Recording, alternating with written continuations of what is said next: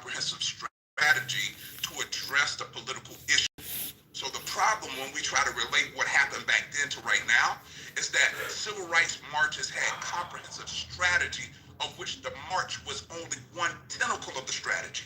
So don't complain about the march. Just say you want a more evolved or smarter strategy related to the march. There's nothing wrong with protesting in every form when something is done incorrectly, right? We just want more strategy. The strategy is the important part. Okay. Wait, before others jump in, Sister told you, this is related to what I was asking you about earlier, so I want to give you the opportunity if you have anything to say. Sister told you pretty much what I was going to say, so I'll just underscore and say ditto. Thank you, Casio.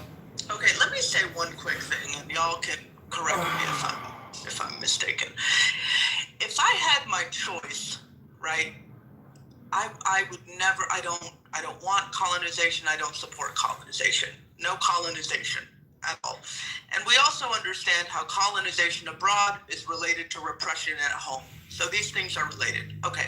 But since I don't have my choice, okay, and if both parties or whatever, or all political leaders or anyone who runs the American regime, okay, empire, is going to be out here colonizing, all right, if that's what it is, and I have the opportunity to vote or to advocate for lack of a better term, a kinder, gentler colonization, why would I not choose that?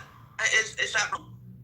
Shout out to harm reduction. It's a thing, but we can't sit here and ignore the problems that the party that we vote for is putting onto these black people that are abroad. You know what I'm saying? Like that, we can't ignore that. So I don't have a problem saying, yeah, hell yeah, of course we're gonna crack no matter what, right? And our agenda is to make sure these fascists get the fuck out of power.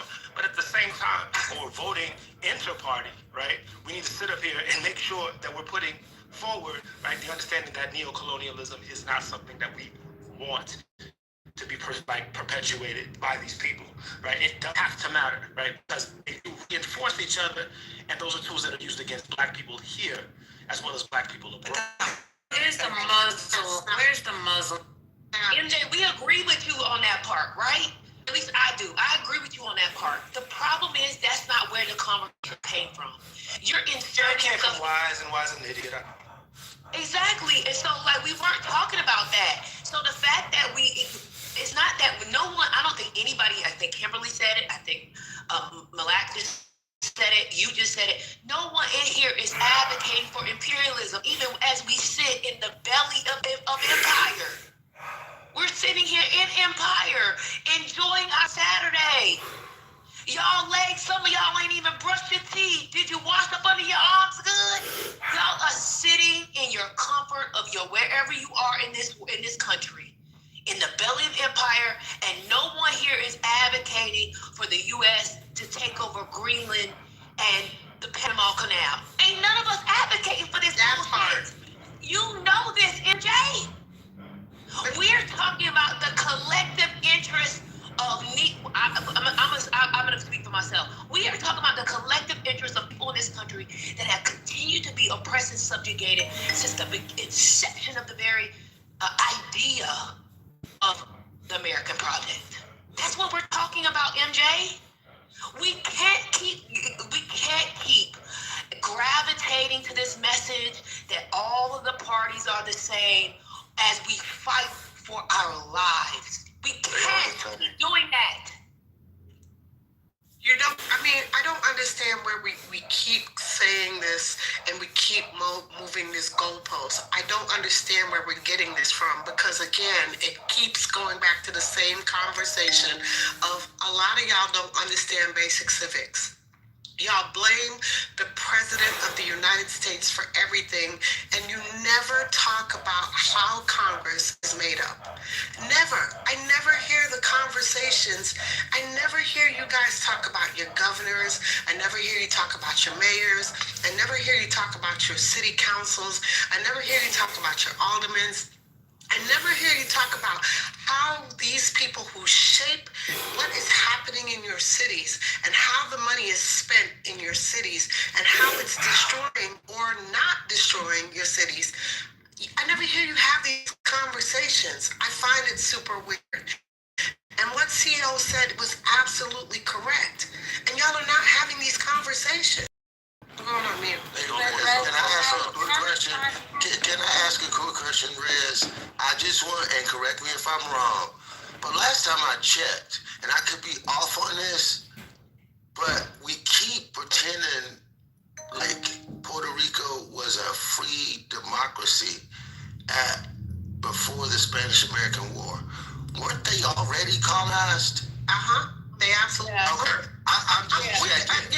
History tells Can I say something? Because you guys are talking about history. You're talking about indigenous history. He asked me a question. I'm responding to him. History tells me the same thing too, GA. I'm going on mute. Okay, so when we're Thank you, talking, Red. we're not sitting here and saying that it wasn't colonized. The Puerto Ricans revolted, and you can look up at that history as well. And then they were actually free for 2 weeks, and then the U.S. came in. It doesn't matter. We're getting into. It doesn't. Oh my God, that wasn't the point. But that wasn't my point, Rez. My point was is that as an Guys, please, one at a time. Let Betty land. As an Afro-Indigenous woman who is literally watching a majority of me as a person being washed away, and my people being washed away, where we're having to fight for our land, our cultural practices, and all these things. Because you guys keep speaking on experiences from external living, we're speaking on a lived experience, right? So I'm sitting here and saying that both these have actively harmed us. That's all I said. All I'm saying is, listen, colonialization has harmed everybody. That is the problem that I have with your argument. This is you're going to have an issue with it because you're living here in America and you believe in that system. I'm here as a Puerto Rican woman saying I'm watching it harm me, whether it's Democrats or Republicans. I don't care who the president is because I still want freedom for the island so we can stop being impacted. That's all I was saying. And when I'm talking about the No Kings, right? All that I said was, I don't believe it's a protest. I believe it's a rally. And because of the surveillance, I think it's a way to control where there's not going to be active change unless people start questioning who are running these things and what can we actually do to have freedom for all people. But you came in here into a black space to lecture people who have brought. Oh my God! You keep cutting people off. You keep cutting people off, and you're cutting me off, which is very. And you can't hear anybody because you've got a lot of background noise. But you keep cutting people off, and you're tone deaf in this. You're tone deaf in this conversation, Betty. You've repeated the same thing over and over again, and again. No one is against what you're saying. I heard what you said, but you're very tone deaf. The problem that we're having with this is right. Thank you, Kim. Go ahead, Kim, because I'm gonna give you the rest of the floor. I'm so sorry. I'm not sure. Maybe this is just my Let me get in there. The dismissal of y'all believe in the system. What? Y'all think that Black Americans have scratched and clawed because we believe in the greatness of America? We have no fucking choice. The reason why I am triggered is I am so sorry. It's getting away. The continued dismissal and accusation of what Black people in this country are fighting for, it is give me, we are all slaves. That's what it's giving to me. Yeah, and it is very dismissive, and it's also wildly inaccurate from my humble opinion.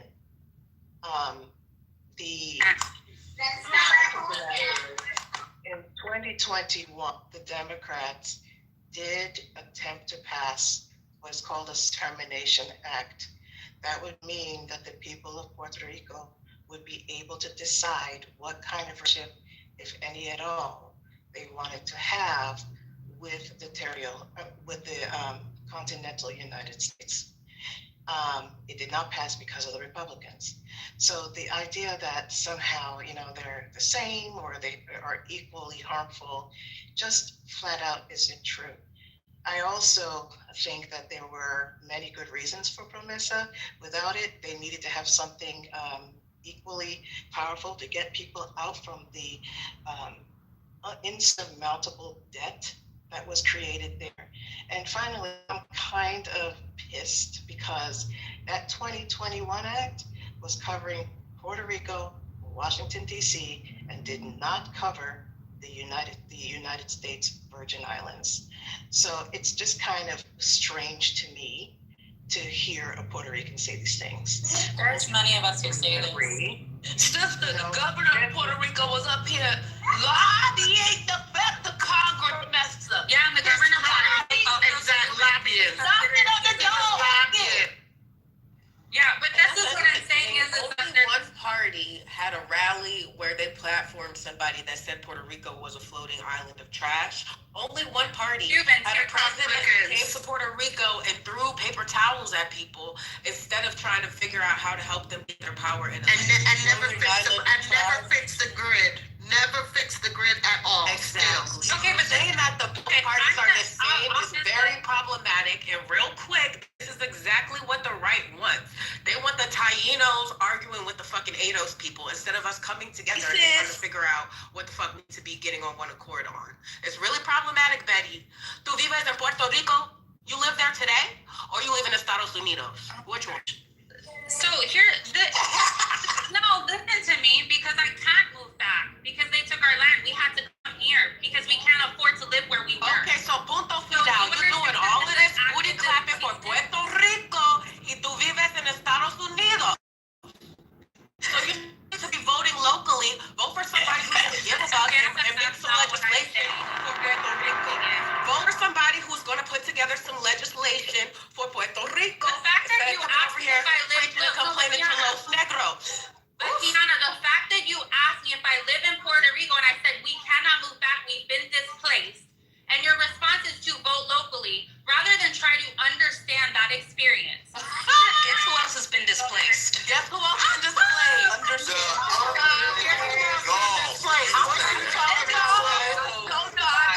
I'm not saying that you're wrong. I'm just Soy Afro-Caribbean. Like, what do you want? I'm just with that.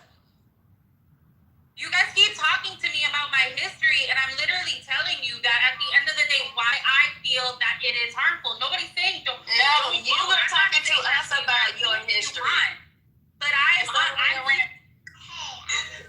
sitting here and saying that at the end of the day, I won't see it any other way until my island is free and my people are free. That's Go what tell the it is. people that did it. Just a moment. We didn't do it. Because we didn't do it. We didn't do it, babes. I think African Americans got nothing to do with hyena. I think the last time Puerto Rico was free was for 2 weeks and was taken over by another power.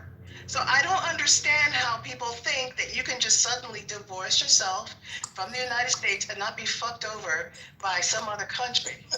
That's the part that part.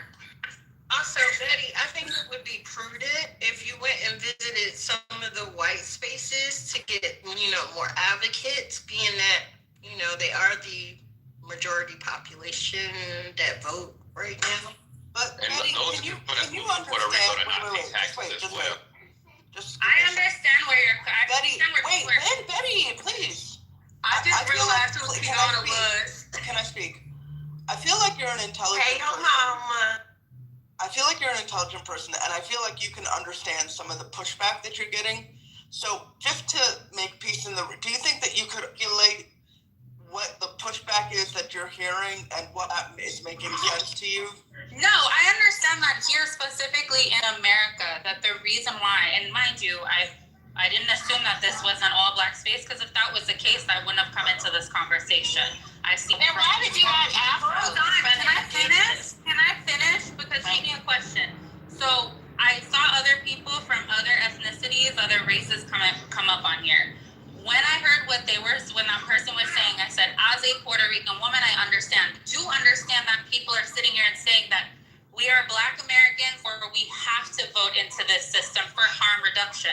That's not what I'm saying. Like, I'm not saying that doesn't exist. But what I said is that for me, when I hear, oh, we have to vote Democrat, we have to vote Republican, both parties harm us as an island. And there are movements that are existing that are actively fighting for that. So I'm not negating and sitting here and saying we have to vote into this. But what now all of a sudden what has happened is instead of it being like, okay, I understand your perspective on why you feel that way, it's become trying to teach me a history lesson as an Indigenous woman. When I'm sitting here and saying that I'm not saying for Black Americans that they shouldn't vote or that they shouldn't have this, but I'm also pointing out the fact that this is all systematically happening to keep us fighting over crumbs. So when I say that it's two wings of the same bird for me and my experience, what I mean is that as a Puerto Rican Afro-Indigenous woman, both parties have actively signed things into place because of the fact that we have a puppet government. And yes, people keep bringing up the governor of Puerto Rico, and fuck her every day and all day. Okay? She is a Trump supporter and she actively harms the island, and to which I can't move back, even if I tried. Because all of the resources are going to the gringos who are moving on the island. So when you ask me why I don't live in that space, I can't afford it anymore. The land that was originally me and my family's, we can't move back. But you can't go off grid, you indigenous. I'm sorry, repeat that. You can't go off grid, you indigenous. You guys don't even realize that you guys are actively being harmful to me when I'm not even sitting here. Girl. 45 million African Americans compared to 1 understand persuasion. What's going on? Look, this stuff persuasion.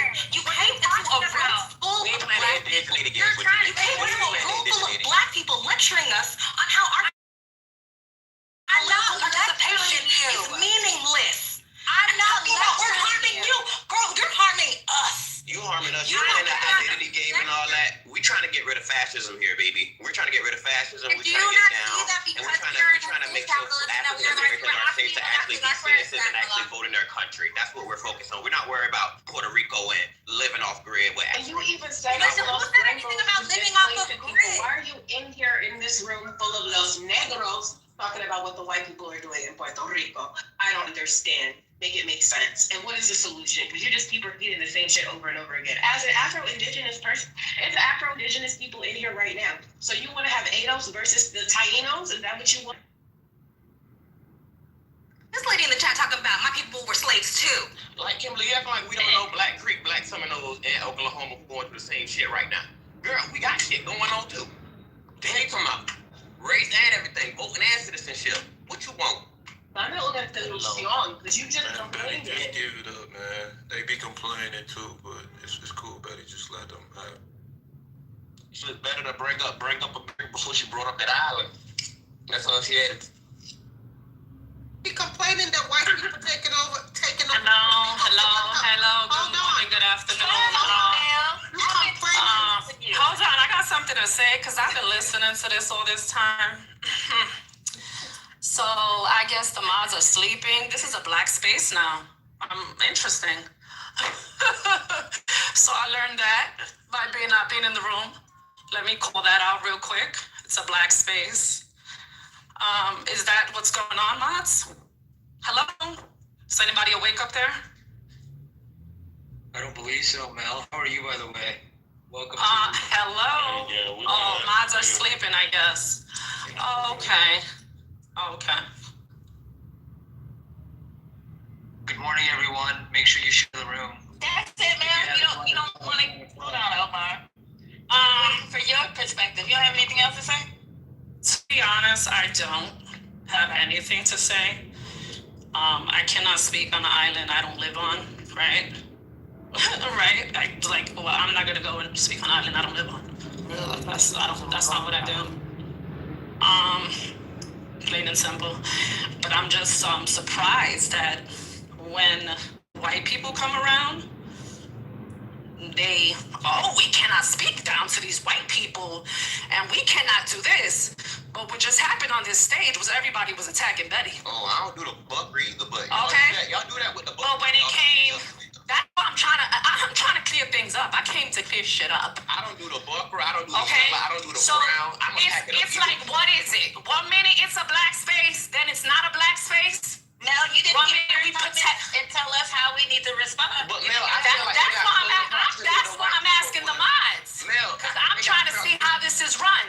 Once again, 1 minute we are pretending white people in here. We cannot talk about race. We cannot talk down to white people. But there's one Puerto Rican on stage, and everybody's after the Puerto Rican, and nobody said anything. You didn't hear how she came in? Did you hear how The shit was going on for a while. But I told her to let it go, man. I told her to fuck. And I know the mods are awake because the emojis was tweeting. So I know awake. So I'm trying to find out. Is this shit y'all say? Hold on. Is this what goes on because I'm in the room, but when I'm not in the room, then it's held differently? Hold on. I need some answers. Okay, so check this out. I don't know what the fuck going on. You're gonna tell me where the fuck I'm at? I don't know. So you didn't hear what was going on all this time, No, Patty? I was not here. Okay, so let me tell you. I wasn't here. So let me tell you what was going on, Patty. I'm gonna tell you what was going on. Betty was speaking on PR on her experience because I'm sure if she doesn't speak on her experience, she's gonna get attacked for speaking on somebody else's experience and somebody else's history. And what went on was everybody was having to respond to her. Multiple people were responding to her. And Mods was cute on mute, right? So then all of a sudden, it came out, this is space. You coming into a black space to talk about Puerto Rico. You coming into a black space to talk about black face, black this, black that, black. You said that. I absolutely did not. Black people. Who said that? Did you hear how Why did you say the room? Did you listen to Black people are black space? I explicitly said in the chat, Patty says that this is not a black space, but this is a room full of black people. Who said that? And so what was the reason? So why do you feel that that was needed to say? I'm sorry, if you don't understand that, then you must have. Hey, Mel, definitely it was a black space like 3 times. Of course they did. They're basically saying what they don't know how long I've been listening. I'm saying that So they clear, and that's why I did not say who said it, because I heard it from different voices, and I didn't take notes. That's why I said it was said. So if a hit dog's gonna fucking holler, I didn't say who said it. Everybody didn't say black space. Some people said you're telling black people. Some people said the majority of the room. Correct, but she's speaking on her experience, right or wrong. But she's telling us how we need to respond. That's No, she the part wasn't. She No. She literally did say that. She's speaking on her experience. And you know what you're saying?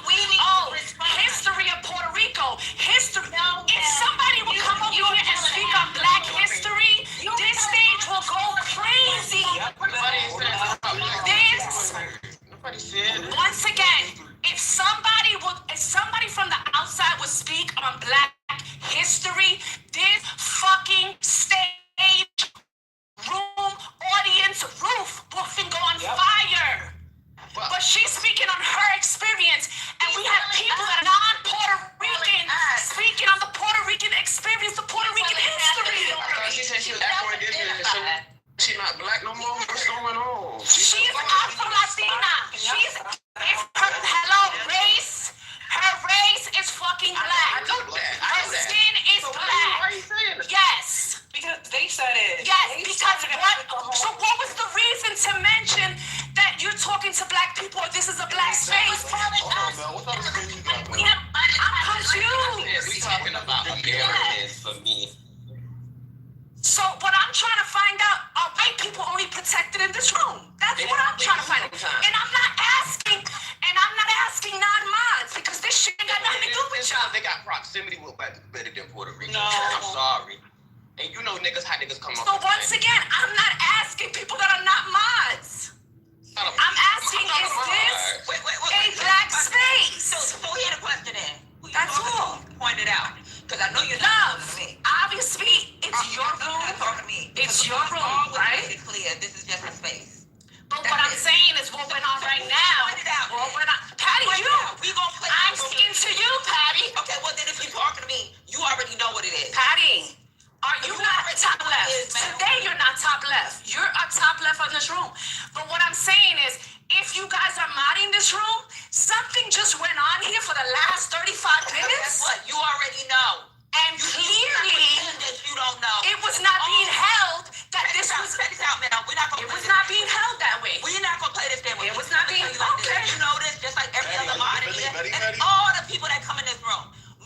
She don't even know. She said she wasn't listening.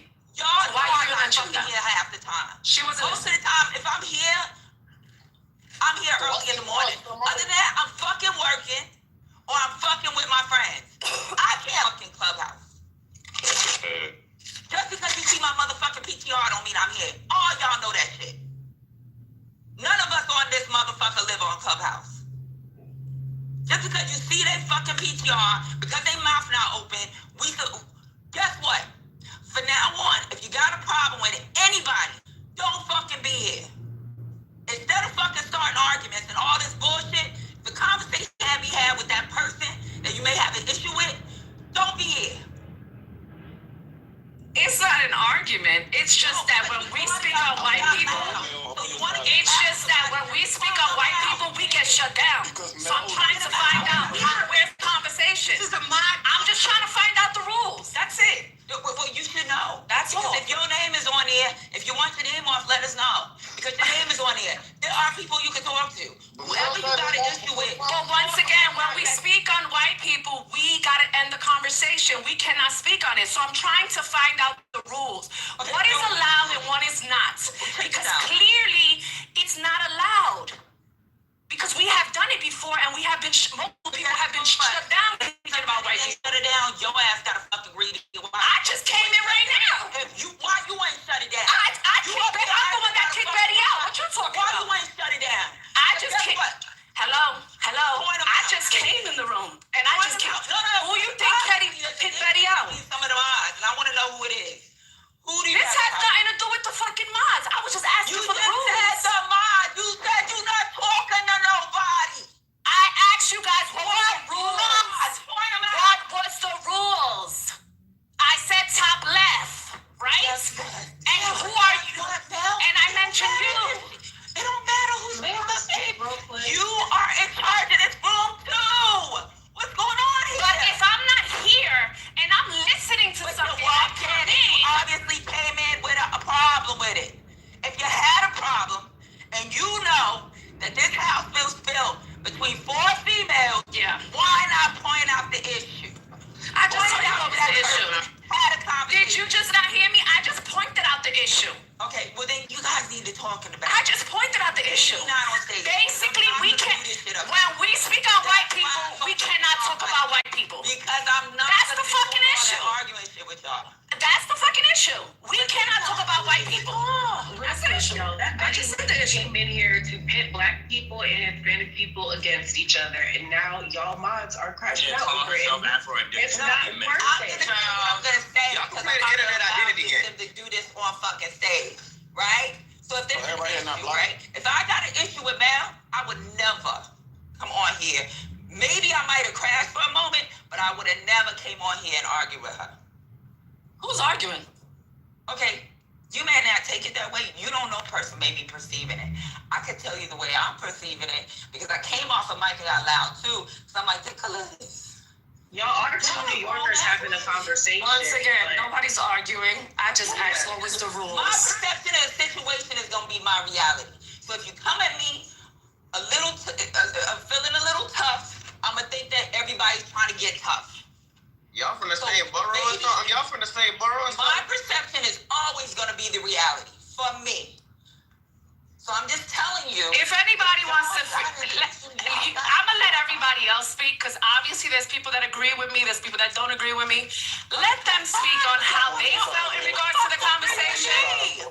I don't give a fuck who agrees with me. You know why? Because I fuck with you.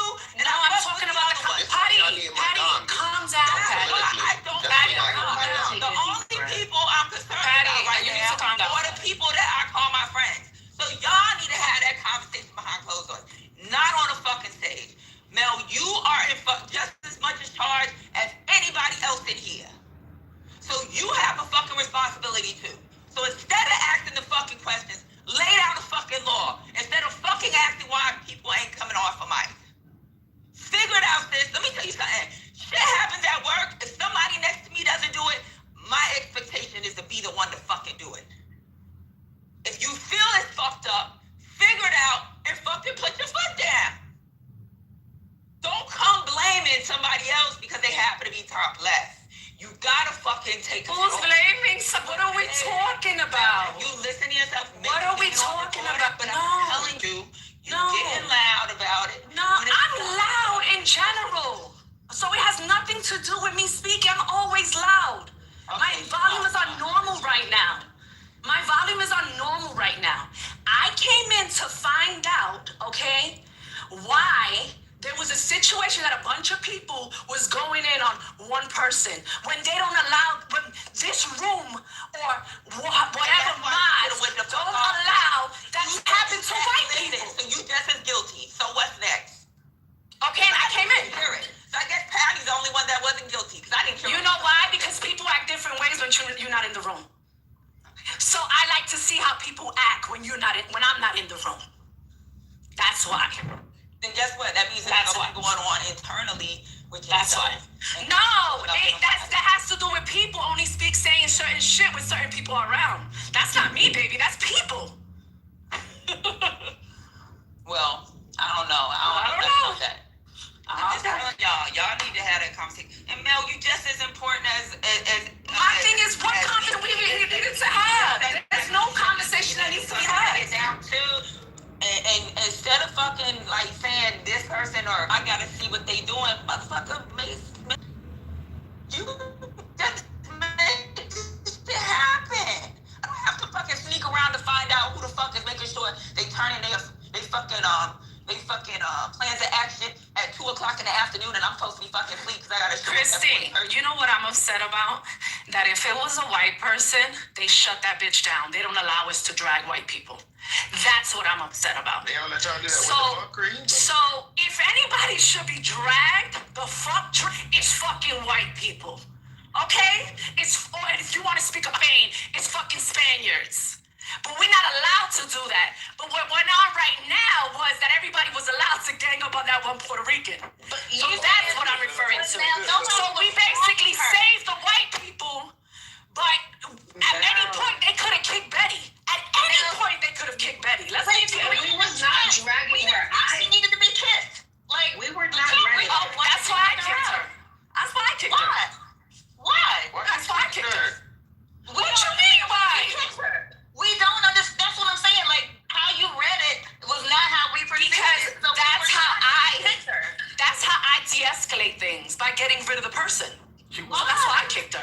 That's why I kicked her. The issue we had was her saying that both parties are exactly the same because of what's going on in Puerto Rico. And the girl no vive in Puerto Rico. She lives here in the United States. And I said, why are you complaining to her? I heard what you said about. Right. I said, why are you talking about what the gringos are doing and there's no gringos in here? That's what the problem was. It wasn't about, and I said that too. I said, why are you trying to pit Hispanic people and Black people against each other? We over here, we started talking about no kids. And now the whole conversation is derailed. So it wasn't about dragging her. It was dragging her argument. Because at the end of the day, you're not doing anything to better Puerto Rico either. You're just in here. But didn't I hear her say that she would have never came in here if this was an all-Black space? But Mel, She said that went to white spaces. That's what she said. She did say that she doesn't go into white spaces, but she also mentioned that she would have she thought that this was a mixed place, and that's the reason she came in here. But she didn't say right. She said that in a retort to us saying you're talking to Black people and complaining about the white people. Correct, and that was her response. Right, and her response was, well, I wouldn't have came in here if I thought this was a Black state, and nobody actually said it was a Black. And nobody attacked her. So basically, she wants to complain about white people. She has a problem with white people, no different than you guys have a problem with white people. So you guys are really on the same playing field. Right, we have the same fight, and she argued what we weren't doing. Exactly. That's the part that you missed. That's it. So this is what you guys are failing to understand. I'm not missing no point. What I am understanding is that if that was a white woman, they would have never let that conversation go for that long. That's all I'm saying. Who's they? Point them out. You, First Lady. You and First Lady, Patty. So check this out. Let me tell you something, Mel, and you know this already. I always say I don't want allow motherfuckers to speak and then attack. That's all I say. And I tell you, this ain't a purely Black space because there's more than just Black people in here. Yeah. That's it. I don't sit around and protect shit other than maybe a fucking marshal. And there's a reason why I protect Marshall. And it's a fucking joke, and y'all know it's a fucking joke. For real. And for the record, the conversation, they weren't talking about her, calling her out her name, none of that. None of that was being talked about. They were simply having a conversation between, hey, listen, we don't want to say that both parties are the same. We don't want that. And she kept going back and talking about her experience. And as your mama continuously kept saying, that's not how the conversation went. But so far as in getting personal, there was no personal attacks between nobody. She didn't say nothing personal to nobody. Yeah, I didn't hear any personal attacks. I didn't mention anything about personal attacks. There was no reason to get For me, it was a debate going back and forth. It was a healthy debate. And I said that when I did the reset. I said, well, this is a healthy debate. I said, I'm not going to stop y'all from going back and forth. They were debating. But most of the time when we had those other conversations and people start talking about F you and go to hell and this and this and this and that, that's when I jump in, because then it's becoming violent. It's not a debate anymore. What was happening in that conversation was a debate. Somebody having a disagreement and not agreeing with what another person was saying. And that is okay. There's nothing wrong with people having conversation. The problem with people having conversations is when people start going to hell. And I didn't hear hell. And I tried to move the conversation along a couple different times, but they kept coming back with different questions. And she was willing to answer. She wanted to jump in there. She was the one who wanted to continuously keep on talking. That's why I didn't think she should have been kicked, because it was a healthy conversation. Nobody actually attacked anybody personally, and we had a disagreement of how we saw it. I was 100% behind your mama and Rez. She was ill-equipped to have that conversation, and I didn't want to hear her come in here and actually whine to black people about things that black people did not do. And she was dropping that on CO did a perfect job and said, you can't drop this at Obama's feet because there's 3 branches of government. And that's all we talked about. Yeah, that's it was all an we talked intellectual about. conversation. We were talking about the Nobody was Congress attacking and her. everything. Nobody attacked her at all. Once again, I didn't say anybody was verbally doing anything or attacking her. I just said it went on for a long time. And usually I don't see that, us being allowed for that to go on that long. But when it comes to white people, that's what I said. I thought it was a healthy debate. I didn't see anything wrong with it. Maybe you have a personal thing that you're only thinking it's about white people. I don't know what the fuck is. No, I feel that when conversations has been. That's your perception, that's your reality. And I listen actually more than, right? Yes. So people, if you listen more than you speak. In this room about protecting it, the only white person I told y'all one time was fucking Marshall. That's it. Now, I always say let them fucking speak and then fucking attack. I don't give a fuck how you attack. I'm different. Because I still will cuss a motherfucker out from the fucking top to the bottom. And I have to fucking pull back sometimes because I fucking interrupt them when they say dumb shit. I feel like y'all political conversations have grown way better to talk about. I stay on mute majority of the day. I stay on mute majority of the day. I stay quiet. And I'm constantly listening. And I don't intervene when things get, we can't talk about this, or this has to get derailed. Oh no, we're not gonna speak about this here. I don't come off the mic and be like, what do you mean? Why we can't speak about that? I just stay quiet. But I notice things. I don't say shit about and that's it. Can't speak about and once again, when you just said you don't always listen. It wasn't last week when I said something about we can't talk about something here. Unless they ask us to talk about something else and we talking about one subject. You pinpoint one time. Because if anything, I got the biggest mouth on this motherfucker. I'm the one that everybody got to tell to fucking calm the fuck down. I'm the one that's cussing everybody out. I'll never hear Lady cussing nobody out. I'll never hear you cussing nobody out. I may hear fucking Dr. AG. It's me or Dr. AG always trying to fucking battle people when it comes to information. So who is not? What is the problem? I'm confused. Because I know I cussed out almost everybody on this goddamn app. We have all cussed people out. We have all cussed people out. We have all cussed people out. But you tell me when it's been said that I said, no. Patty, I don't have a date, a time. I don't have that for you. Yesterday. All I'm saying, no, last week, we can say. Okay, If we want to speak on black and white race, if we want to have race conversations, it's not allowed. Not allowed. Who said that? Okay. Who said that? It's okay. No, it's not okay. Because I But that wasn't a race conversation. It's not, but I'm not. The conversation that was being had was not a race Just like I conversation. said, I'm not gonna that's your perception. You're not gonna dismiss mine. It was not a race conversation, but I'm comparing it to a race conversation. Why? Why not? If we're speaking about one country, It's like bringing in a non sequitur. This is the thing. Y'all gotta Wait, to be fair, correct. while it was not a race conversation, It was. You guys were on the opposite end. It was not a race conversation. It was Puerto Rico in regards to Black American United States. Not even. I'm gonna say Black because there's obviously Caribbeans also on stage that's speaking on the conversation. So it was the opposite. So it was, I'm comparing it to a white and black conversation that we are not able to have. That's Check it. this out. Check this out. Nobody said they can't have the conversation because y'all have it every fucking day. Y'all fucking come off the mic. As soon as somebody come on stage, you don't even allow people to talk sometimes and start cursing at them as soon as they open their fucking mic. And to be fair, that is the movement around it. Yeah, I don't know what I'm talking about. I'm lying, and this that's is the basically truth, and this is it. A lot of times, a lot of people come off mic, and as soon as somebody come up on stage, they automatically assume they know what's going to be said, and they fucking go the fuck off. That is the fucking movement in this room. You said the man Finity, Molly. And y'all be slapping race in the, CEO. But guess what? Some people in this room feel they should be protected to be able to do that. So it's okay when somebody come up on stage to just say, shut the fuck up, I'm about to tell you what you about to say.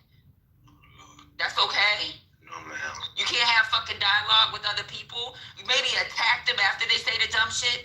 I understand where you're coming from only because you're Puerto Rican and that female may be Puerto Rican.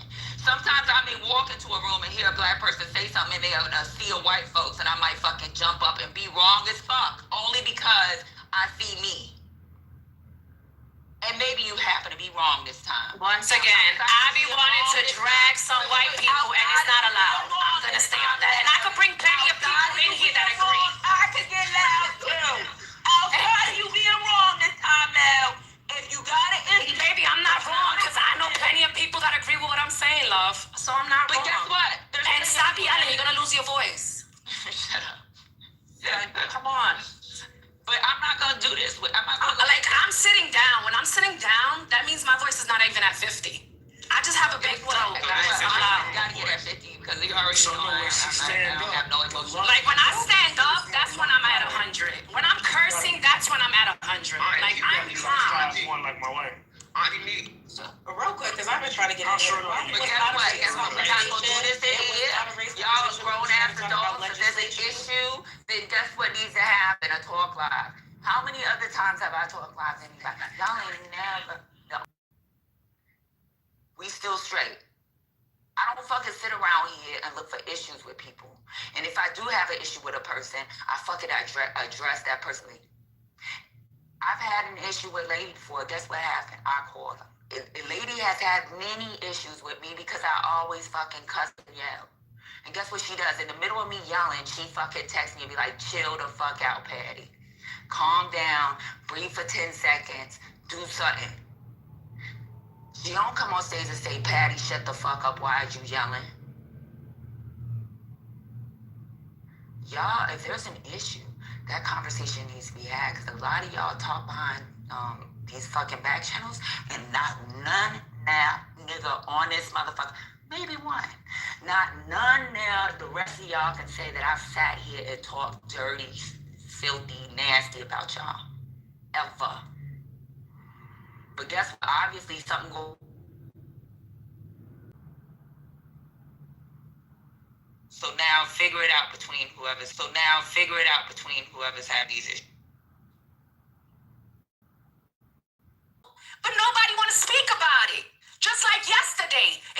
But nobody want to speak about it. Just like yesterday. It always got to take the fucking real motherfucker to speak about it. Because everybody wants to be all that shit. MJ,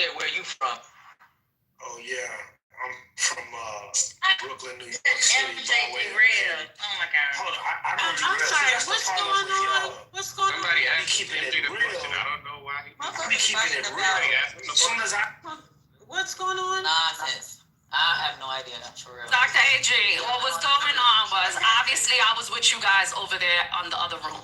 I was listening to what was going on this side. So Betty, I said Petty. Betty, some Puerto Rican chick. I don't know her. I've heard her the first time speaking on 420. She was in here. She was speaking on Puerto Rico and yada, yada, yada, yada, whatever she wants to talk about Puerto Rico. She probably still wants to talk about Puerto Rico because she wants to fucking live in Puerto Rico and she can't. So that's why she's going so hard for Puerto Rico. There was a back and forth with her and a bunch of other people on the stage, right? Then it was mentioned that you're saying this conversation around black people or black space, whatever was said multiple times. So I came in the room and I said, hold on.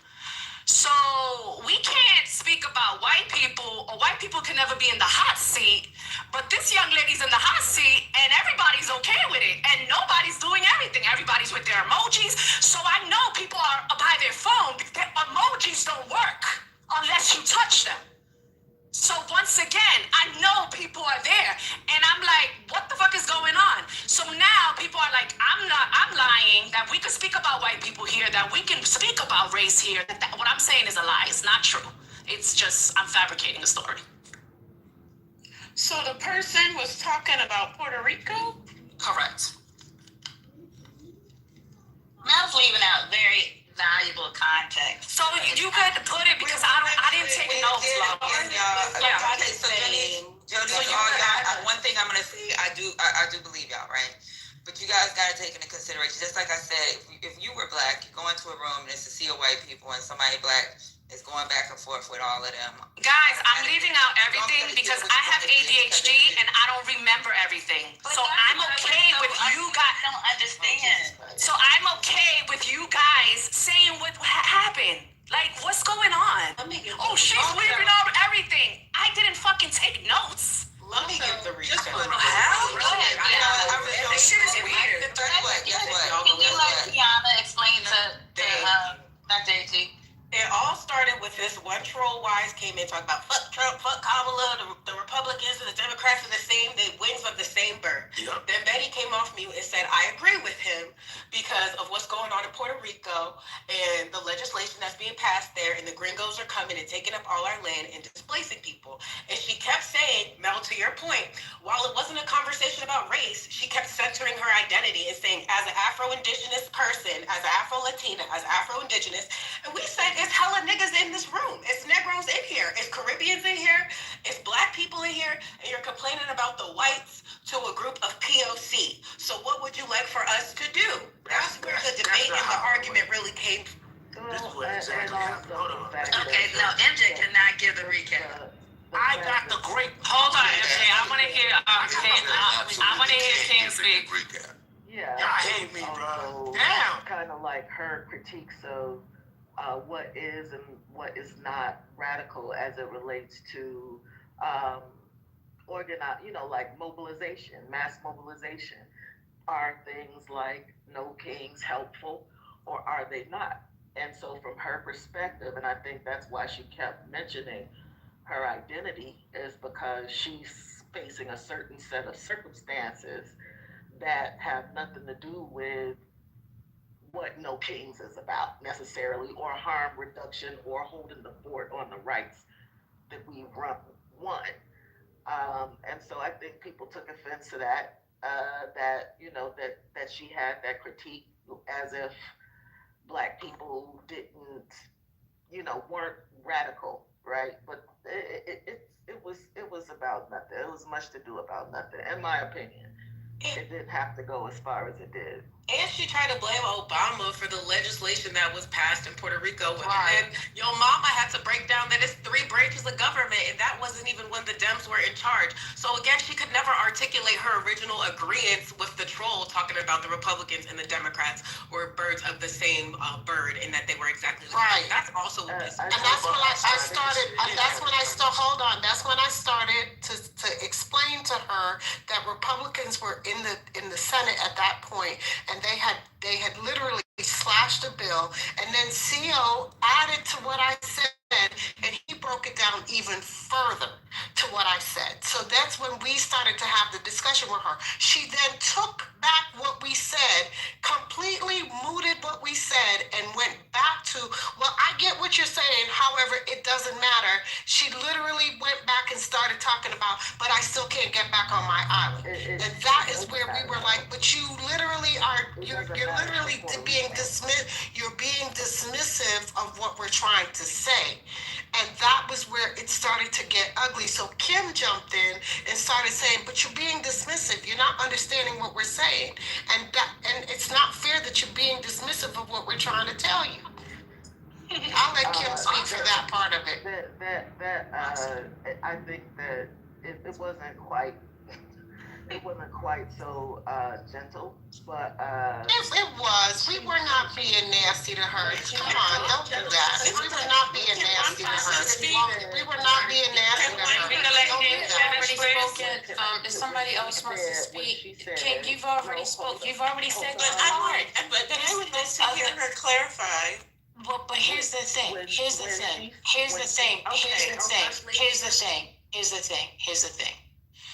At the end of the day, it was a dialogue between several different people. No, it was not chummy. It was not tea and biscuits. No. But at the end of the day, was people cussing at each other or calling out each other's name? None of that. So when you say that, I'm automatically hearing, oh, it got dirty, it got down and gutted, and it did not. That's what I want to clarify. Right, and I think that people who are theoretically on the same side to a certain degree, because what she was saying and what she was saying is true though about Puerto Rico and not really mattering who's in office. Right, this is not going to save Hawaii or Puerto Rico and what they're going through necessarily. Nobody's running on that, and politicians have to, they capitulate to their donors who may have projects they want to, complete or start in these areas. We know that it's happening, right? So, like that was the point. I just think that. I think that, of course, she was defensive as well because it was like, well, as a black person, or are you trying to tell me as a black person or a Negro or a descendant of slavery that we don't experience? And she was talking about her current lived experience, and I just think that people were talking past each other, but it wasn't nice. It wasn't it wasn't no curse out, because like in general, I'll curse a motherfucker out on the stage, I don't care, but it wasn't that. But it was more like, you're insulting our intelligence, or maybe you're not intelligent enough to understand the system. So there were jabs. It just wasn't, it don't have to be bitch. You don't have to call a person a bitch to insult them. Also, I did mention that it might be best that because she said go to all white spaces, that she would go to an all white space because there are kids there, and those are the people she has to beef with, and she can get some advocates. Betty goes to every room with the same mindset of like making everyone aware of what's going on in Puerto Rico, and then we'll be having a political conversation, and she flips the whole thing over just to Puerto Rico, and then she says she's an anarchist. It's like, it's not just this room that she does that in. It's like in almost every space she goes to. Even if we're not talking about politics itself, it flips over to Puerto Rico. So I don't know if anybody else had the same experience, because that's something that she's like tried and true to make, to free the island. But that's just my experience with her. Yeah, I do not have a problem. Yeah, I did not have a problem with her bringing up Puerto Rico. When I first saw her PTR, I was actually very receptive at first because I'm also an anti-fascist. I think what made me unable to really engage with her in a way that would bring peace was I really felt like she had a very condescending way of speaking to people about what was happening, because I know I'm paraphrasing, but it was something like, you all don't know how the system works. And I think that that is, a real stretch to say to people who you don't know. The other challenge that I had was I also come from a very similar background to her, and my husband has the same demographic breakdown as she does. And I happen to know that her opinion, and which she's entitled to, is not a popular opinion in Puerto Rico. And so I felt obligated to speak more about the acts that were being passed. And finally, I think that a lot of people's teeth were set on edge with both the Democrats and the Republicans are the same thing. And she did say that repeatedly. And that is a talking point that a lot of very harmful people like to bring to different rooms. And so I think, and this is just my opinion, she kept doing that. It really set people off, particularly because most Black people, when they vote, do vote for the Democrats. And the idea that, somehow Black people are the problem, or a big part of the problem in Puerto Rico, is really, it's not accurate, it's not right, and it's low-key disrespectful. So that's just my take on it. And that's why I asked her if she lives in Puerto Rico today, because saying that the Democrats and the Republicans are the exact same when we have history of Trump playing in Puerto Rico's faces did not make any sense to me. She really came in this room to sow discord. And even when we had conversations about legislation, I asked her, I said, so what is the solution then? What do you want us to do to help Puerto Rico? I said, do you vote in your local election? Are you voting for somebody who gives a fuck about Puerto Rico and who will bring legislation to Congress or the Senate or before the president to fix whatever is wrong? She had no answer. She just kept going back to her identity, trying to bring race into it when you're in a room with POC. It didn't make any sense, and she came in here to sow discord. Do you know why she led with being Afro-Latina? I don't know, to be relatable to us, because she think everybody Black. I'm Caribbean. She didn't know with being Afro-Latina. She adopted Afro-Latina halfway into the conversation. Hello? She didn't have the Afro for your mama. Hello? Why would anybody lead with that in the conversation? I don't fucking walk into a room and say, hey, y'all, I'm Black, and then start talking. Yeah, not even in politics. I just asked a question and I was going to answer. You have to answer. Anybody had an answer here? Somebody in her brain and can answer the fucking question. I wouldn't even go to my state Congress and say I'm geeky. I just say, no. Love. I wasn't there. Hello? Did somebody ask her? Did somebody in this room ask her? Nobody even put it in. What she had to fucking ask her. Did somebody ask her? Hello? I'm gonna fucking crash out since y'all got this crashed out shit on your motherfucking PTRs. Crash. Somebody fucking answer me. Since we know the answers in her fucking brain. Hello? Did somebody answer that? I'm with you, Auntie Patty. Go ahead now. I'm tired of these people. Go ahead, Auntie Patty. Y'all got So the truth is, I had the best response. MJ, hold on, because I wasn't asking. MJ, hold on, please, because I wasn't asking a question. The reason that she kept mentioning that she was Afro-Latina is because why? Because that's what would have been asked. Are you Black, his Puerto Rican, or are you white Puerto Rican? That's why she kept mentioning it. That's what I was not asking for anybody to answer the question. MJ, you can go. MJ, you can go. My first response was so simple, bro. So are we gonna pretend that they don't do that on this app? Are we, like, what's going on right now? Let me know if everybody has, let me know if we're gonna have our real card out, or our fake card, or our acting card. What is going on right now? Let's just keep it real.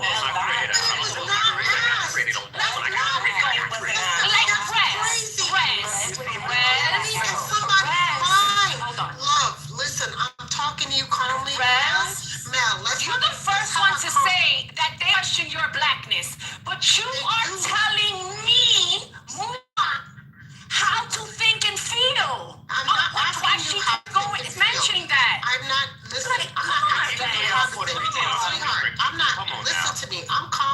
talking to you, and I'm not asking you how to think and feel, but you are We're not being genuine. No, I am being genuine, babe. And I'm saying to you, if you come into a room and you lead with that, and you're leading with that with assumption that people are going to automatically ask you that, then that's a you problem. No. You can't make that everybody else. You guys do the shit to me. What are we fucking talking about right now? You sound like what are we fucking talking about right now? Now I'm fucking yelling. What are we talking about? Because you guys want to lie and play fucking dumb. Yelling and screaming. Stop. I am talking. I'm tired of that fake shit. Now, 1 second. That shit is so up. I don't do fucking fake. Mel, 1 second. Okay, great. Thanks. So I think one of the issues is that is something that happens on the app all the time. When people start talking and in this room. Black. Are you black? Are you black? So I don't. How dark are you? How black are you? What is your percent? What's your to say, so that's a little dishonest.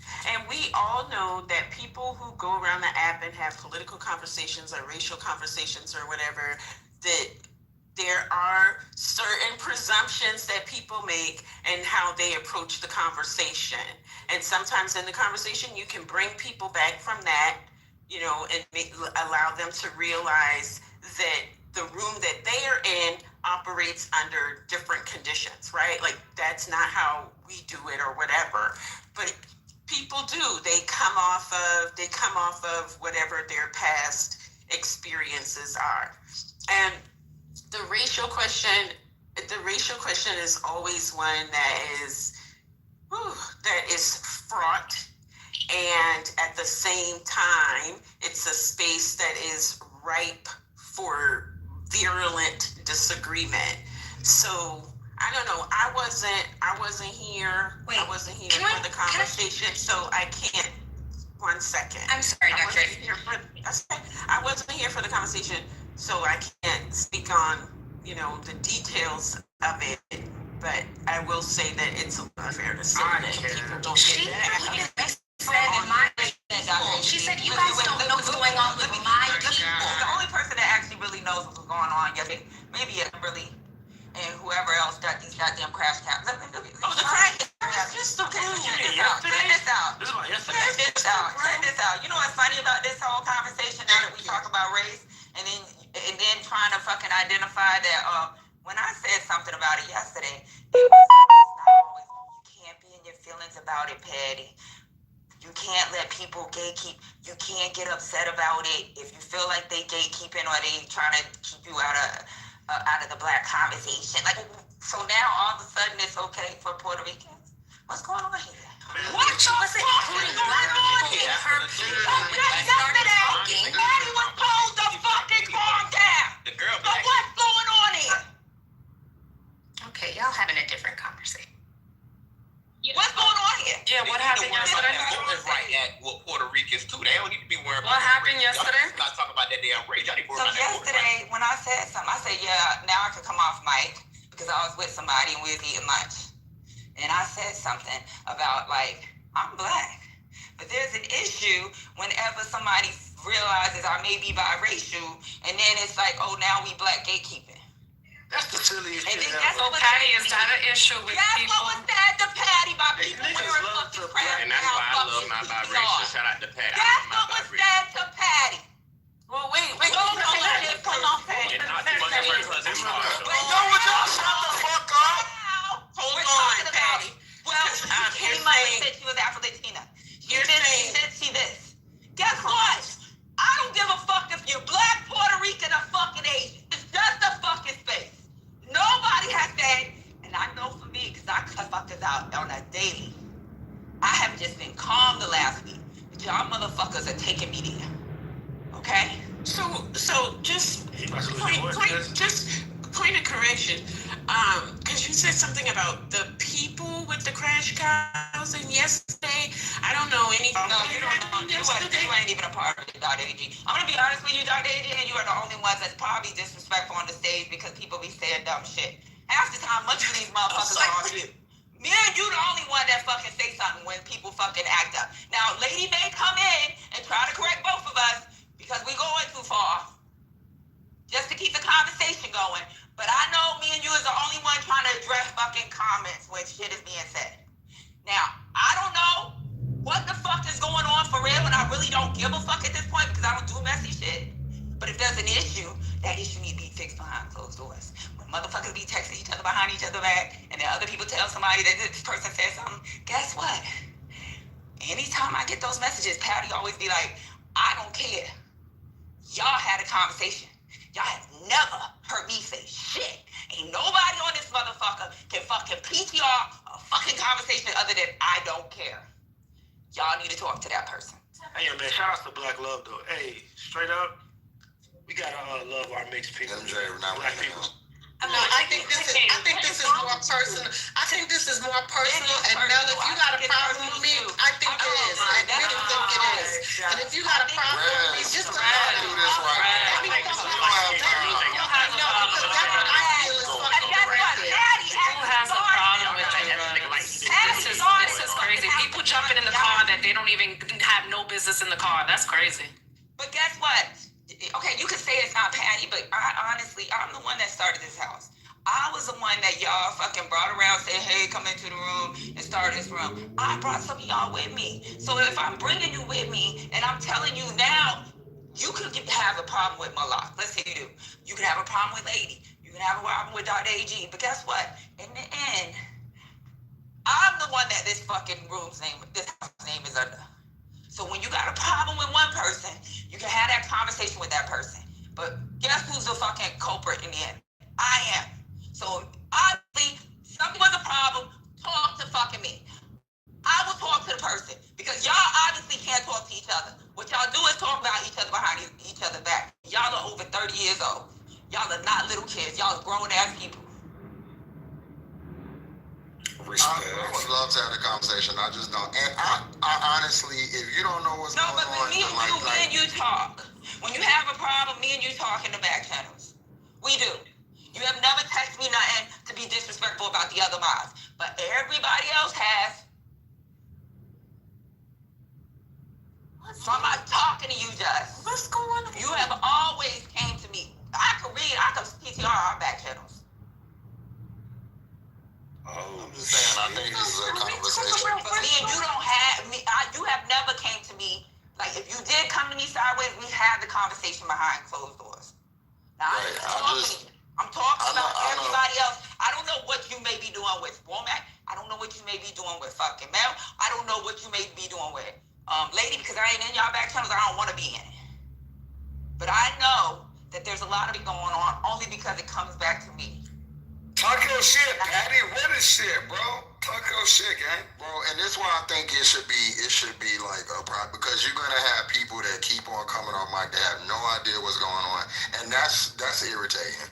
So like, I think like we had a conversation, but like with the people that understand. Exactly, that's what I said. Just yelling out shit. If there's a fucking problem, this should have been done behind closed doors. If it's not Patty, guess what? You can say it's not Patty. It is Patty because it's Patty's fucking house. Now I'm gonna say it's Patty's house. Yes, the idea was for y'all make it work, but obviously it ain't.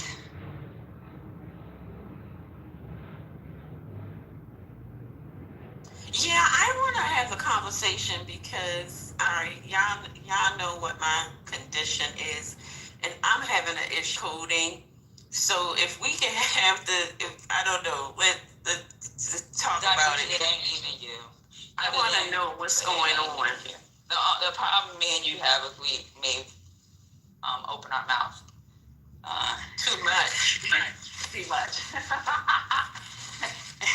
Because a little too soon. But when we're made aware of that, we do that. Right? And then go after the person after. But it's not that. It's something else going on behind the scenes. And it ain't got shit to do with you. And I really don't want you to get involved in that shit. That's the conversation that they need to have. I think Dr. AG may have things to say too. I'm just saying. I don't know. Let's just go loud. Can we go loud? I'm gonna just open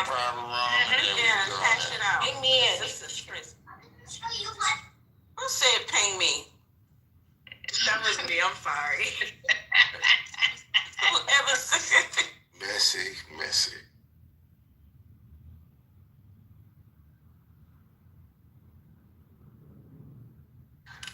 Silliest shit I ever seen, man. It's gonna be something about the lady, but I don't need it. As we talking about real life, I realize I've never been around friends that do this crazy shit. Maybe when I was in high school. No kings. That was 50 years ago, Patty. Your mama tell No, that was 50 years ago when I was in high school. So, right. You know, it's crazy. I got the same friend how I'm in Atlanta and I just got here. The girls that I told y'all, this was my first, one of the girls that come over here every Sunday was my first hairdresser when I first fucking joined the military. She still do hair. She got a couple salons here.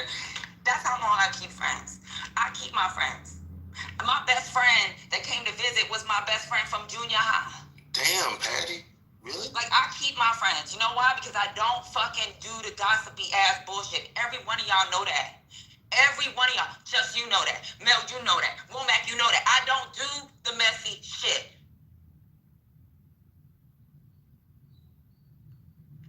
And I don't allow people to do messy shit around me. I done got in an argument with all y'all one day over another person that ain't got shit to do with this room because I didn't want to hear it. All of y'all. Because I don't do messy shit. I'm too old for that shit. And I damn sure ain't gonna do no messy shit with a bunch of internet fucking personalities. There's only a couple of these internet niggas that I know outside of this. And it ain't y'all that I'm modding with.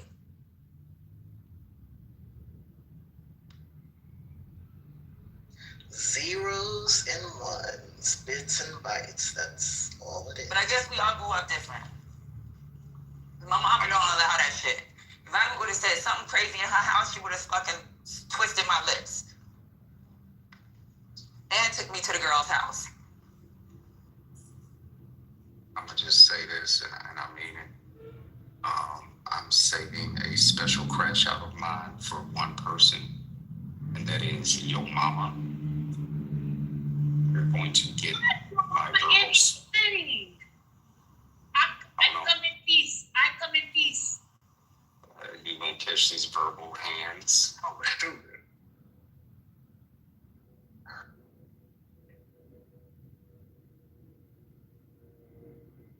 And Kiana, she gonna get it too. And I gotta pick one boy. Zyrtec Ray. That's all I'm gonna say. Okay. You already got one boy, Ray. I'ma be the nigga that you ain't gonna fight and you ain't gonna fuck with. You understand me, young man? Why am I in it? What country did that accent? Nobody's scared of your ass. I don't know how you got in it, Kiana.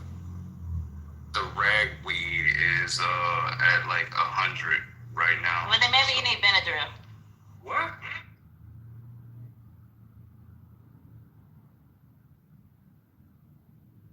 Ray, I think you should save your crash out for MJ. You know. He looks like a thug. Fight So that man I'm going gun. to- Fight that man gun. Drink Fight some that wine man. and use a neti pot. My wife thinks it's cute. What? It's an insider, brother. I saw all the little cute little cows. I thought they were cute, so I made me one. Oh shit.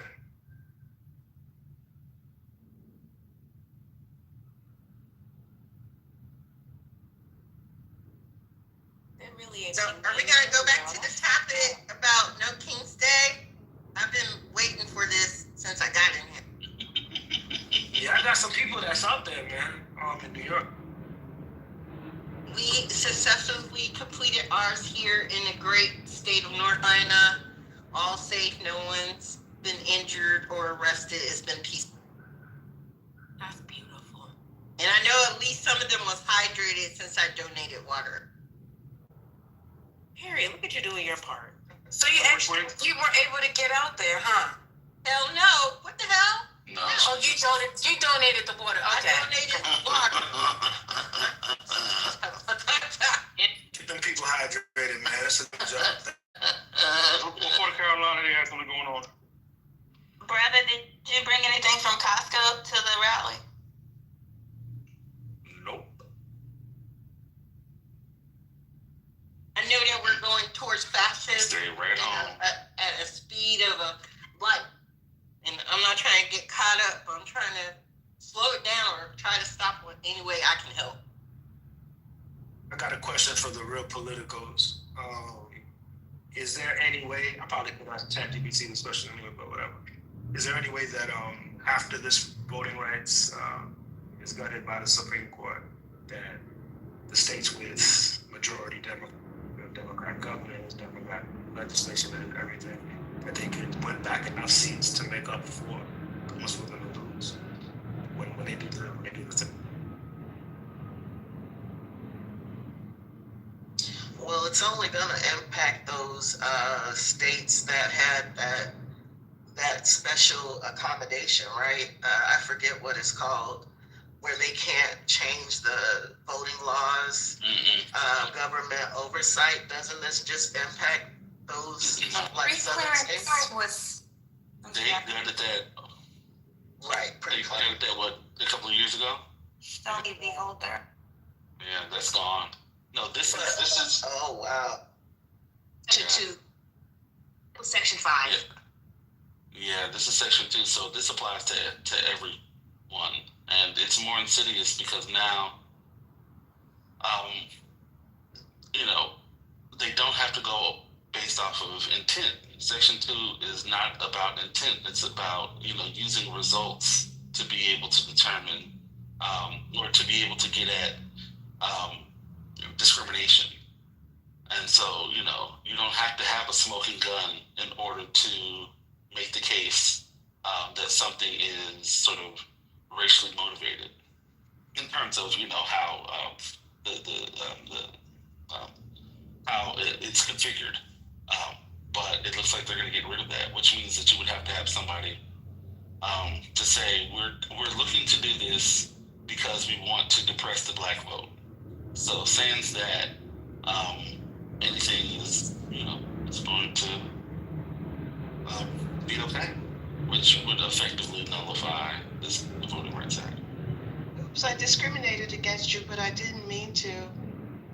That's basically what you're gonna get.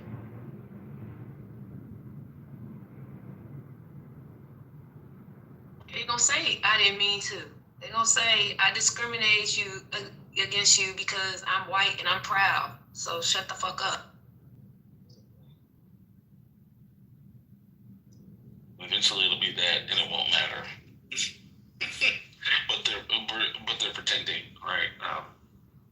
And it doesn't even seem like the justices are even pretending to be impartial. So the grand implications, does that mean like we lose most of, if not all of, black representation, and like is that what happened in Congress? In the South, yeah, in the South. Yeah. In the South. So can the states? Then my next question would be the states that are majority Democratic, if they're going to take the step that I think Gavin Newsom was mentioning to just do the same thing in reverse. Is it going to balance out with the numbers? Has anybody looked into maybe? I think people assume that some blue states wouldn't redraw congressional districts to lessen the power of some really impactful black districts. I mean, anybody could do anything at that point, right? I don't think it's the right question, MJ. What about the Negroes in North Carolina, Georgia, Alabama, Mississippi, Louisiana that will not have representation? South Carolina, we only have one. Exactly. It's not going to matter. The question. Yes, exactly, GA. It's not about the question, can you make up the numbers in blue states? It's about the people who will not have anybody representing them in the United States Congress. It's going to be functioning like it was post-Reconstruction. It's the rise of the Dixiecrats all over again. It's the rise of the Dixiecrats, just under another name. That is what it is. Yeah, I'm talking about. Well, go ahead. Sorry. I understand. Those are two different questions, though. The question about voting rights is different from the question about redistricting to influence the numbers in the United States House of Representatives, U.S. House of Representatives. That's a different question, because it won't matter when the representation for people in Orangeburg, South Carolina, will not have anybody in the United States Congress representing their interests and their needs. I mean, we have two gubernatorial candidates that are committing to redrawing the line to actually get rid of Clyburn's district. Who do we have left?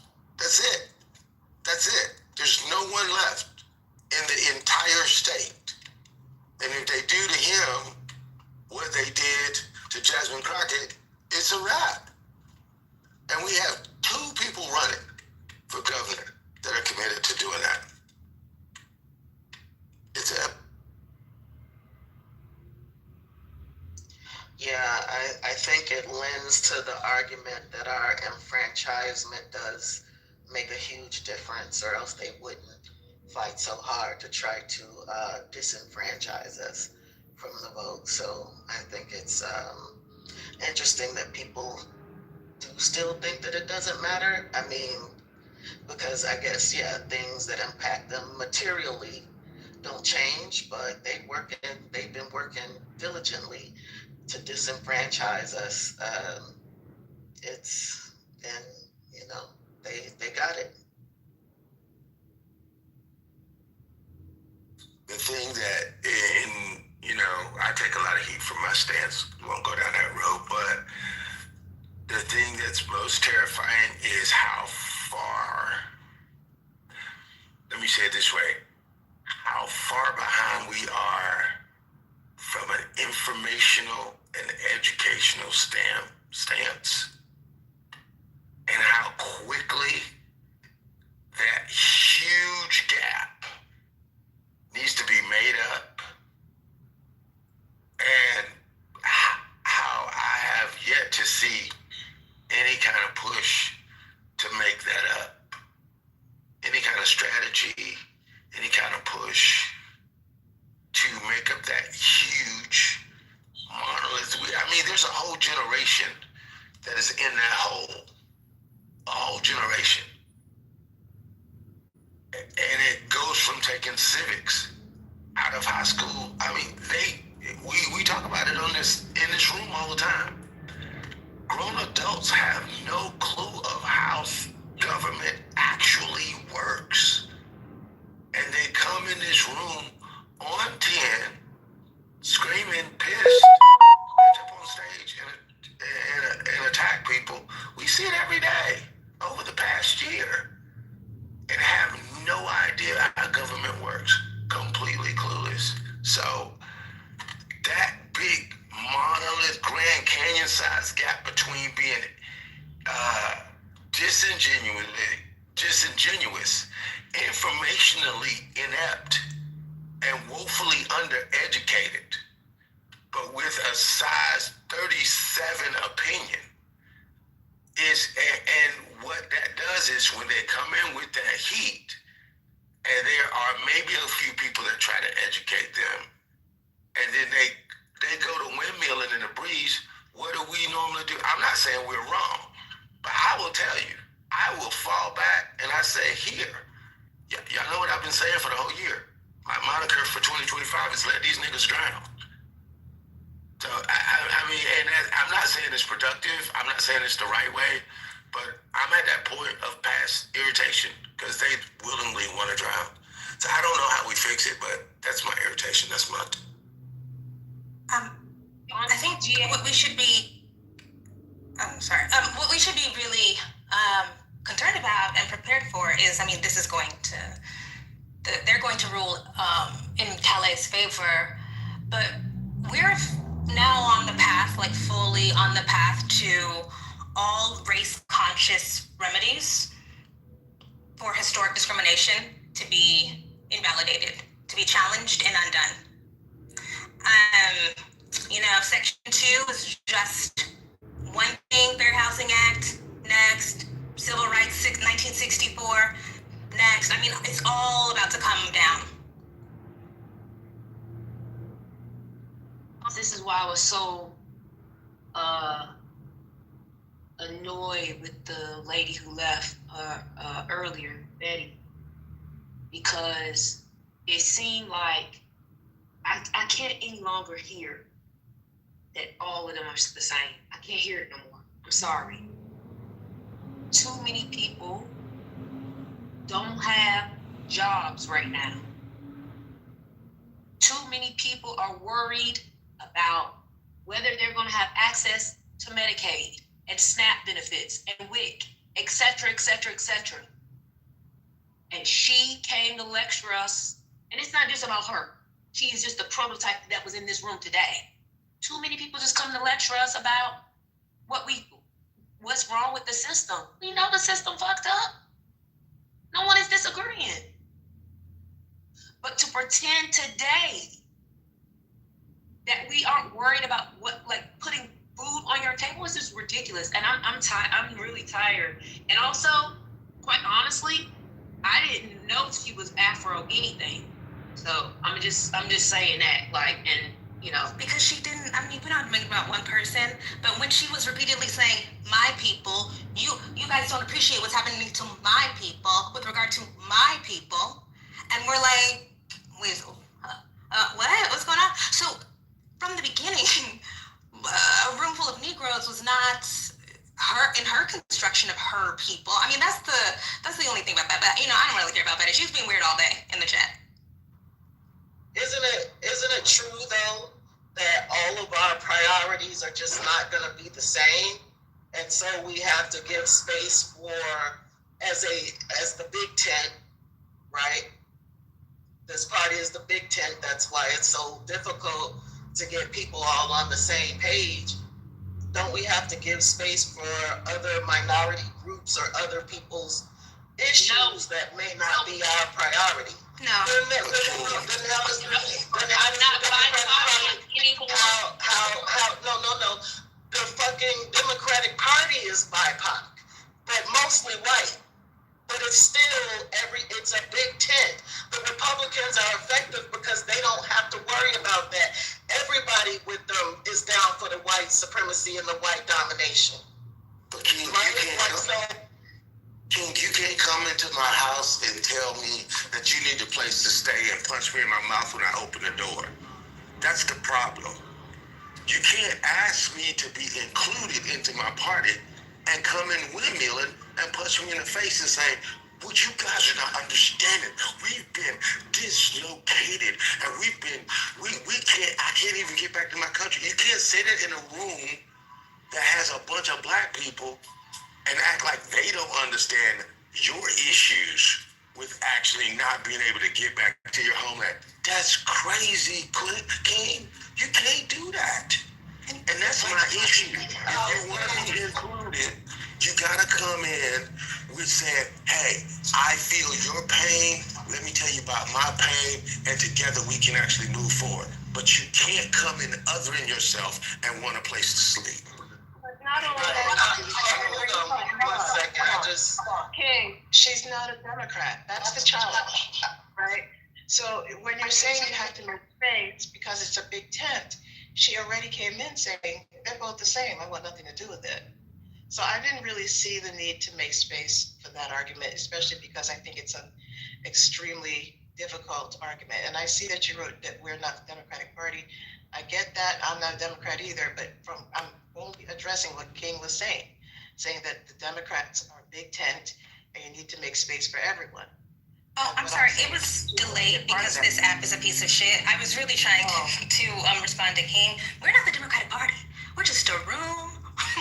We're in a room talking about politics, like theoretically, sure. But if we are talking about politics and you are saying it's the same and we're like, all of our rights are about to be eviscerated, and you keep reiterating that, and people are explaining it to you, and you keep reiterating that and dismissing it and saying, y'all don't understand, you guys don't understand my thing. I can't go back home. I've been displaced. Like, what? Like, what? Like, just the repeating was Puerto Rico until later. Honestly, I didn't know what she was talking about, to be. Well, I don't know if y'all, I'm not sure. I'm not sure, and this is not about that person, right? I know that where I live, there are a lot of Palestinian refugees, and I've been to the mosque several times. There are mosques, and I've been there when people have found out that their whole families was blown up. You know what I'm saying? And so I don't expect for their priority. And we don't support that. Well, but I know that, but that's not going to say. I'm trying to say that if they want to make a statement, they feel like Joe Biden should have been more proactive about the war and the children. Like, I can't tell them. I can't say shit to that because it's not my relatives dying actively every day. Like, I'm not impacted by nothing these people are saying directly. Oh, right. The only thing that be a doctor. I mean, this is bullshit. We're not you. Priority. Okay, then we have to take on. Okay, I can. And first of all, people have repeatedly said in this room, we are not pro-colonialism. What has happened to your people is horrible. That is horrible. But when we are talking about, hey, this is why we feel the way we feel, and you repeatedly minimize and negate that, and then invoke struggles that our people have also experienced, she was trying to assert authority by claiming struggle that we have also experienced. But we respond a different way. And the argument is her response is the valid one, her response is the righteous one, and our response is the silly, frivolous one. And that does piss me off. And that is what is making a lot of Black people become much more insular. But nobody said that, and she didn't even say that. She said she understood. It's just her priority. And I don't get. I'm sorry. This whole "we're not gonna BIPOC" is the biggest piece of bullshit that I hear on this app all the fucking time. Bullshit it up your ass. It is total nonsense. We are going to BIPOC. Hold on. We didn't get this. We got this enemy on our back. Hold on, no. This is a part of the conversation. I'm sorry, Johnny's relax. We are going to BIPOC to get these motherfuckers up out of power. Oh, we gonna BIPOC. We gonna get with these white people. We're going to do everything that's necessary. Hold on. We're going to do every single motherfucking thing that is necessary to get these crackers up off our back. Are you playing with me? They don't fuck with us. It don't matter if they don't fuck with us. That's why we're talking about their if they fucking with us. I don't think that that's accurate. And I also, again, the example. What indication do you have that that's not accurate? The example of our predecessors. When you talk about, say, Chairman Fred, who was murdered, right? He was a threat to the system, but he was a threat to the system. Do you understand that our political landscape is completely? We don't have to learn from what we've seen work and not work as it relates to how we make impact incremental change in this country. It ain't never been because we ourselves gotten all together, because we all ourselves don't get together. That's never been the case. Okay, can I just say, I'm just going to use an example. Y'all gonna get with everybody. I want to use an example, right? When we were having this conversation, about 15 minutes ago, regarding the Voting Rights Act, MJ's inclination was to say, what are the Democrats going to do to make sure that we keep, that we can gain control of the House or the Senate or whatever? And your mama was like, wait, what are Black people in the South, where the majority of Negroes live, going to do about the fact that one of the fundamental rights of citizenship has been stripped from them? So there's something that gets activated because our instincts about priorities aren't the same. And when you recognize that, like, the Negro gets the last, the last piece of chicken or whatever. Sorry, it's racially, whatever. But the Negro is always put at the back of the line with regard to political strategy and investment. It does create resentment. Hold on, Kimberly. You saying that? Kimberly, I need you to code switch when you say Hold on. Are you saying that Black people, the Negro, are not concerned with how this party's going to reformulate itself.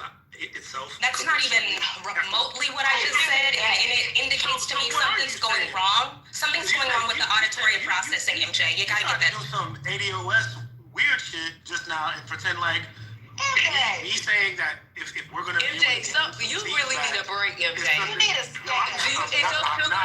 Is your I don't need a break. You I heard what I heard. No, you didn't hear. He didn't say that. He didn't say that. Okay. So you can read Okay. a deep breath and a reset. If niggas is on that, then we can get on that shit. Season 1. Season 1 you can read it because you're not hearing correctly. I heard Maybe you need to read it. I heard that my agenda was different than hers as a black Once person. again, No, you didn't. things That's what wrong. I heard. He didn't say. You got wet ears, brother. Maybe I heard. I'm gonna go get some Q-tips. Maybe I heard. You heard wrong. She didn't say that, brother. Okay. Let me get the Q-tips.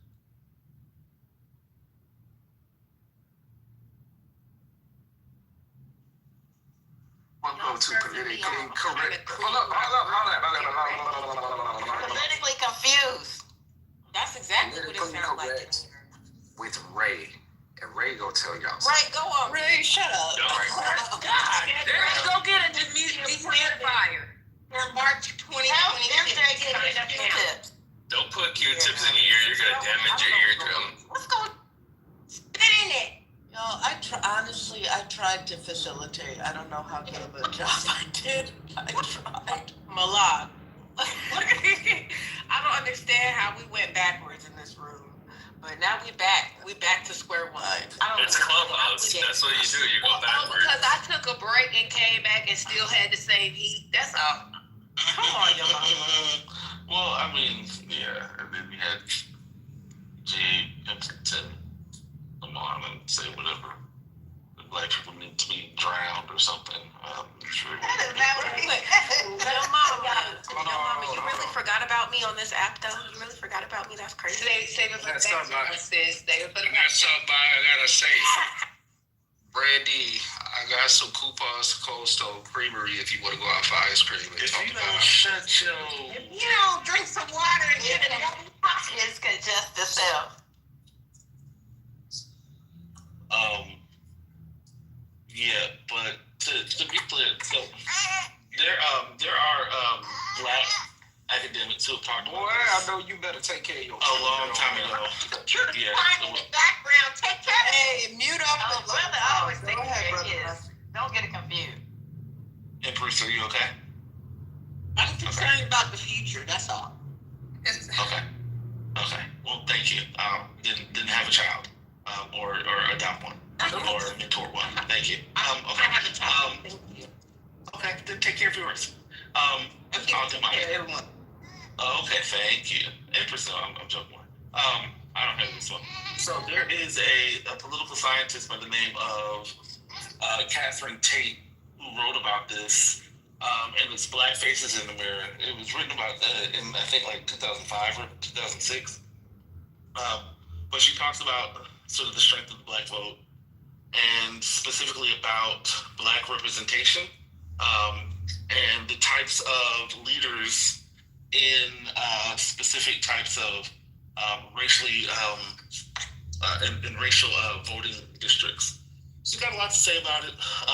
It was controversial at the time because she was saying that having all black voting districts and having black politicians didn't necessarily yield some of the things that people expected. Doesn't mean that she's not supporting this, but there are black thinkers who have been talking about these types of realities for a while, and so that's one resource to look at and to think about. And so she also talks about the types of political engagement that would be necessary in sort of these more sort of, I'm not gonna say racially diverse because it depends on how they gerrymander the districts to see how many black people would be in a district. But this is about diluting a black voice. In other books, she's talked about how sort of black political incorporation has meant sort of has had an effect of sort of A dampening effect on radical. Yeah, Absolutely, right. It's become less liberal, more moderate over time. And so, this definitely has the effect of trying to weaken not just Black political power, right, but also, right, the political ideology. So when MJ talks about, we're going to BIPOC our way out of this, yeah, okay. And that also may mean the death of a lot of things that Black people have been striving for, because other people don't have the same interests. So that may be the death of Black politics.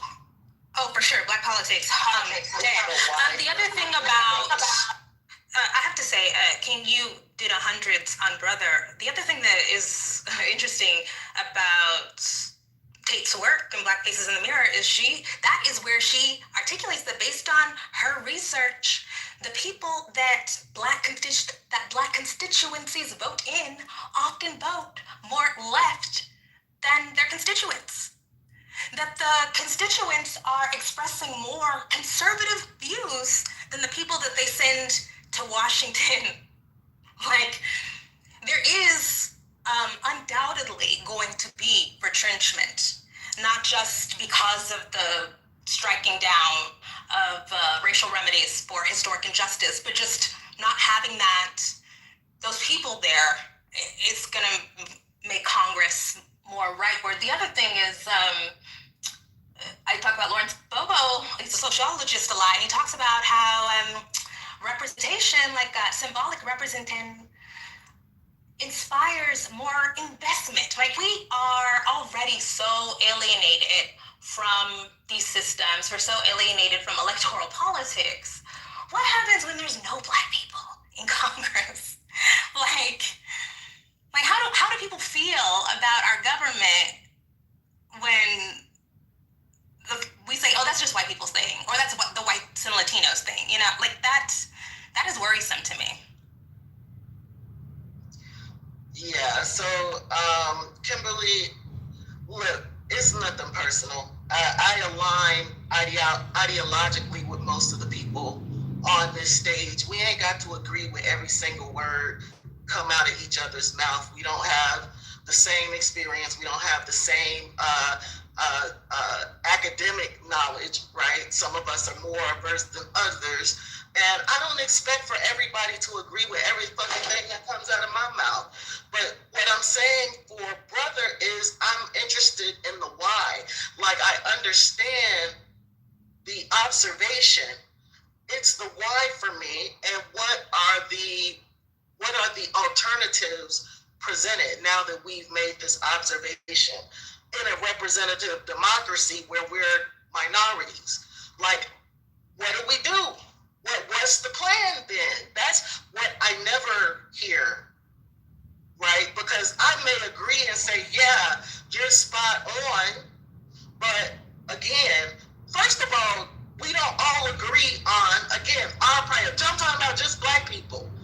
They never have agreed on the number one priority or how to get there, right? All of the critiques, there have been no new ideas presented in this room. This same shit that we've been talking about, motherfuckers been talking about, they were talking about the same shit. In the 60s, they were talking about the same shit after Reconstruction. Like, people have been trying to figure out how to gain a power position in this country.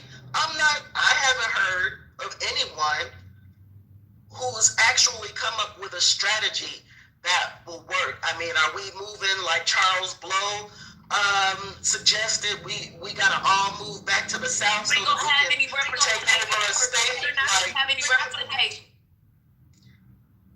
That's the that means okay. you're gonna have I'm not sure why we're looking That's what that. I mean, what do you do on your free time? I mean, I guess, to me, they're underscoring. You don't gotta do that. I don't do that shit to you, Kimberly. Stop it. I mean, you just asked her, what are we doing? Yeah, you're like... I was talking to you, brother.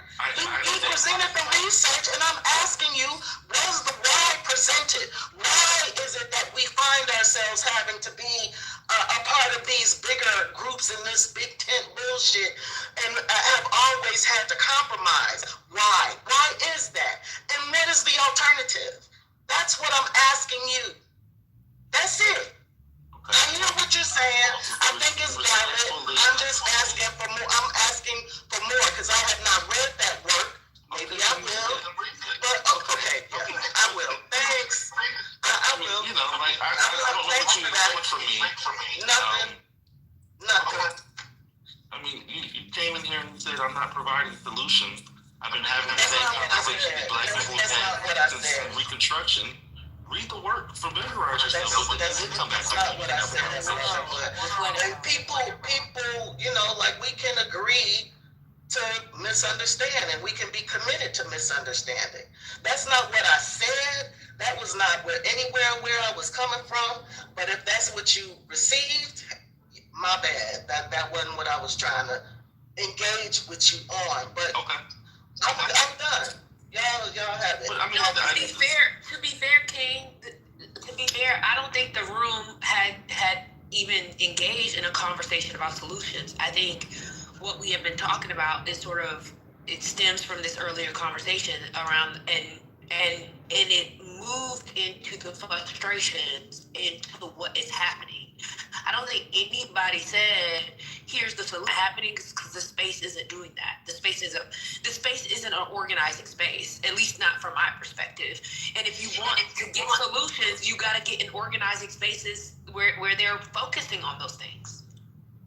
Right. I was talking about the specific observation made in the work that Brother cited, and the fact that we've all heard all of these observations. We've all heard of, like, these are nothing we have said today is nothing new. All of these same observations have been made every generation.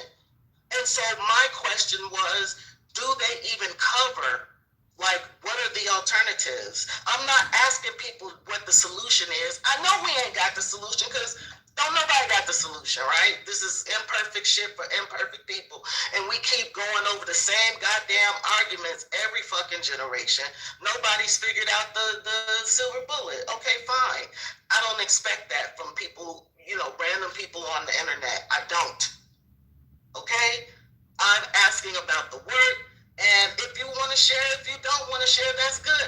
I'm coming to people in good faith. And I think that's the only way this shit works, is to assume other people's good intentions and willingness to understand or at least engage, or else we, you know, motherfuckers end up crashing out like they do, or piling on, which they do. And, you know, we crash out and pile on because this is Clubhouse, where all of us are funny looking, our brains need scanned, and, you know, as a emotional, violent negress, that's why we crash out. Agree.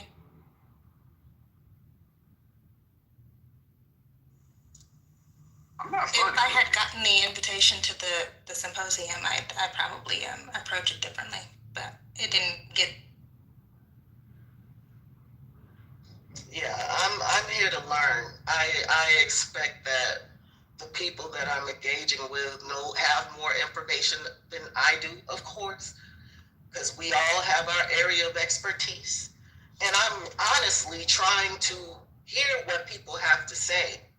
Again, regardless of whether I agree with it 100% or not. Like, I don't expect that out of anybody. Offline, online, nothing. But, you know, hey, like, I that's just me. I take the shit just slightly seriously because I'm actually trying to problem solve as well, right? These are things that we're supposed to be thinking about seriously. I mean, respectfully, I gave a resource that I thought might be interesting to sort of further, you know, dialogue, or to further, you know, people are interested in the topic.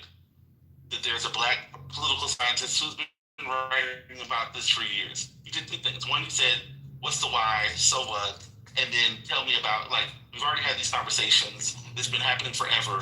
And then, like, I expect you to tell me what what you wrote. Like, so in some ways, What was her remedy? Is that not a great question to ask? Was there a remedy offered? Is that not a question to ask? Is that not a legitimate question to ask? You're asking conflicting things. You're doing conflicting things. One, you're saying we've already had the bullshit conversation for generations. Then you're saying you're not familiar with the information. Then you're asking me to tell you, and then you say you want to learn. Read it. In general, right, I'm talking about in general. What I just said was for you. I was actually talking first, so I'm gonna finish. If you don't want to do the labor, don't do it. If you don't want to read it, don't read it. I wasn't asking you to do anything. I'm not expecting anyone to do anything for me, right? Like, I expect to have a conversation, and in that conversation, there's some people who might want to share resources. If I choose to investigate those resources, I will. If not, I'm gonna have the conversation. If I don't want to have the conversation, I'll go back into the goo. I'll go someplace else. I'll do something else, right? But you're sort of like, you're demanding, you're expecting information, then you're saying that we've already had the conversation, then we're not organizing, then we're not doing the thing that you want to do. Move on to create the own space. I don't see you creating spaces. The fuck? Oh shit, Speedy Gonzalez. What are y'all? I'm just saying, we are on a talking app. Like, who was like, oh, people just like to hear themselves talk. We're on a talking app. Like, what are we supposed to, but maybe I'm just confused. It's like all the people on here asking to do stuff. Why don't you bring your research? Bring your scholarship. Bring what you do off the app to us and engage. How about we all turn into something else to... Let's just all turn into Voltron. Everybody brings, the shit that they bring that they good at. And let's form it into one big, powerful machine to impact change in people's lives. Where did all the mods go? All right, I got that. I'm going. Damn, I thought I made a good point. The mods got... Was what I said that I'm obviously the bottom of the totem pole. What happened, bro? No, you holding it down for the people. Hey, they got to move their voice, I ain't gonna lie. No, fuck that. Black, mod me number one. Number two. No, don't do No. Black, if you know what's good, you will kick him to the goo. No. Damn. Was what I said that bad? I thought I said some good shit. You said you was gonna fight me, right? You sure you're not related to MJ, Brett? What's going on, John D? What is I can fight your mama. I'm not fighting my mama. What happens if there's no mods? Does the room end? No, it just reverts to, it'll give a mod to a random person. It'll give it to Kiana next. Okay. But this is what I'm saying, was what I said that bad, I thought that was actually a good idea if everybody brings something to the table and then we use that to form, something more powerful. What y'all think? Or was I out of line for that? Not out of line, maybe out of step, but not out of line. I thought that was a good idea, but I'm full of good ideas that people don't recognize. I thought that brother was just talking about that to broaden our perspective on the enormity of the loss. I think it's useful. Shout out to the Scott. I think that we know, and I happen to live in a place where I got gerrymandered, and it's something that unfortunately we have to live with until we can get some victories in statewide elections, and hopefully we can get a governor that actually governs fair and not just for his sons. But the problem is people now just govern for their side and not the entirety of the people. I have to ask, when people keep saying we know, then why y'all don't have no specifics? Y'all don't have no, I mean, like, there is something about, okay, maybe people think that they know more than they do. Why would you ever turn down the opportunity to acquire more information, more knowledge? Oh, Why is that not also useful? No. I'm not saying I don't. That's a good question. I'm not saying I don't turn down more information, more knowledge. I'm saying I know that I live in a place that has been gerrymandered. I know what they've done. I know historically what they've done. I know what they plan on doing. That does not mean I'm declining more information. When I hear it, it gives like I'm not receptive to hearing anything else because I already know, and you're not gonna tell me nothing that I don't know already. And that's a shame because sometimes they are about to tell you something that you don't know already. Well, no, that's not what I meant by my statement Yeah, at all. it's not you. I know, But I do think.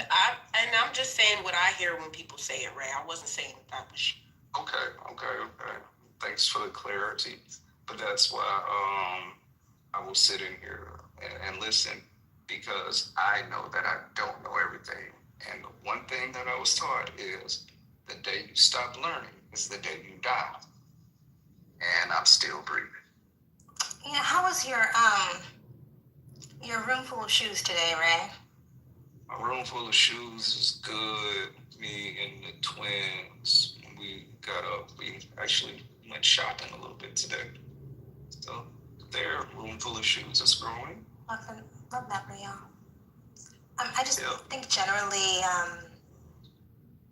the arguments are bad because the knowledge is poor. And I think it might be useful for us to not overestimate how much knowledge. I spent a lot of time reading this and I don't know anything. I know a drop in the bucket of what there is to know. So I am always taken aback when, not you, Ray, but generally when there's an approach of, we know this already, or what use is this?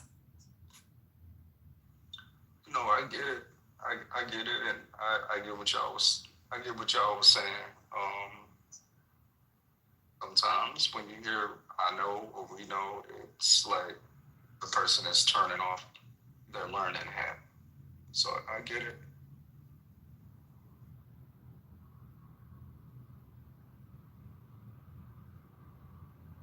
What do you think is one of the worst takes you've heard on Clubhouse? Worst arguments? Politically? Sure.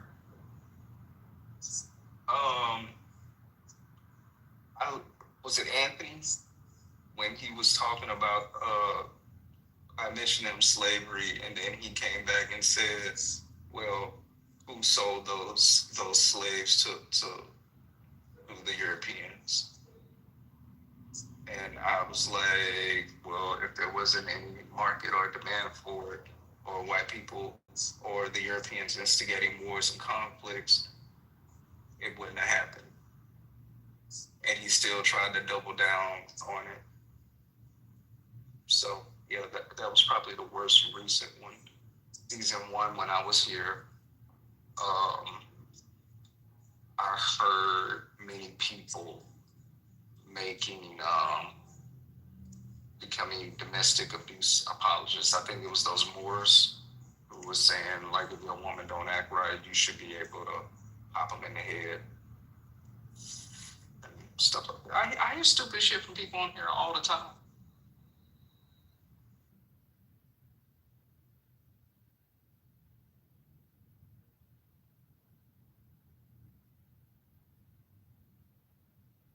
That was a super long list to choose from, Malak.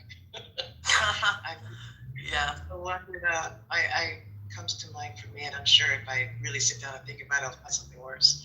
But it is, I'm going to withhold my vote as a power play. That went like wildfire on this app, and it was the stupidest thing that I'd ever heard.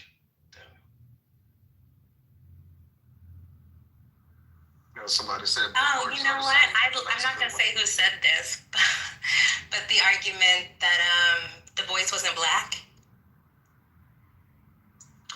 Yeah. Du Bois, W-E-B Du Bois, was not black. That's good. I got one. Suffrage is about suffering. That was recent. I was in here for that one. I can't remember who said it though.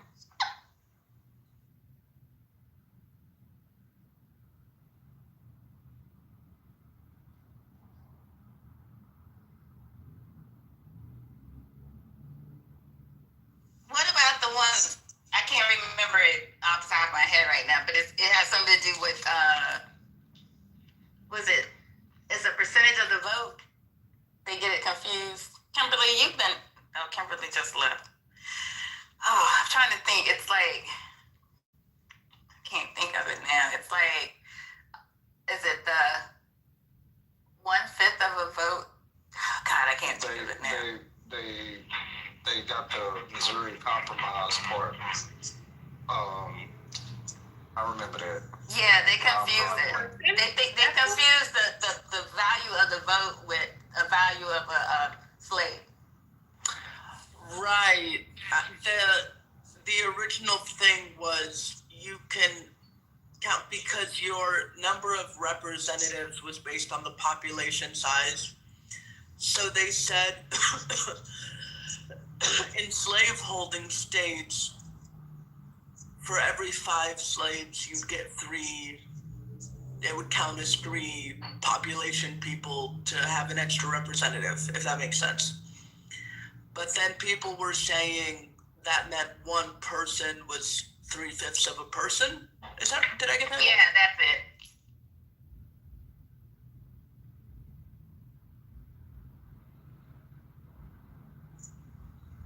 Yeah, but I've heard a lot of dumb shit, and I can go categorically off anything. I've heard dumb sports takes. I've heard dumb religious takes. I've heard dumb geography and takes. I've heard dumb environmental takes. Just, oh. Haven't even gotten into the flat earthers and the anti-vaxxers. Yeah. Oh my God. Jewish people are Jews because it says they're Jewish. Jewish, yeah.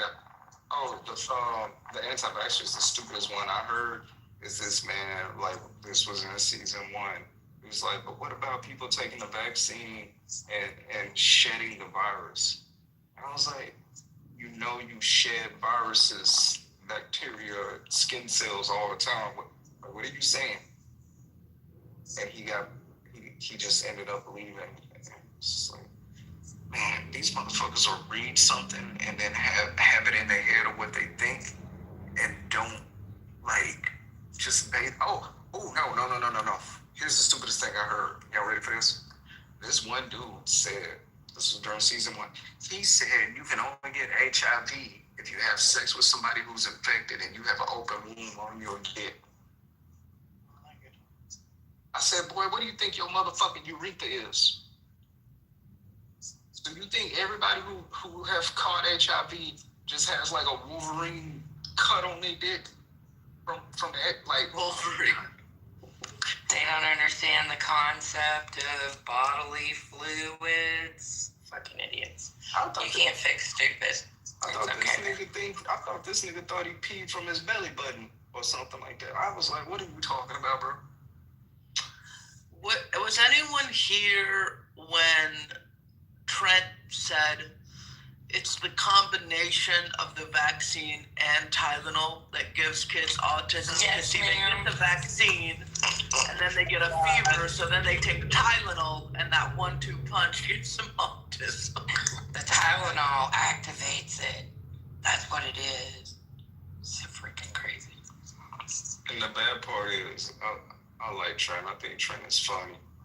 But when he said some of that shit, I was like, what the fuck is you talking about?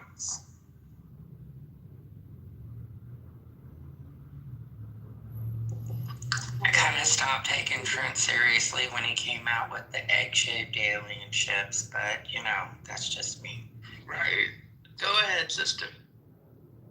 No, I was just saying, I really am curious about what his feeds are because, and I'll leave it here because, he's probably not here. I would prefer to, ask him directly, but whenever there is a scandal of the day, he will be there with all these granular talking points and being the expert on the subject. It's very strange.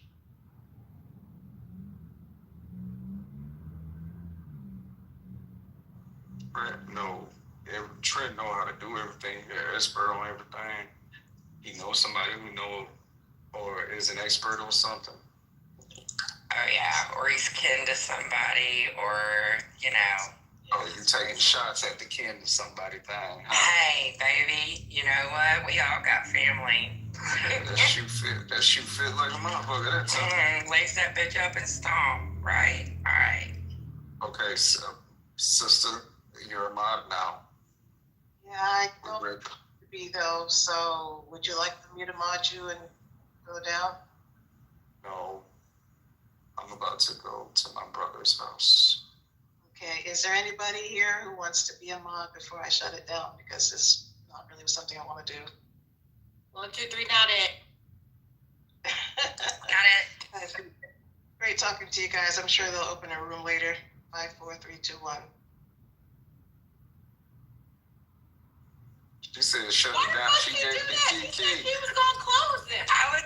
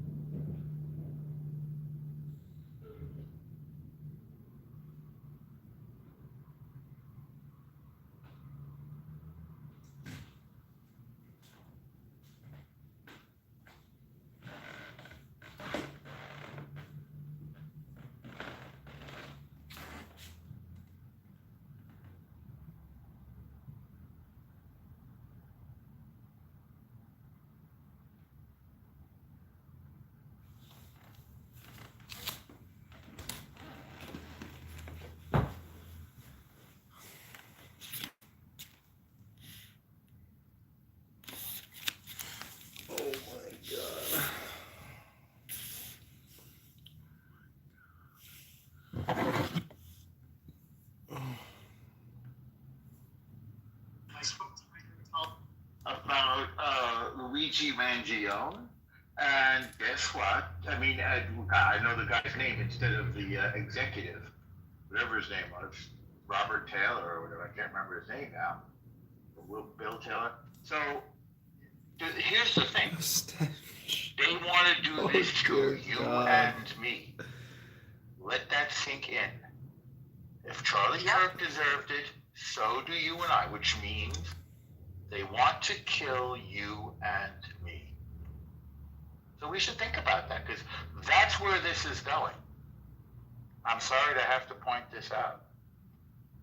Yeah. It's just sad that anybody thinks that advocating for the murder of anybody that they disagree with politically is okay. That's a sad state of affairs and a sad state of where some of our young college youth are.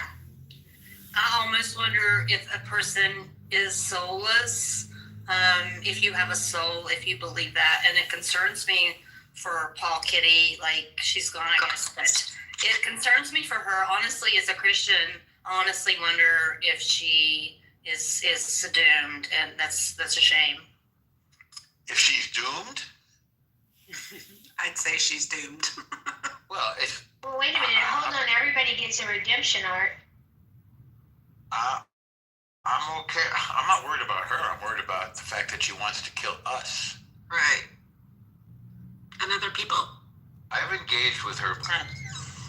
Do I think what? Do I take her literally? Well, I thought some of it was for show. I didn't know.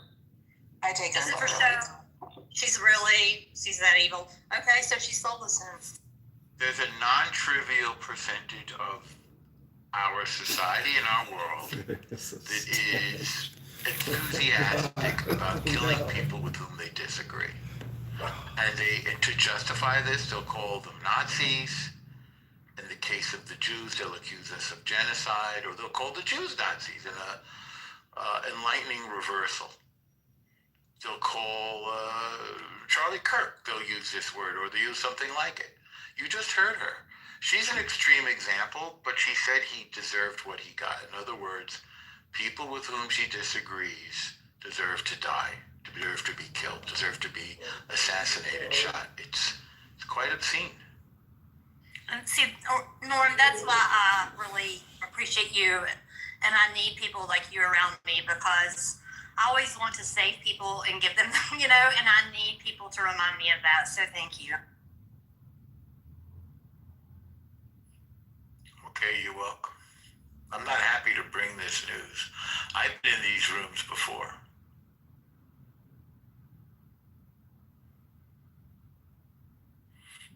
There are people walking around today on No King's Day, and again, forgive me for even articulating this, they have this feeling towards the President of the United States. Is it well attended? Is it crowded? I don't know. In my neck of the woods, it was very crowded. It's a beautiful day too. I don't know. I didn't look for any statistics, but judging from the people around me, very well attended. Men, women. It was just like Black Lives Matter, because there's no pandemic, even more people were around. It was massive. You know what else was well attended that I learned today happened? What? KKK Clan Bake. They had lots of family events and outings and stuff. I don't know what that is. They didn't have that in New York. They had big picnics and things. Did you say like KKK? Yeah, KKK Clan Bake. I learned about that yeah, today. they have them here. They have them here all the time in North Carolina. Are they well attended now for Izzy? I thought there was only a couple thousand of them around. Oh no. So like the ones here, it's a pretty small group. And they do like a lot of family events, picnics, like you said, clam bakes, I don't know, things like that. Around 2000, right around the George Floyd time, they came through town and they had flyers that said, were watching you and they took a lollipop and a piece of tape and taped the lollipop to the flyer that said we're watching you, and they went through and put it on a lot of people's houses, black people's houses, and it scared people a lot. But since then, they called me because I was working for the newspaper, and they wanted me to do an article on them, and I was going to get a meet with the whatever the Grand Wizard or whatever, and but I couldn't write the article. I just said no, I'm not going to do it. So yeah, but they're here. So great words from Matthew McConaughey. Do we want to keep the room open a little while longer and talk more about how Charlie Kirk is not the demon that many people need him to be? Or do we want to head over to a social? We can head over to the social. I'm getting a lot of crap for not being there. Yeah, I'm ready to. Let's fix that. What does this mean if you're talking about now? Head over to the social. A room with different entrance criteria? Yep. You can go with Norm. Edie's got a social room going and got snatched. Say this again? Norm, you can go as my date. I can what? Will you go as my date? We'll go together. Where we're going, though, and I'm not making any commitments. Okay, we're going snatched. You're welcome to join us over there. Oh, okay, yeah, I saw this. Okay, well, Yeah, let's go. What does this mean? Use 44 what does that mean?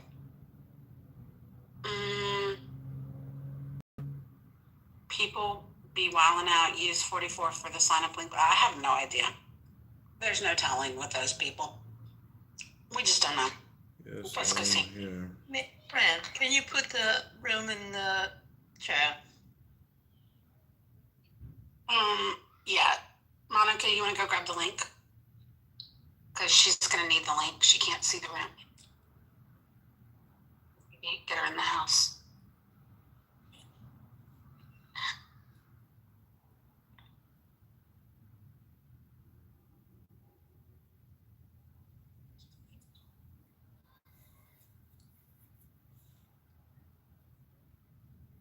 Okay, Jibby.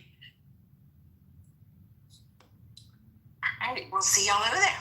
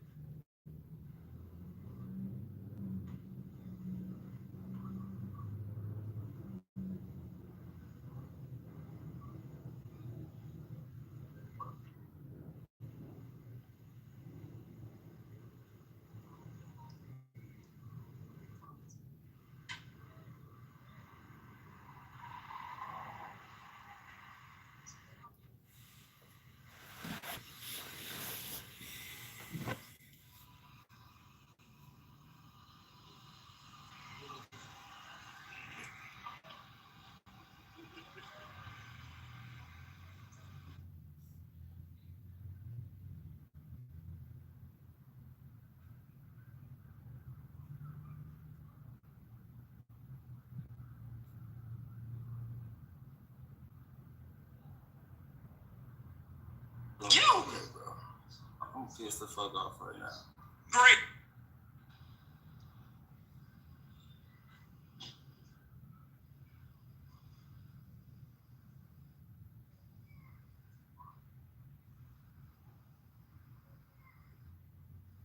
Man, y'all boring. I ain't saying that. Fuck you.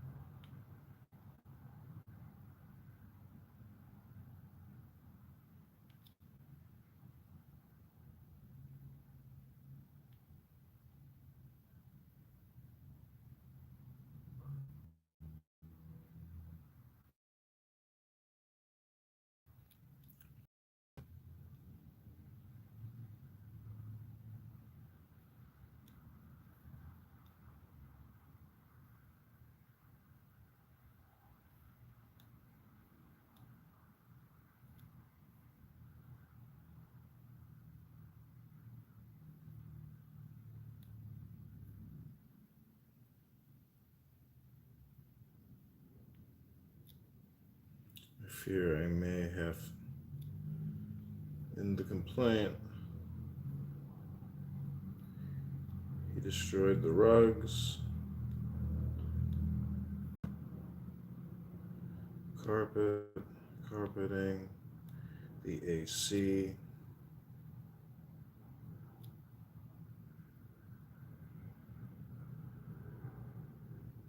floors, took several items. I was very worried about interacting with him in person. Additionally, during the deep cleaning, I found several substance packages.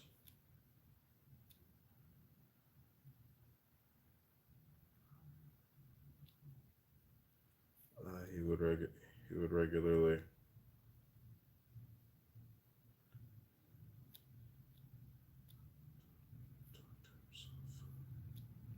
talk to himself.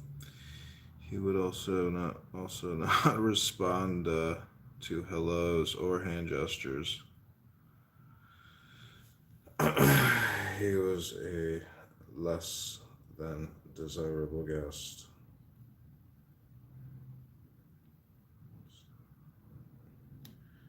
The complaint: he destroyed the rugs, carpeting, the AC floors, took several items. I was very worried about interacting with him in person. Additionally, during the deep cleanup, I found several substance packages. He would regularly yell and talk to himself, and he would also not respond to hellos or hand gestures. He was a less than desirable guest and given 1 star.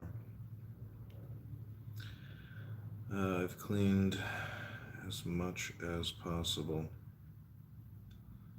but I do agree there is a strong odor now in the unit. Most likely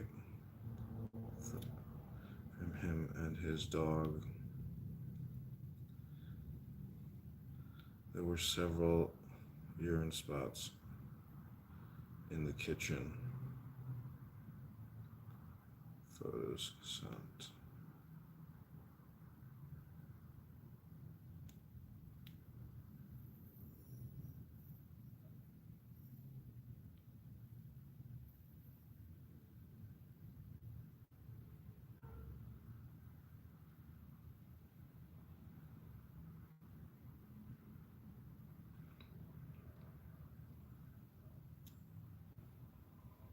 As far as mold, I did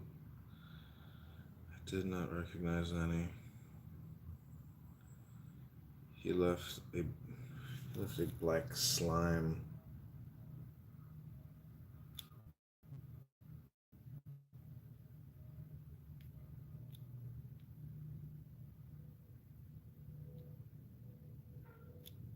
Everything.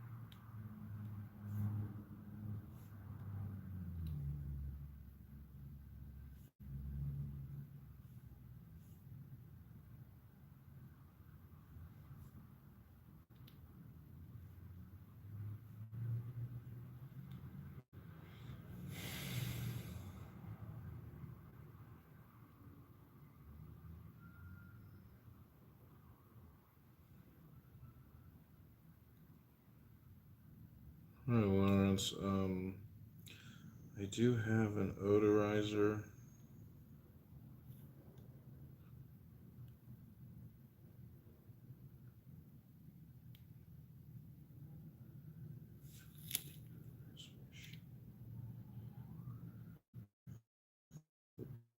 The mattress. I do believe that the entire carpeting is going to have to be replaced. I would like to update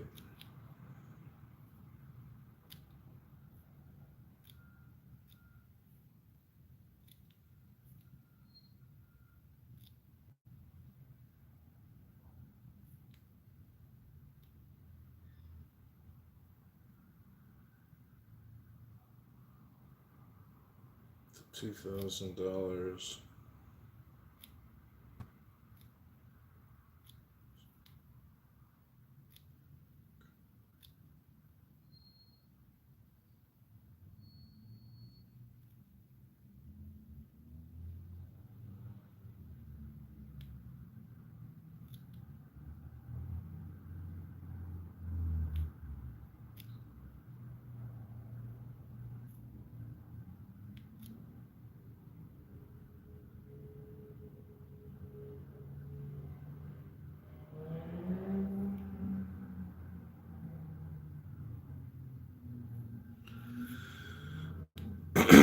Hi Lawrence, I do have an deodorizing machine. I can flip the mattress, but I do believe that the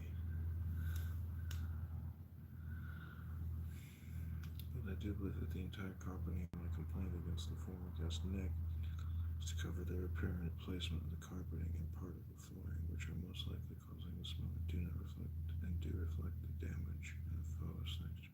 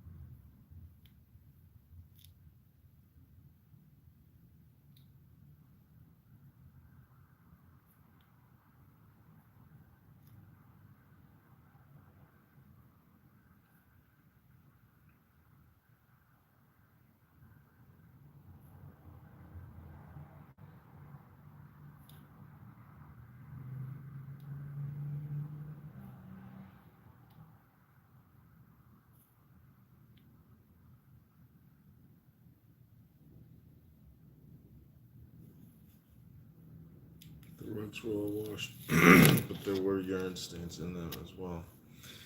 Hi, Caroline. I'm letting them know.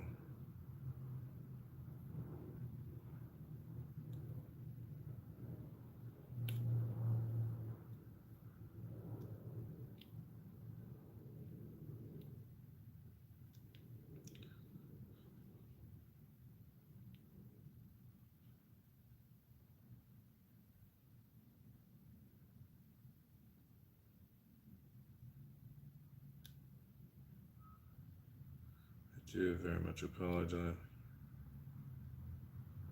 Do very much apologize. Hi, Carolina. Messaging with Lawrence agreement to hopefully get this resolved for you as soon as possible. I do very much apologize.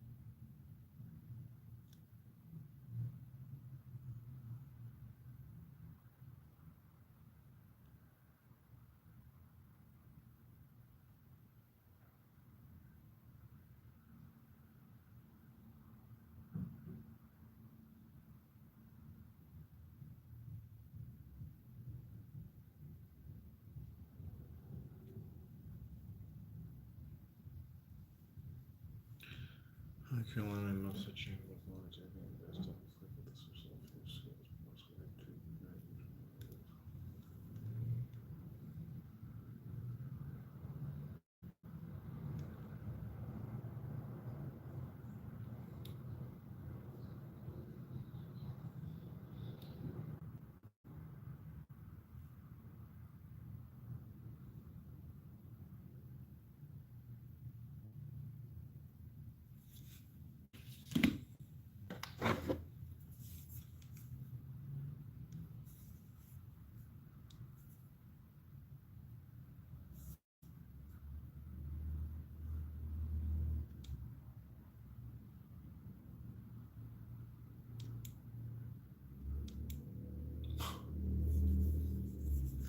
What happened here? His phone died.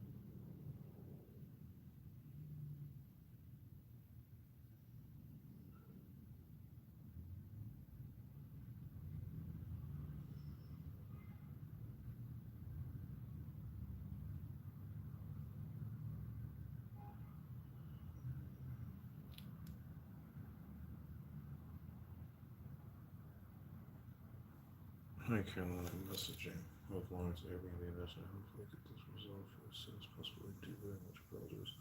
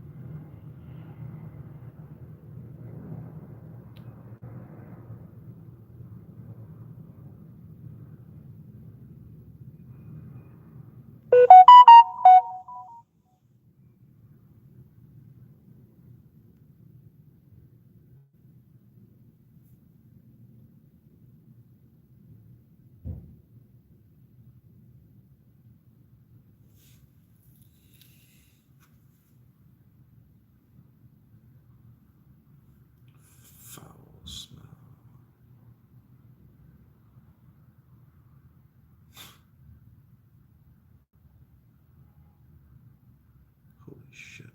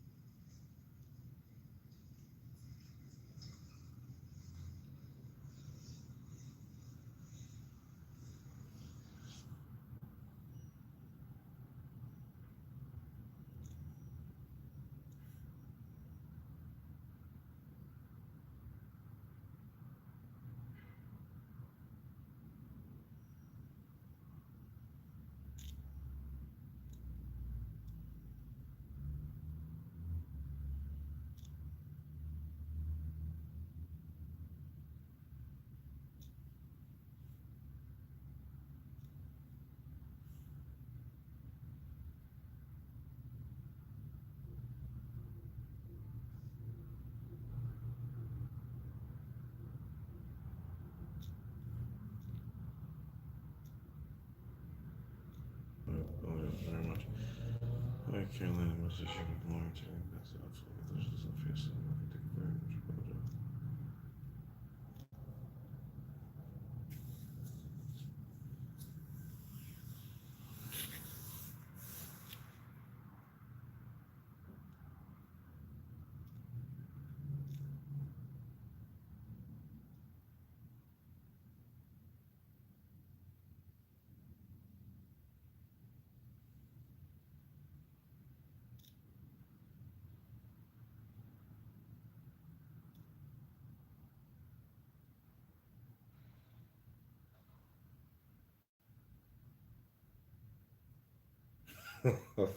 Fuck.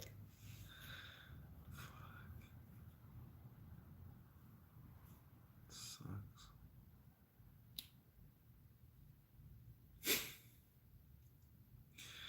I'm trying to bring you some Clubhouse Live while I do some yoga. Man, this phone is fried. It's cooked.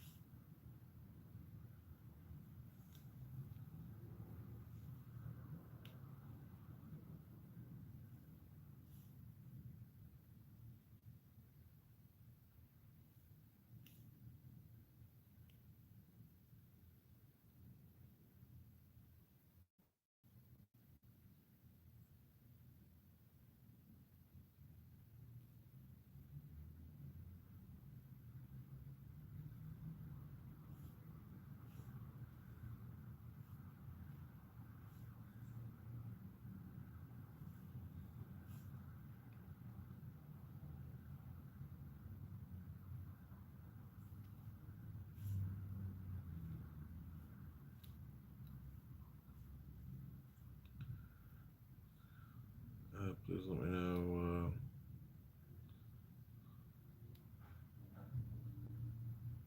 I'd be happy to.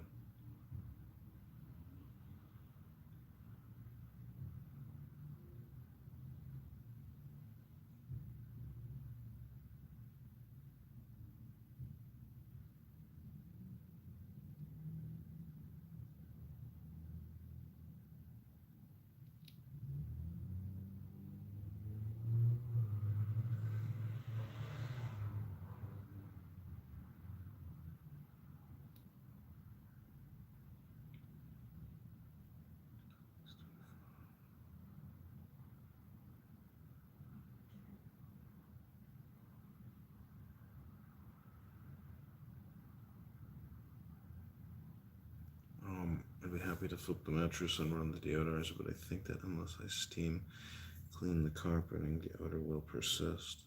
It will take me at least 24 hours to get a carpet steaming completed.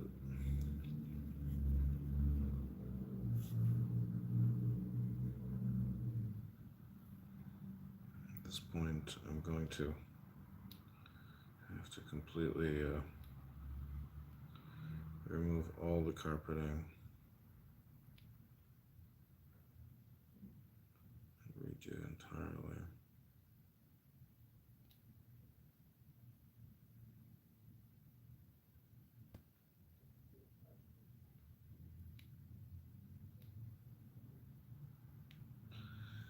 At this point, I'm going to have to completely remove all the carpeting from the floor and redo entirely because of the former guest and his not here.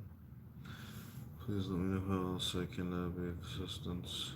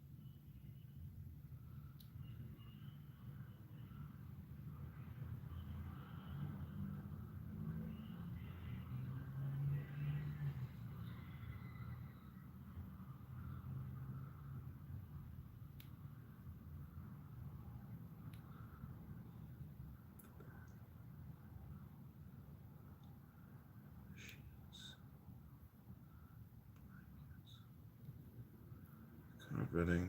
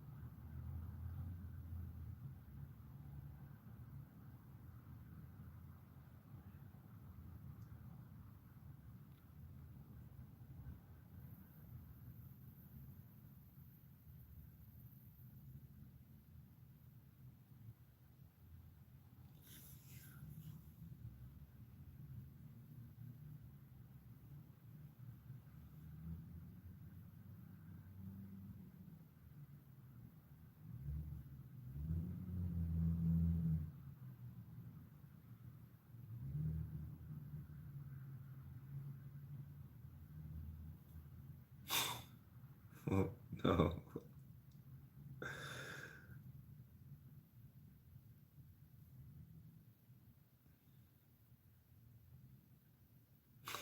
Persistent stench. Oh no.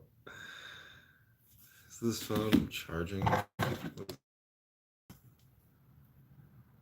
Dealing with an Airbnb issue. I thought I had it fixed, but I think I detected what she's talking about. I think I see in the photos how like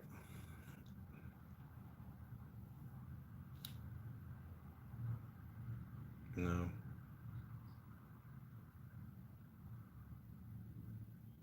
Just a potato.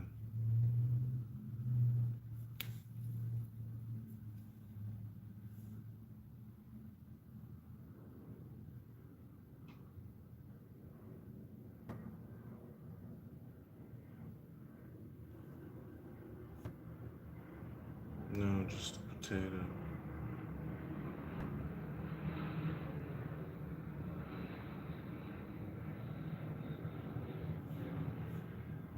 Fucking, it's all good.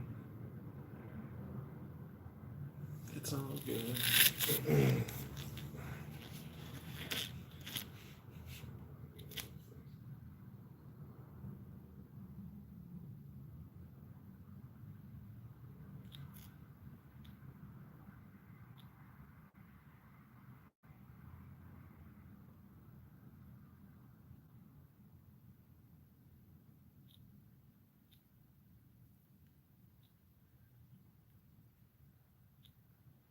Hello, Moto.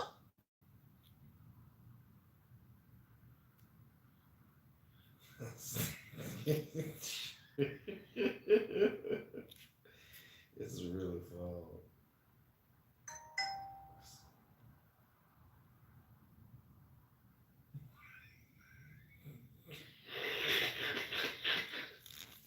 No. Oh no.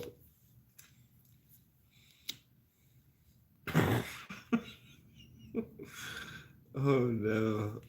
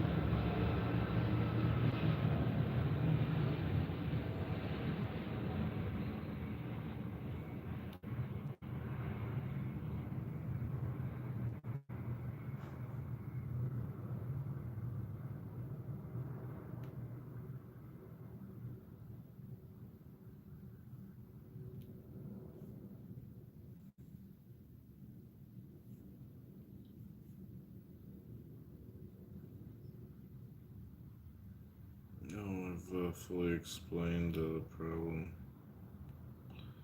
to Lawrence. But he is not responding. Is he helping you find alternative accommodations? I feel I have fully explained the problem to Lawrence, but he is not responding. Is he helping you find alternative accommodations?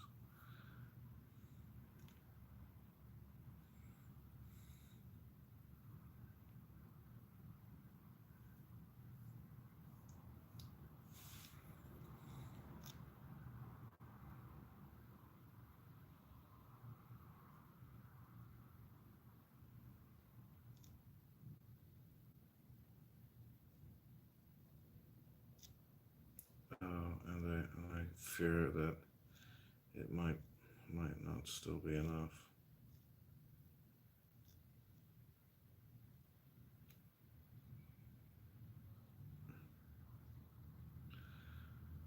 It would take me 24 hours to get a steam carpet cleaning, and I fear that it might not still be enough to get rid of the odor.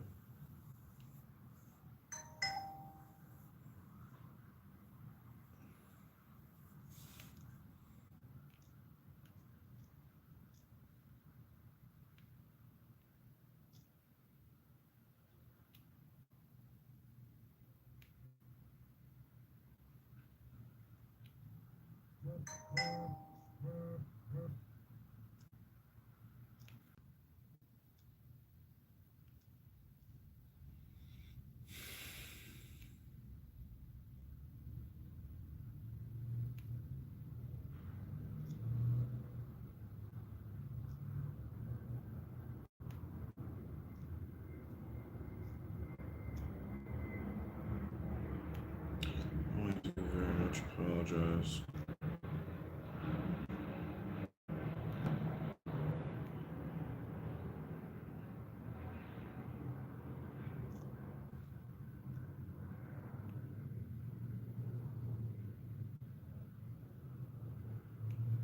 Clearly did not.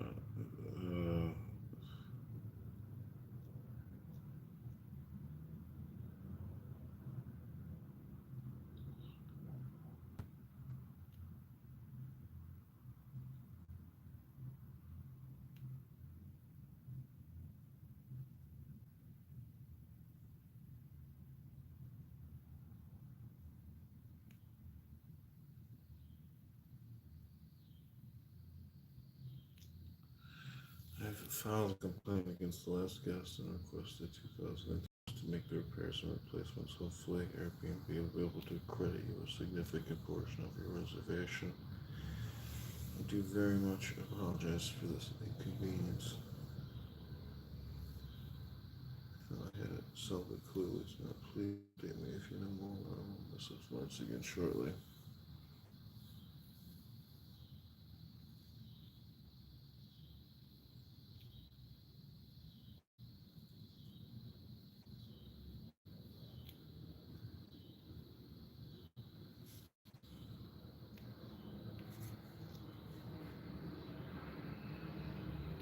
Sucks, man.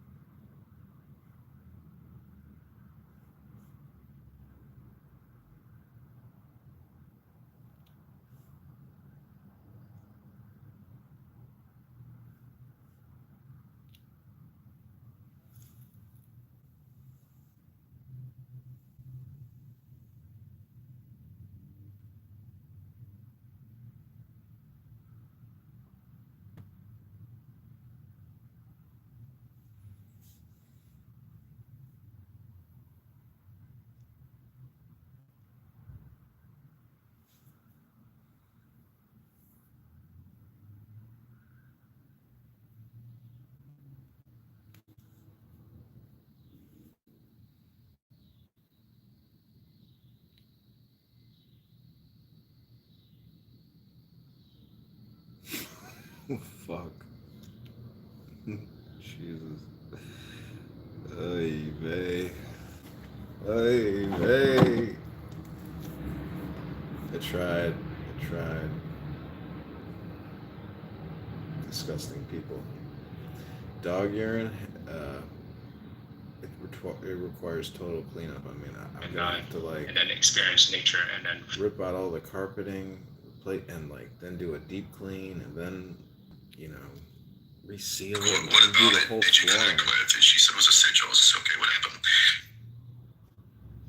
She said, well, she goes,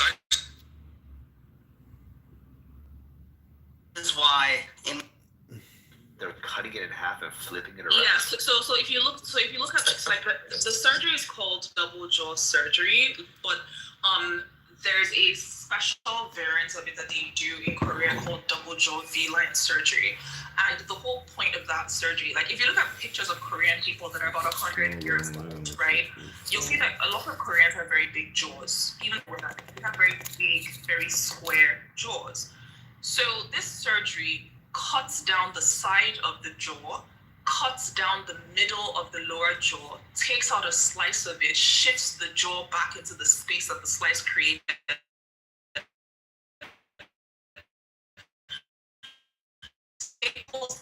Then shifts the the chin part down. It's very cultural appropriate in Korea to give to us. But if you didn't know the details of the surgery, No. The do you point I'm like trying how to it make. looks or not? That's what I'm trying to Saying that's not like a genetic. It's cultural appropriate in Korea to give to us. I'm trying to make a point, please. I'm adding a little bit. Yeah, but you're speaking over me completely. Okay, sorry. Yeah. So the point I'm trying to make is that, like, You guys talk over her, she'll go on for 17 hours. So the results of this surgery, right? It takes a person who had a completely different face shape and gives you a person who has a totally different, like, so somebody who had a square face, it gives that person like an oval V-shaped face, right? And it makes their face much smaller than it really was. Now you see somebody like that, you get married, your kid's gonna look completely different. No, if I'm with a woman personally, I need to see her before and after pictures of anything. I need to see how she has to be comfortable enough with me to show me her baby pictures growing up. Even if I don't care about it, but I need to see like her. I need to know that's a part of me getting to know her. That's you don't want genetically inferior children. I'm sorry, but this is just how it is. For example, Yeah, but Joey, let me ask you this though: don't you see a pattern of like when two extremely good-looking people come together and have a kid? Their kid is ugly. Yeah, bro. I've seen that before. You need like one that's kind of off a little. Is that bit, what and happened then with one- your parents, Mike? I think so. Yeah. Yeah, I've seen that happen before, but I think what I've noticed. Attractive. I'm talking about. I think what I've noticed, like, they have to have like a series of. Go ahead, Luke. Just the one mic only. What Sugar Billy was talking about okay, what if somebody did this and they lost weight and So part of what I don't like in a woman is the fact that she needs cosmetic things that it's gonna cost maybe $5,000 or however much it's gonna cost to lose weight. I need the work ethic of knowing that you can lose weight whenever you want to lose weight. Because at the end of the day, sort of reciprocating to, or it's gonna what's that echo effect intention that you're gonna have to. No, because the woman of your kids, your wife is the one that's going to instill a lot of, especially if you have a daughter, she's going to instill a lot of values into your daughter. I don't want to have a daughter that thinks she can take the shortcut under the knife. I don't want to. Wait, yeah, that doesn't make much sense. I'm not saying Michael, just go. I was going to say maybe a more polite worry that I would have or could have is that, okay, so in the hypothetical, this person was awkward and sort of ugly, whatever you consider ugly, heavy, whatever. They did all the right things. They worked out. They did it all naturally. They got to the point at which you see all those ratios as like really good looking. My thing is in the back of your head, it's like, if you fast forward a while, is there a chance of reverting back? Because genetically it's there. She works, I the agree person with works her. hard, they I agree keep with you. doing the things, but when you let up at some point, it's like, oh, we're gonna get back to. I think Syke put it for me in a more polite way. Sorry about how rude I was, maybe. Yeah, sorry, I was just gonna go to Mike. So I don't agree with like when men say stuff about like, oh, taking easy weight out or whatever. Women's bodies, when it comes to retaining fat, work slightly differently from men's bodies. Our hormones are cyclical, and like our bodies try to hang on to fat because we need the fat to do things like have children, breastfeed children, successfully sustain pregnancy, and so on. This is all factored into Now, man's biological attraction. Can I finish? This is already factored in. Can I finish? Can I finish? Thank you. So what I'm saying is that like losing weight for men is fairly easy because not only that, but men have more muscle mass, and like if you have more muscle, it's easier to lose weight. So if you notice, you see like a man and a woman, they both start trying to do the same things, trying to lose weight. The man's progress is a lot faster than the woman's progress, and that's because of biological differences. That doesn't mean that women can't lose weight. Doesn't mean that women can't make the effort to lose weight. Doesn't mean they can't do all of this stuff. But what I'm saying is like it's kind of weird when you're just like, oh, and like you're a guy, like you're never going to experience what it's like trying to lose weight and your body is fighting you every step of the way. Like you're never going to experience what that's like. That's the whole point. If you're a woman, obviously everything you said is taken under consideration. This comes a part of natural male attraction. For example, what you said about women storing more fat than men. I'm not saying that a man wants a woman has the same body fat as him.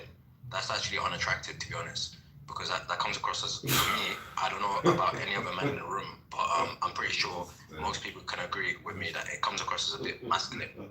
Nobody wants a woman that's very vascular with veins popping out everywhere, okay, with high muscle definition, unless it's for a certain utility. Let's say, I don't know, you guys are living in a very remote place, this, that, the other, and there's a utility for that. But generally, people have proportions. Proportion doesn't have to do with, okay, body fat plays a factor, but the woman's natural body fat, where the fat deposits, is a part of that. So you said higher body fat than men, the different hormones and things like that. That's part of it. Some women have natural body fat that deposits at their thighs, the hips, the breasts, when they add more body weight. That's part of attraction too. Okay, yeah, she's active and she's keeping up with me, her natural genetic physique. That's something that's very vital in terms of biology. Yeah, it's also attractive. So I'm just going to say everyone's that, definition of attractive is different. Yeah, like what men find attractive. I mean, women. Yes, there are some universals, but what men find attractive and like how women look kind of changes from time period to time period and society to society. It's funny because it's like, I don't know, when I came to the room, I think Huey was talking about how like, you know, he would never date somebody who's fat or whatever, and I'm like, yeah, that kind of makes sense, like given for like where, you know, we are in society today. But you go to a place like Mauritania and all the men there are obsessed with like obese women. I don't mean like fat, chubby, maybe just like I mean like my 600 pounds life type people. Those are the most beautiful women in the country. Like the men shape thin girls in that country. It's hilarious. Of those people, like, Huh? Have you seen it? If food was very scarce in that country, so there was a That's the reason why. Yeah, because it's a desert country. I just thought about it. It means that I think I could get like a lot of agreements out of everybody, and everybody would be on my side, and they would all support me in this effort. Sugar Belly, would you like to argue or debate if God actually exists or if Christianity is a religion? No, I'm not interested. Oh, you're not interested? Oh, dude, I want to watch. I just thought about it. I was like, man, imagine watching Sugar I am Belly not get her interested, fucking kicked sir. in. I think everybody would support that. I am not interested. You're not interested? Yes, Oh, okay. True. Okay. Yeah. Yeah, but it's a desert country, so. I'll kick your teeth in, mate. Rich not saying nigga. Yeah, so, oh my God, can you stop? Like, please. Yeah, so look, it's a desert country and they do have a history of like, you know, cyclical famine. So it makes sense that like the men there really like fat women.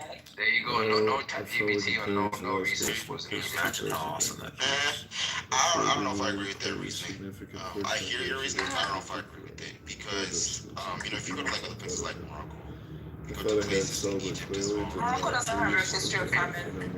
No, what I'm saying is the desert thing is what you're talking about. No. So me mentioning that it's a desert country doesn't mean that like the causative factor is desert. The causative factor is food scarcity. That's the causative factor. So basically populations where like they experience chronic food scarcity, the men are attracted to fat women. Yeah. But actually, apparently Morocco does. They've had a history of family. Chronic. How many? Now we're chronic, not for decoration. How many hundreds of years was that? Yeah. So that's why I guess the Mauritius, I've never heard of that country. And it's not even just them. It's in East Africa. All these countries. It's in East Africa. You ever heard of Mauritania? Mauritania? No, I'll be honest, I haven't heard of it. It's one of the smaller countries most people are aware of. But yeah, it exists. So like there's a fascinating documentary, right, where they go and they like actually start talking to men there. So like in Mauritania, they have this practice called gavage. So gavage is when they take little girls and they take them out into the desert. They put them in a camp in the desert. Like the girls are like 5 years old, 6 years old, maybe 7 years old. And in the desert camp, they put the girls' toes in these toe vices, right? And they force feed the girls all day long. And they feed them until they start vomiting. They feed them camel's milk mixed with fats, mixed with honey. And they force them to drink it until they start vomiting. Is this a particular tribe, by the way? No. It's more like a countrywide practice. So there's a cultural practice within the whole nation? Yeah. So basically, like, they when the girls start to vomit the food because they can't eat anymore, they beat them and they twist the toe vices so they have to keep eating, and then they force them to like sleep all day. So like it's like a whole cycle of like sleep, eat, sleep, eat, sleep, eat. And the whole point of this is to make them fat. To make them fat. And the reason I was making them fat is because the men won't marry them if they're thin. What age did they do this to the women or the girls? To what age? I think the documentary. So and this like I think it was like was it? I was like maybe like 2010, 20 between 2010 and 2015. I think. No, I mean the age of the oh, women. the girls. They're like 5, 6, 7. Oh no Yeah, way. 5, 6, 7. Some of the older ones. So the older girls are there because they're from poorer families. So like their families send their girls earlier, poorer families send their girls later because they can't afford it. But anyway, long story short, like the whole point is to make the girls fat so that they'll be able to get husbands and like so that men will like them and stuff. And so like in the documentary, they go around like asking the men like, okay, what kind of woman do you like? Then they bring them American magazines and show them like American supermodels in the magazines, right? And they're showing the men, they're like, do you like this woman? Do you think she's pretty? Blah, blah, blah. And it's so interesting because all the older men, all of them said the supermodels were ugly, that this is terrible. They want like fat, obese women, blah, blah, blah. In the younger men, it was mixed. So they had some younger men who would say that, the supermodels were ugly and that fat women were pretty. And then you had some younger men who had like more Western exposure. And those men would say that fat women are ugly and that they want like the supermodels. I agree with you. I'm going to make the claim also just off of the back of what you said that attraction is part of attraction, or a huge part of attraction is social conditioning. I strongly agree. Yeah, you're likely to find attractive what your peers find attractive. That is true, Michael. Yep. Men are very, very follow. Like if they see a woman that they feel that their peers thinks is like a desirable woman, they start desiring that kind of woman. I think a huge part of attraction also just because of the thing you said about follow. I don't believe it's as simple as that. I believe it's also linked to status. I think a big thing that you guys have in your country in America is that people complain, or black women especially complain, that athletes or artists or people that are high profile get engaged or they marry or whatever with white women. That's a big thing in your country, okay? So I think that a part of that comes with status. And I know that this is something that a lot of people don't like to discuss. But I'm not saying that I completely agree with this, but I want to open the floor because this is an American issue. Yeah, I don't disagree with you at all. And I'll say this coming from a country where marrying white women or marrying white people I'm Nigerian. Like marrying white people used to be a low status behavior in Nigeria. And then because of American influence, it has flipped. So, yeah. So I think what is happening is that, like in America, what do you say? I can't hear. My microphone is messed up. Sugar Belly, what you on you? Can you hear me? Yeah, I can hear you now. Korea, you made a point about the plastic surgery. So Korea has the most plastic surgery, the highest plastic surgery. Yeah, Korea has like the highest rates of plastic surgery in the world. Then there's another stat. You can check it. I don't have my PC open, so I might be like one off or something like that. So the highest products of skin whitening products or skin lightening products, Korea is number 1, and then Nigeria was, I think, number 3. No, so Nigeria isn't like that. Oh my God, I feel like this is Nigeria's most misquoted stat. I know, I heard you. This is the most misquoted stat about Nigeria ever. So the study. Sorry, 1 second. So the study was a study that was done on traders in Lagos. Lagos is one state in Nigeria. And the study found that 70 to 77% of the respondents of that survey had used skin whitening products. For some reason, the study keeps on getting quoted as 70% of Nigerian women have used skin whitening products. And this is not true, and especially like if you actually go to the country and look at like the people walking down the street, the demographics and everything, you can see that it's not true. The vast majority of Nigerians are brown skinned, like they're just they're like a dark brown, right? What you have is a localized part of the country that has a lot of Western exposure, and in that part of the country, you have a high rate of skin bleaching, and that place is Lagos. So in Lagos specifically, you have a high rate of skin But also sugar bets here. I think also like the idea of thinking that just because people are lighter skinned too, that doesn't equate to like a country having like higher population at all. Like No, I mean, so yeah, we have some people in the country who are light skinned, and so the whole like skin color thing is very old. Define what I said, please. The greater point of what I'm trying to say is that the standardized version or Eurocentric version of beauty, like I said, is social condition. Everybody agreed with that. Yeah, we agree. Yeah, Korea is number one when it comes to cosmetic surgery and also with skin whitening products, and Nigeria is number 3. But I'm not trying to single out Nigeria. I'm trying to say that this is a global thing. This is a product. Yeah. So I think what I'm saying is that like it's actually a lot more layered than that. So how do I explain this thing in a way that makes sense? I would say that there are there's like a chain, there's like a daisy chain of like people who are influencing other people, and that's what is happening. So you have a chunk of people who are people that have Western exposure. And by Western exposure, what I mean is like they consume American media, they've been to America, they used to read American magazines, they know American celebrities, they're very like mentally plugged into like what's happening in America, right? Those people have mentally downloaded American attitudes about colorism, preferring like light-skinned people, preferring white-skinned people, and whatnot. The problem is that this set of people are also the most likely set of people to have money. So because they're likely to have money, that means that they're likely to be the gatekeepers of opportunities for people in the rest of the country who don't have as much exposure to America. They just don't. Those people don't know what's going on in America. They don't know like they don't know any of this stuff, right? But what they do know is that the people who have the job that they want, they said in the job description, only light-skinned women. Or they didn't say that, but like when they went to the job interview, only the light-skinned women got through. So those people don't have a mental idea about how they feel about skin color. Like they don't think, oh, light skin is better. They don't think that like white people are better. They don't think any of those things. But they're seeing the pattern that if you're lighter, these people will treat you better. And that's what's happening.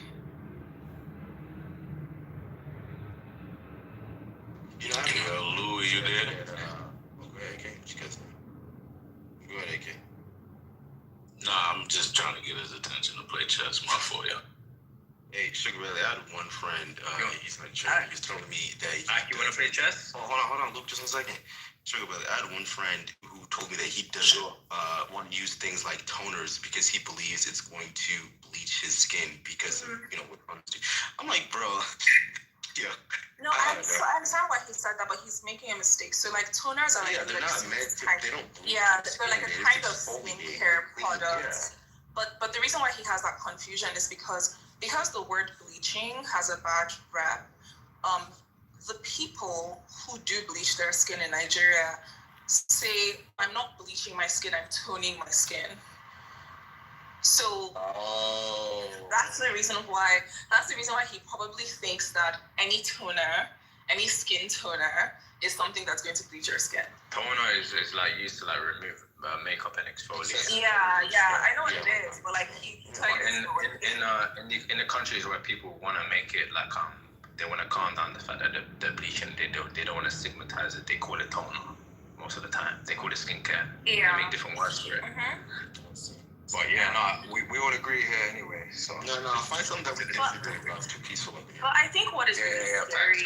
So like what is really scary is that richer people who have colorist mental attitudes are causing poorer people who don't understand colorism and don't even understand white supremacy and don't understand any of these things to bleach purely because they want better opportunities.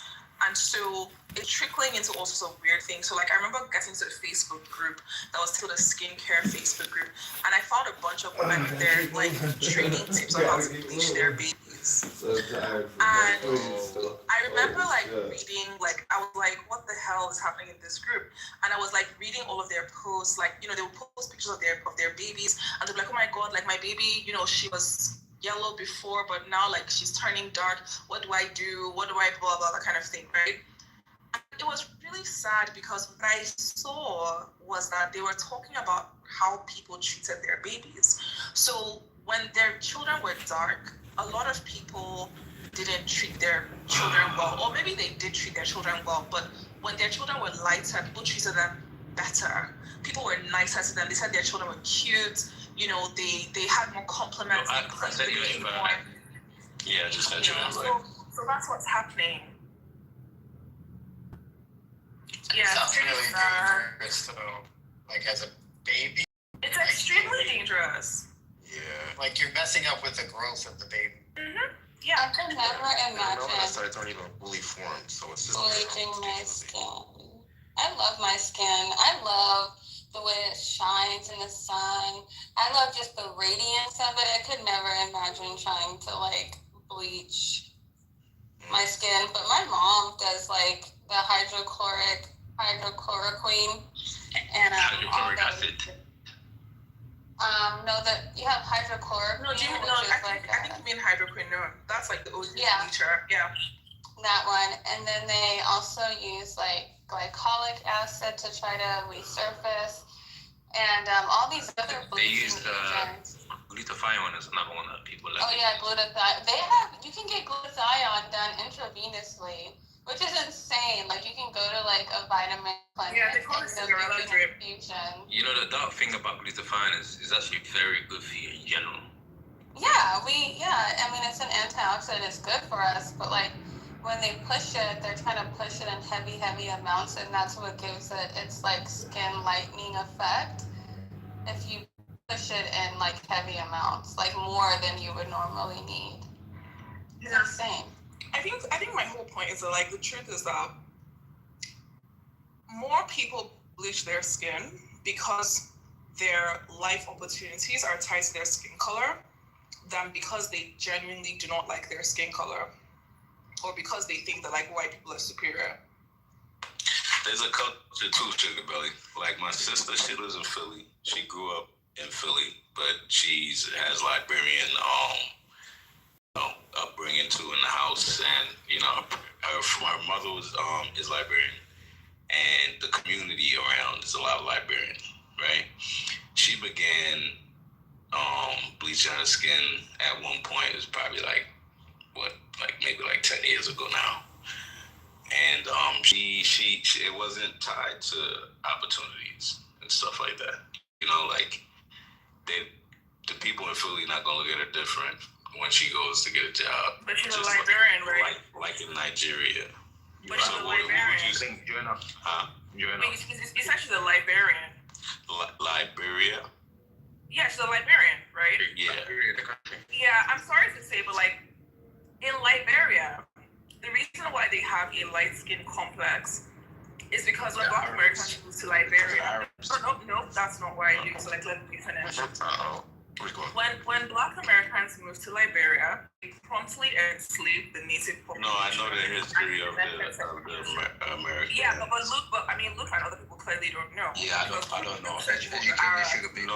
Okay, before you get into that, let me just ask you, her being separate from the actual country of Liberia, right? Mm-hmm. What would you say anyone's reason for skin bleaching at that point? Because you were just attributing, and I agree with you. Just because you go somewhere, it doesn't mean you're kind of separate from like all your childhood influences. Mm-hmm. You know, it's just like it comes down to the root thing I said. It's down to conditioning. Okay, I understand. You go back to the Black American. No. I'm actually just going to say what happened in Liberia. The reason why Liberians have this complex. Like, do you understand? The reason why Liberians specifically have a complex with their skin color, and the reason why they do is because Black Americans moved to Liberia, enslaved the native Liberians, and implemented very strict segregation according to skin color, right? And then not only did they do that, but then they very deliberately only wanted to breed or intermarry with light-skinned people. And then and then they hoarded all the opportunities and economic resources in the country for only that set of light-skinned people. So area, if you look at their government, all of their top governments are light-skinned, mixed-race Black American descendants. Meanwhile, the native Liberians, like the actual average people, are dark-skinned, regular-looking West African. I watched a documentary on the people of Liberia, and didn't they have like some dictator named Butt Naked? General Butt Naked. Yeah. Wasn't that crazy? He was horrible. Yeah, he used to the worst. He used to eat children's hearts. Yeah, he was to eat people and run around butt naked. He was crazy. Stupid topic here, but now listen here. So, Liberia was founded by 3 Black people from the United States and the Caribbean, including formerly enslaved individuals who were supporting American colonization. I'm reading this, by the way. So then that was in the 19th century. Okay, so now you didn't know that. I didn't know that.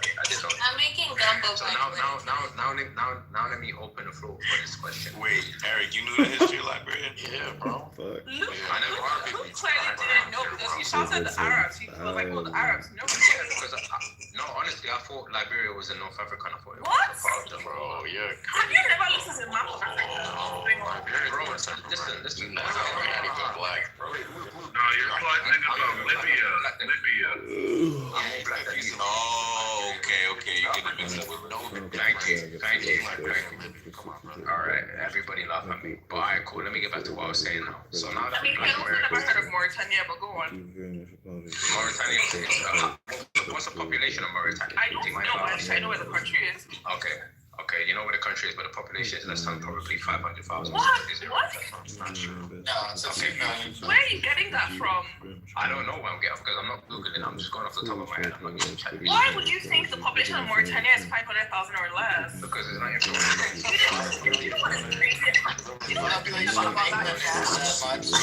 What is crazy about that guess? He didn't even say 5 million. He said like what? And I'm trying to help him out. It's over 5 million people live in Mauritania. Okay, so you're wrong. So I'm not wrong, bro. No, sorry. My Google made a mistake. It did Mauritius. The population is 1.26 million. So alright, I'll give it to you that you're right. I don't know about anyone. Liberia, Libya, Mauritania. What about Lebanon? Here's about Lebanon. Of course I know where Lebanon. I've been there before. I did a textile business over there before. I've been to Lebanon before. What about Eritrea? You know where Eritrea is? I know where Eritrea is. East Africa, of course. Right next to Ethiopia. Okay. What about the country? Know all the non-black countries. What about Chad? These are African countries. I know where Chad is. Chad had one of the biggest empires. The heart of Africa. Most of my songs. Wait, stop. Everybody stop. Do you guys hear what he said? Do you hear what he said just now? I said no, this is what he just said right now. He said, what did I just say? He said, the heart of Africa. I'm going to say word for word. He said, I know where Chad is. Chad had one of the biggest empires in Africa, Mansa Musa. Oh no! That's the form against Nick Oh She's so mad. Why is she so mad? Oh destroy the rugs, covering,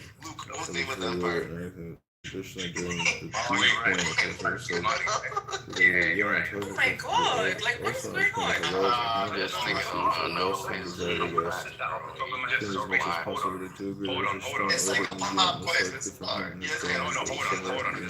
He forgot.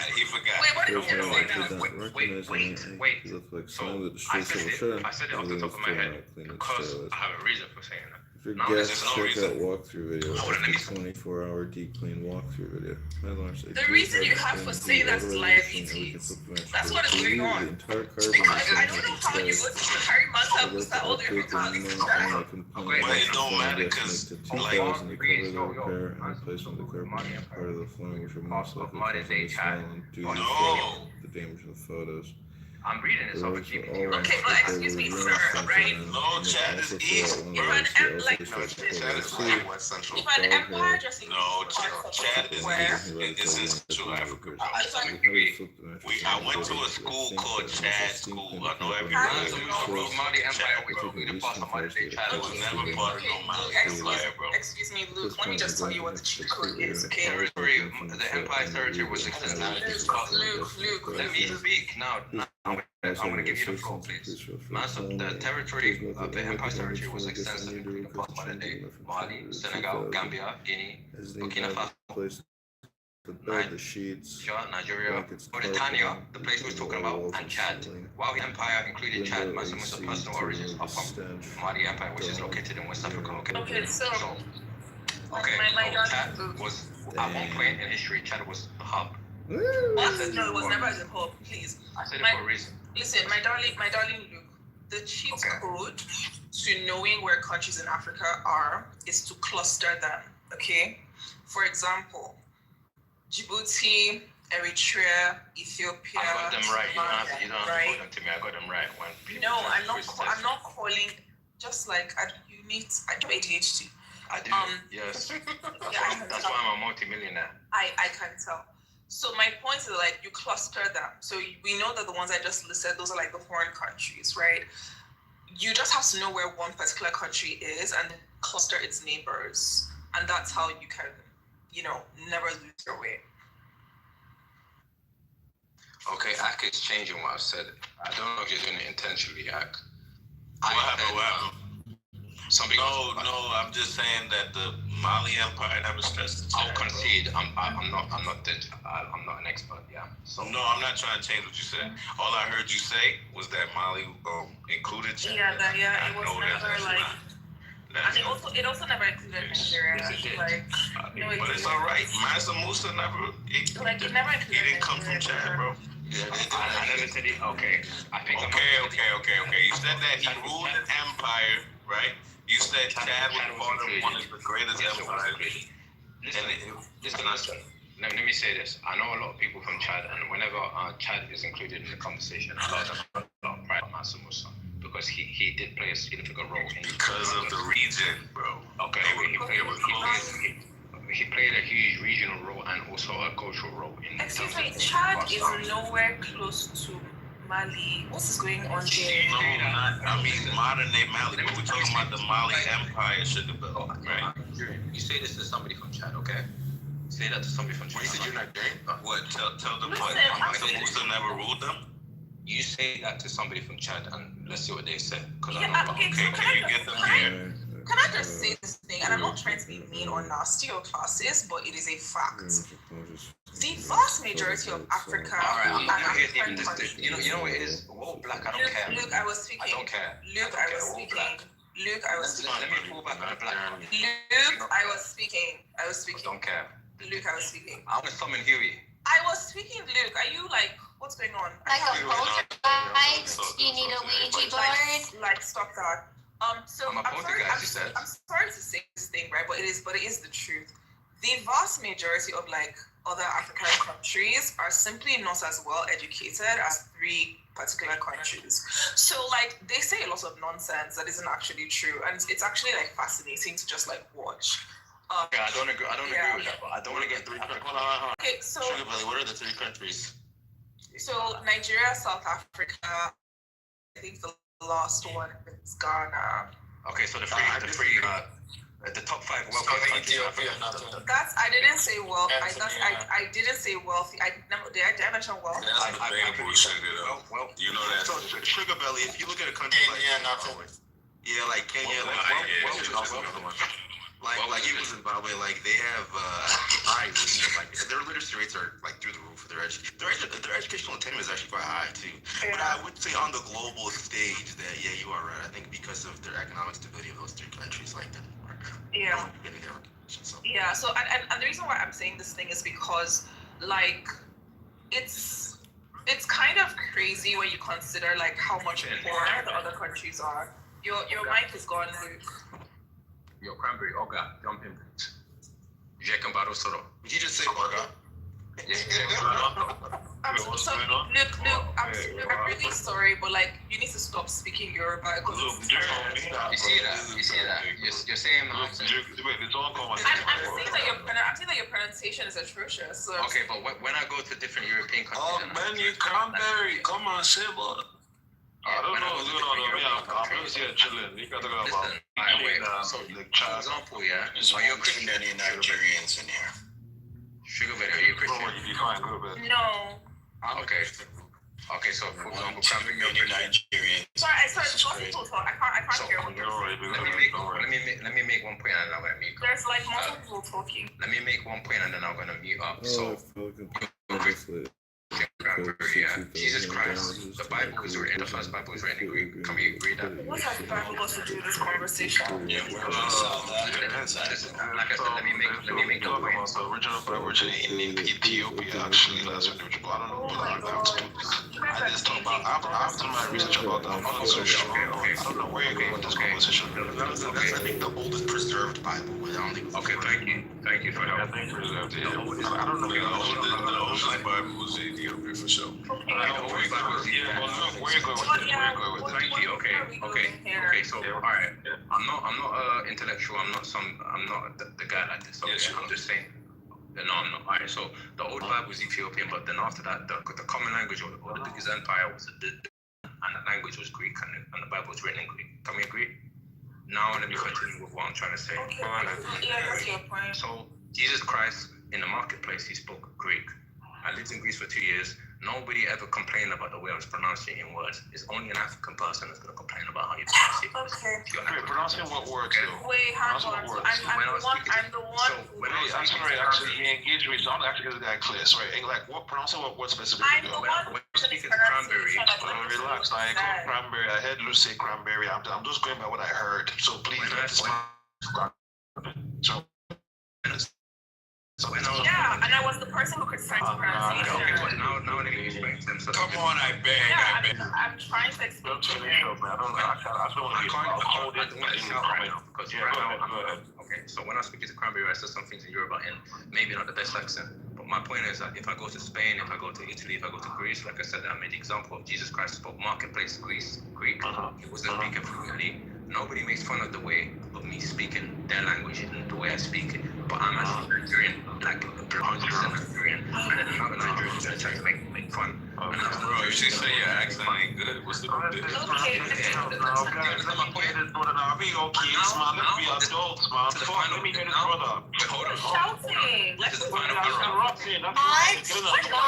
That was quiet this whole time. Oh, Jesus Christ, man. Kids, man. Go on, Luke. I'm hearing you, bro. This is the pinnacle.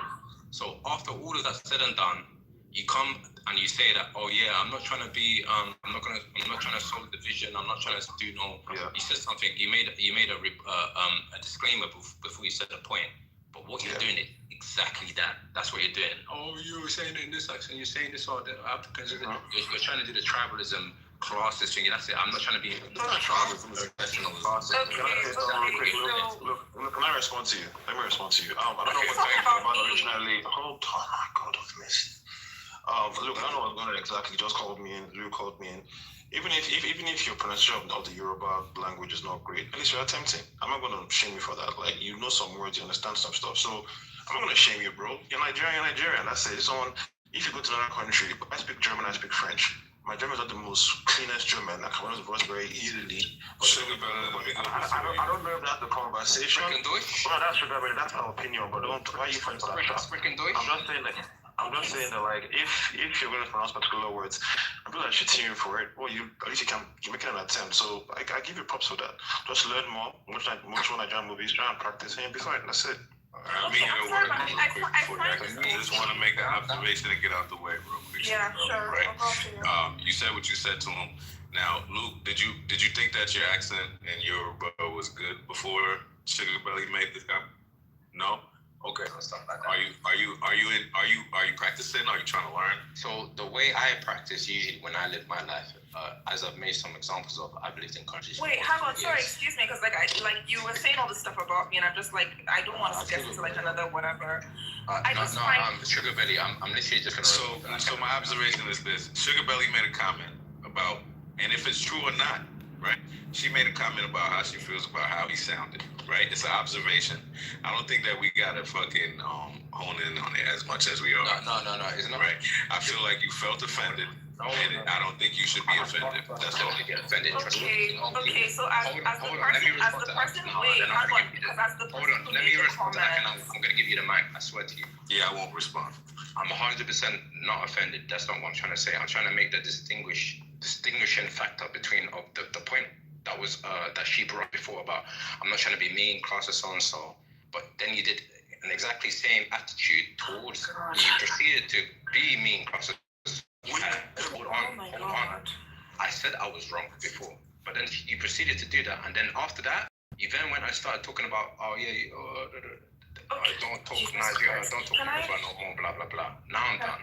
Okay, so as the person made the comments, like I actually think that you're turning a hill into a mountain, but I also feel like the attitude of like, oh, you know, why do I have to get the accent right, or why do I have to get the pronunciation right? Besides that, by the way, I mentioned your accent. I never why once. I said the attitude of like, can you not do the same? Like, try to comprehend the entire sentence, please. The attitude of like, oh, Jesus was speaking Greek. Oh, when I go to Greece, nobody criticizes my Greek. Or blah blah, that kind of thing. Fact. Can I finish, please? Like, I think that that's a very Nigerian attitude. So if you think that I'm trying to snatch your Nigerian card, don't worry, you're not in any danger, because that attitude of like, oh, this thing is mediocre, but it's perfectly fine, is a very Nigerian attitude. No, it's not. Nigerians are the most perfectionist, tough level cyber criminals. Please, like, I actually live there, so this is not like your Jingle Bells fantasy of Nigeria. If you're going to speak a language or like learn something or learn a skill, it is worth it for its own reward to actually aim to get it right. So I've never understood this business of like, you know, oh, it's like half-baked, but like it's okay. And I don't like why people act offended about that.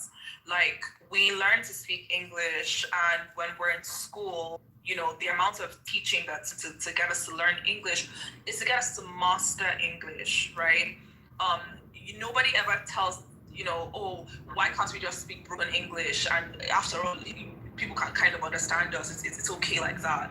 So I just don't understand like why people don't want to have a level of like mental standards for African languages. I don't get it.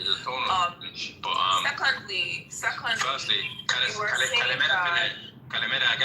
You were saying, hang on, you were saying that like, oh, it doesn't matter, whatever. Why are you interrupting? Okay, Greek. So try. Let me hear you. Okay, but can you? Why? So again, I'm sorry, but like. You want to speak Spanish with me as well? Excuse me. So Luke, this is nonsensical. Like what you're doing, Luke, is completely nonsensical. I didn't put any expectation on you. Can I finish a Translate open sentence, my phone Luke? and loudspeaker. Put my voice on loudspeaker. It's gonna make a full sentence. Luke. Okay, so you know what? I wasn't going to say this before, but I actually have to say it. And I'm not saying it based purely language like comments. I'm saying it based off this and the Chad thing, Ansab Musa thing, and all of that stuff. Luke, you have a chip on your shoulder. For some reason, you're not able to accept when you're like wrong about something, or you feel like, I don't know if it's like you feel insecure about saying, oh, actually just, you know. Sugar belly is gaslighting. Why are you gaslighting? I have a chip on my shoulder. No, it's, you do. So Luke, you do have a chip on your shoulder. I could put a screenshot of Luke, can I finish my sentence, please? Like when you went on, I didn't my bank balance and my portfolio. You have think a chip on my shoulder. you're proving the chip on your shoulder. Proving it. You're proving you have a chip on your shoulder. That's the guy. You want to post your bank balance? If you want to post your bank balance because I said that like you mispronounced the word, I have a chip on my shoulder. you have a chip on your shoulder. That's the gaslighting, Sugar belly. No, let me finish, please. Excuse me, Luke. All I said was that you mispronounced a word, right? And you want to post your bank balance and show me all your millions. You're proving you have a chip on your shoulder and you're insecure. You're proving it. This is the easiest thing that females go through that have no logical argument. They say that you're insecure about anything that a man tries to do. Your man's playing your insecure. Why do I need to see your bank account because you mispronounced a word? They don't actually say that, girl. Why do I need to see your bank account because I said you mispronounced a word? Like, what's the connection? If I'm insecure, what is the connection between your bank account and mispronouncing a word? That wasn't the connection, though. That wasn't the connection. Hey, mira. So let me tell you this. The biggest chip on my shoulder I had in my life when I grew up in depth and poverty, sharing bed. What has this got to do with you mispronouncing a word? Listen, the biggest chip on my shoulder I had in my life was poverty. My biggest chip on my shoulder was being poor. I can tell. I can tell. So now, when you say I have a chip on my shoulder, when I say I've overcame that, I'm saying, okay, let me show you the proof of me overcoming that. anything that you're saying is intellectual. I say, hey, I'm not an intellectual. I never went to university. I'm not a professor of Yoruba. I know it's a tonal language. I cannot speak it well. So you can't get a one up on me. I'm not trying to one up you. And this is exactly why I said you have a chip on your shoulder. I have to be poor. I can tell. It's written all over you. All I said. Morning to night. Only you talking. Okay. All I said. Right. Now, sugar belly. Now, Is Omni, like, shut the fuck up. That sugar belly cup, bro. Like, no, I mean, like, what? This is crazy, right? Because honestly, yes, did you mispronounce the word? Yes, belly. Only you be can talking you shut the from fuck morning up? to night. Only When you other be people are talking. talking, you didn't hear them talking. Shut the fuck up, dude. Shut up. Please you give us peace now. You don't want to hear me talk. Leave the fucking room. Jared, give us peace. Jared, please. No, leave the room. Shut the fuck up. Jackie. I was talking to Come on. I was talking to Luke. So as I was saying, Luke, like this, you blew this completely out of proportion, right?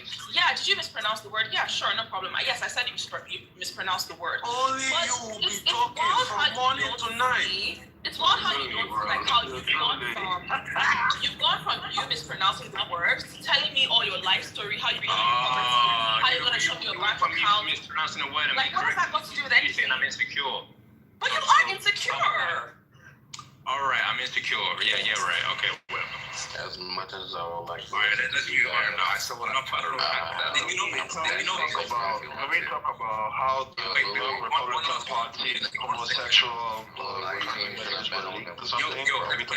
Everybody, I want everybody to observe this. I did not personally attack her. I never said one thing about her. To personally attack her. Room, bro. Y'all have flirting and shit, bro. We ain't trying to do that. Well, let's end this thing. Let's talk about the league, the Republican kids that like had to little racist shit all the time. Let's talk about that. There's a back channel for a reason. I mean, you really need to think about like how you blew this thing out of proportion. I don't care, man.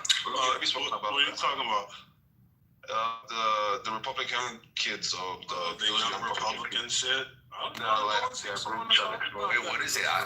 What is it about? I don't know. I don't know. Maybe the Americans can expand shit, but there was like a group of young Republicans. It was a young Republican group, like I guess just a Republican advocacy group called the Young Republicans, and they were pretty much the people in the group chat were saying a bunch of crazy shit about raping women. Gas chambers, all types of just racist, crazy, like that forward type shit. PTR me, those are the text messages. Talk about gas chambers, talking about black women. Who are they talking to? Crazy shit. But then gets on stage when he's questioned about it. I see. Everyone, he basically says everyone who's like complaining about it is like pearl clutching and it's just a bunch of kids saying like edgy jokes pretty much. And they're not kids, they're all adults for the record. Top. Only you talking. How you shut the fuck up?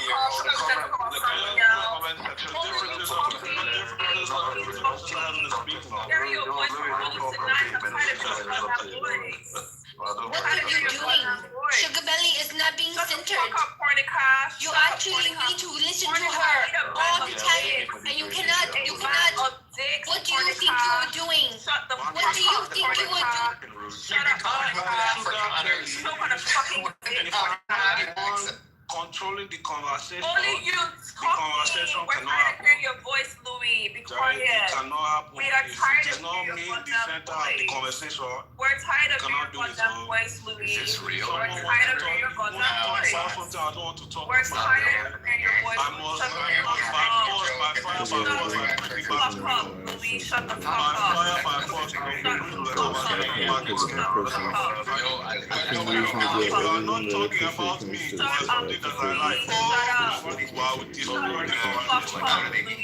fuck up. I just realized that Sugar Belly is the Nigerian. Sugar Belly is the Nigerian Antifa. All by herself, she's Antifa. Nigerian. Thank you. No, thank you, ma'am. I'll leave that up to you. Like part of the LGBTQ, why would you deny that offer? I'm confused. Okay, what cranberry are those text messages real? Like, who were they talking to? They were shit posting between each other, and the conversation got leaked. They didn't threaten anybody. It's just ridiculous. You're gonna tell me the direct quote, and I have to interpret it for you. No, shit posting means that they put it. They were shit posting. It was mean. Stop it. It's a conversation between people that you can trust. Shit posting means putting something in public that is, just a throwaway line, just a shit post. You can just they were having a conversation talking about Nazis. I like how their fellow captain was defending the Yeah, this is weird, bro. I mean, you can't. It's trying to normal people don't talk like this, bro. Michael, why are you running? I don't see nothing wrong with the broadcasting with nothing wrong. Nah, you can't fucking. To me, I feel like the way people joke. The bigger story is J.D. Vance defending bullshit. What did he say? He pretty much said he's saying that anyone's upset about this. It's kids. There's been bipartisan pushback too, but he's saying anyone who's upset is pretty much they're pearl-clutching, fucking snowflake libbies type shit. What's a pearl clutch? Pearl clutching is just you're being too too uptight type shit. Can I ask a question? I mean, does it offend me? Does it offend me? No. Can I ask one question? I shut this off. No, it's not about it doesn't affect you, Mike. Do you think that's something the vice president should get on stage, on a platform, on a podium, and defend in any capacity? I would say can I ask one question? What platform was it? Were these messages sent? Okay, so not that makes it even worse, actually, right? And people because I didn't know about this happening, but now let's get to how did it leak? Was it meant to be ending? Well, why are they just saying this random shit, Beaner and Spick? Yeah, why would you say that? They're not just saying it. It's had 28,000 posts over how many years, and then the news organization, it got leaked, and they combed through 28,000 messages to find the 20 worst egregious ones. It's comical. Why are you ever saying beaters and spicks in a professional setting? Yeah, but these are not friends. These are colleagues. Wait. Can we get to the bigger issue here? So what was the organization? The bigger issue is what was it? Yeah, okay. What was the organization? Republicans saying. Wait, I don't get what the girl said. This is what the girl saying. When you bring that side out, what does that mean? Basically, I'm ready to watch. I'm ready to watch people burn. Oh, that's pretty bad. Everyone. America. Just kidding. These people, they don't like Jewish people. Of course they don't. Oh my god. No, it doesn't seem like their favorite, Mike. Hey, look at this guy. Trump's too busy burning the Epstein files. That's fine. Can I play JD Vance's response? Yeah, play JD Vance's response. Hold on. Okay. You don't think that they... Michael Cranberry real quick. Especially young boys, they tell edgy, offensive jokes. That's what kids do. And I really don't want us to grow up in a country where a kid telling a stupid joke, telling a very offensive stupid joke, is cause to ruin their lives. That's what kids do. Vice President J.D. Vance earlier today commenting again on a political story involving members of young Republican organizations and thousands of leaked messages where they're seen exchanging hate, racist, and homophobic texts. The vice president choosing there not to condemn the messages, instead dismissing it as, quote, what kids do, and that, quote, kids do stupid things, especially young boys. The organization in question is for Republicans between the ages of 18 and 40. Kids. They call that young. Anyway, according to Politico, the Telegram group chats involve Republican operatives, and at least one case, an elected official. Inside those messages, one referred to Black people as, quote, monkeys, and, quote, watermelon people. One talked about sending political watermelon people is funny. Another called rape, quote, epic. Prominent Republicans like Congresswoman Elise Stefanik were quick to condemn the messages. The Young Republicans denounced the text as vile and inexcusable. Politico reports that at least one person lost their job, while another had a job offer rescinded. At least two of the people involved have apologized. My panelist back the arena text chain is also with us.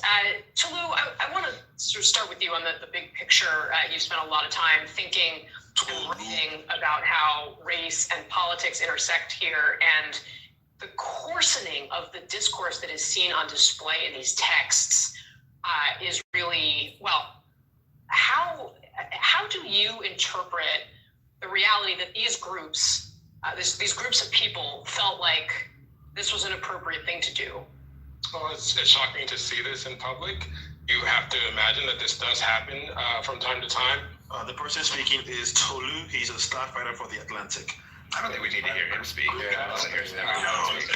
hate how white people stop the video, let me know. I'm not going to stop it here, but I'll just say stop it here. I don't like things that I want to say. The first thing is 40 is not young. And the second thing is I do think people are blowing this out of proportion. Right? Now, there's one thing. Here comes Eric with the edgy tape. Hold on. This is my opinion. There's one thing in there that I do believe is kind of weird and should never be joked about, and that's rape.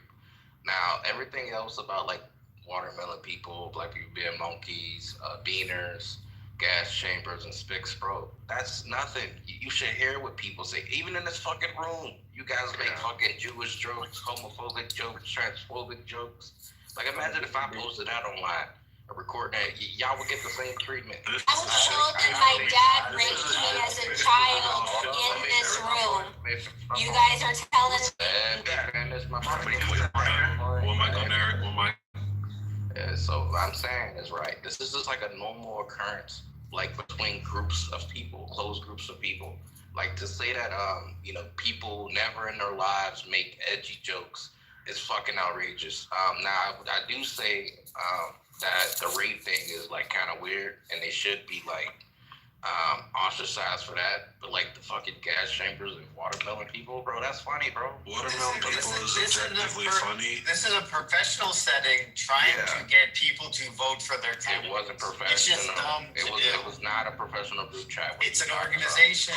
No, they were part of the organization. That wasn't an official fucking organization. Let me ask you this. Wait. Were they texting? Hold on. Were these personal text messages, or was the platform that they were messaging on a professional setting? It was personal group chat. Was anyone in? Did anyone in the group chat not work? It would be like if children all got caught saying crazy shit. You don't. I mean, so let's say, for example, whoever was just speaking, you can run for office, dog. Whoever was just speaking, Tell us in Discord, no one didn't tell us I'm running for office. Whoever was just speaking and whoever was just speaking just now. Actually, Mr. Finley could. Okay, if everybody says a message and they say something racist, they say something to the government person. Because he's always buttoned up, but he does that intentionally because you know, I'm trying to want to get caught out there. With that group. It's about freedom of speech. It's about not hacking. I mean, yeah, but if out of everybody, he's probably the best behaved. Okay, so does everybody here think is okay? Right, because he's being professional. Michael was trying to paint the picture that they work for like Microsoft or something. Does that make Microsoft? They work for the Republican Party. Yeah, that's not the same. I can work at the White House, and I can have a personal group chat outside of my work, and I can say all types of things. That doesn't like. That's true, Eric. Look, I agree with what Eric's saying, but it's just when this is exposed, it's hard. This is the point. As soon as Family gets arrested, though, it's just not smart. You can't unsee it. Like, so when these guys, they want to, like, if these guys were to go speak or represent something or try to say anything somewhat fucking in reference to morality or anything like that, how do you take them that seriously? Well, I mean, morality is subjective. How do you take? I agree, it is. And so, like, if I hear if I hear people speak, but I just can't look at these people like. I don't know. I don't even know who these are. I don't even fucking understand what they even really do. But like. I just know one thing. They didn't want this to get fucking released. You know what I mean? They didn't want it to get released. And so, like, How do you think seriously? and so it's just ignore it. It doesn't matter. How do you take seriously any piece of So information? the idea of like seeing this and then seeing some of the stuff on there, it's like after that, I just don't see them as the same. Like, even if they say it's a joke, it's kind of like I know what kind of content floats in your mind now, and it's like, okay. Exactly. It undermines whatever they say in the future. It does have that effect. Now, in the sense of it should have ruined their life. I mean, fucking. No, that's gonna be up to. You know what? How about this? That's not up to anybody but the people that they subscribe to, or they try to get a job with, whatever. Because everybody has a right to respond to what they say. Let me ask you something. That's their fault. Yeah. If someone was making pedo jokes in those back channels, would you feel like they should be exposed? I feel like if it's not I'm not saying they're spreading kitty porn or anything. They're just making jokes about pedophilia. Eric already put the disclaimer. Like he set the boundary. Rape, I don't fuck with, but everything else is whatever. So I think you're allowed to yell. Are you ever categorize it in that? The individuals, wait. The individuals who are willing to make jokes and be crass and speak crassly about raping women. Do you think This is so stupid. Do you think these are people that ought to be protected? A few weeks ago, everybody Because say what you want to say. Wait, Eric. Say what you want to say about this space. Wait, really quick. Really quick. Everybody in this room was joking about dropping us up a few weeks ago. Shut up. Yo, Everybody in this room was dropping us Bro, take a breather. Say what you want to say. Does that mean it's okay for everybody's identity? Say what you want to say. You have to relax. Please. Let Louis finish, please. Yeah, come on, bro. Please. Say what you want to say about this room, Eric, and the type of shit we joke about. We don't use rape flippantly. We don't fuck with that shit, right? People get called out if anything like that is mentioned. That's called out. So like the type of group that's comfortable with that type of rhetoric or even jokes to kind of fly around.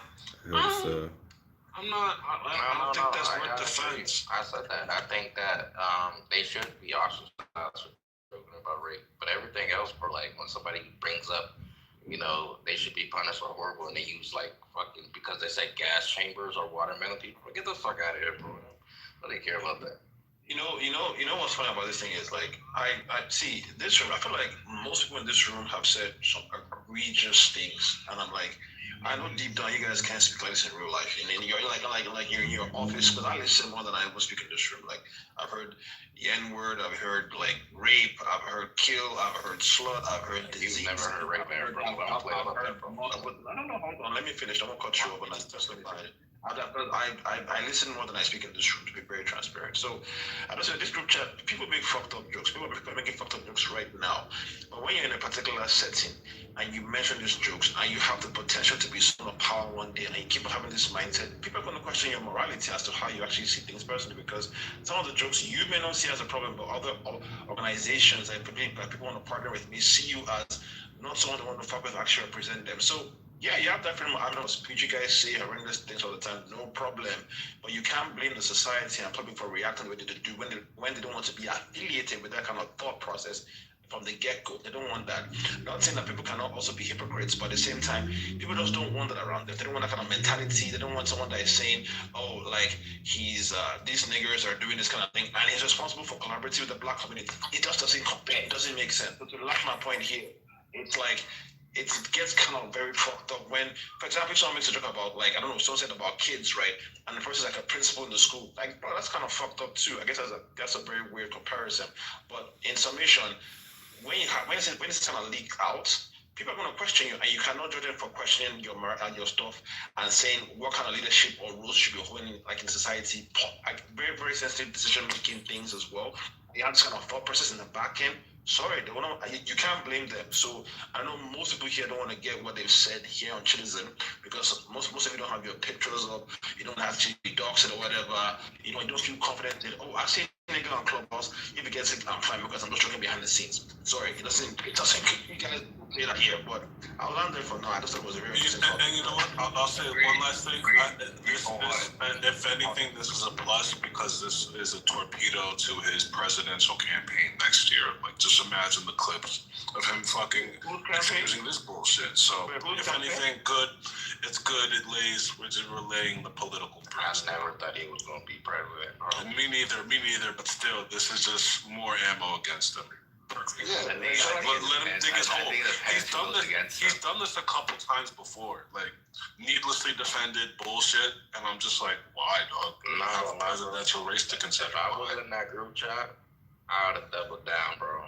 I'd be like, and I said it, and what? I'll say it again. Yeah, that's fine. I mean, unfortunately,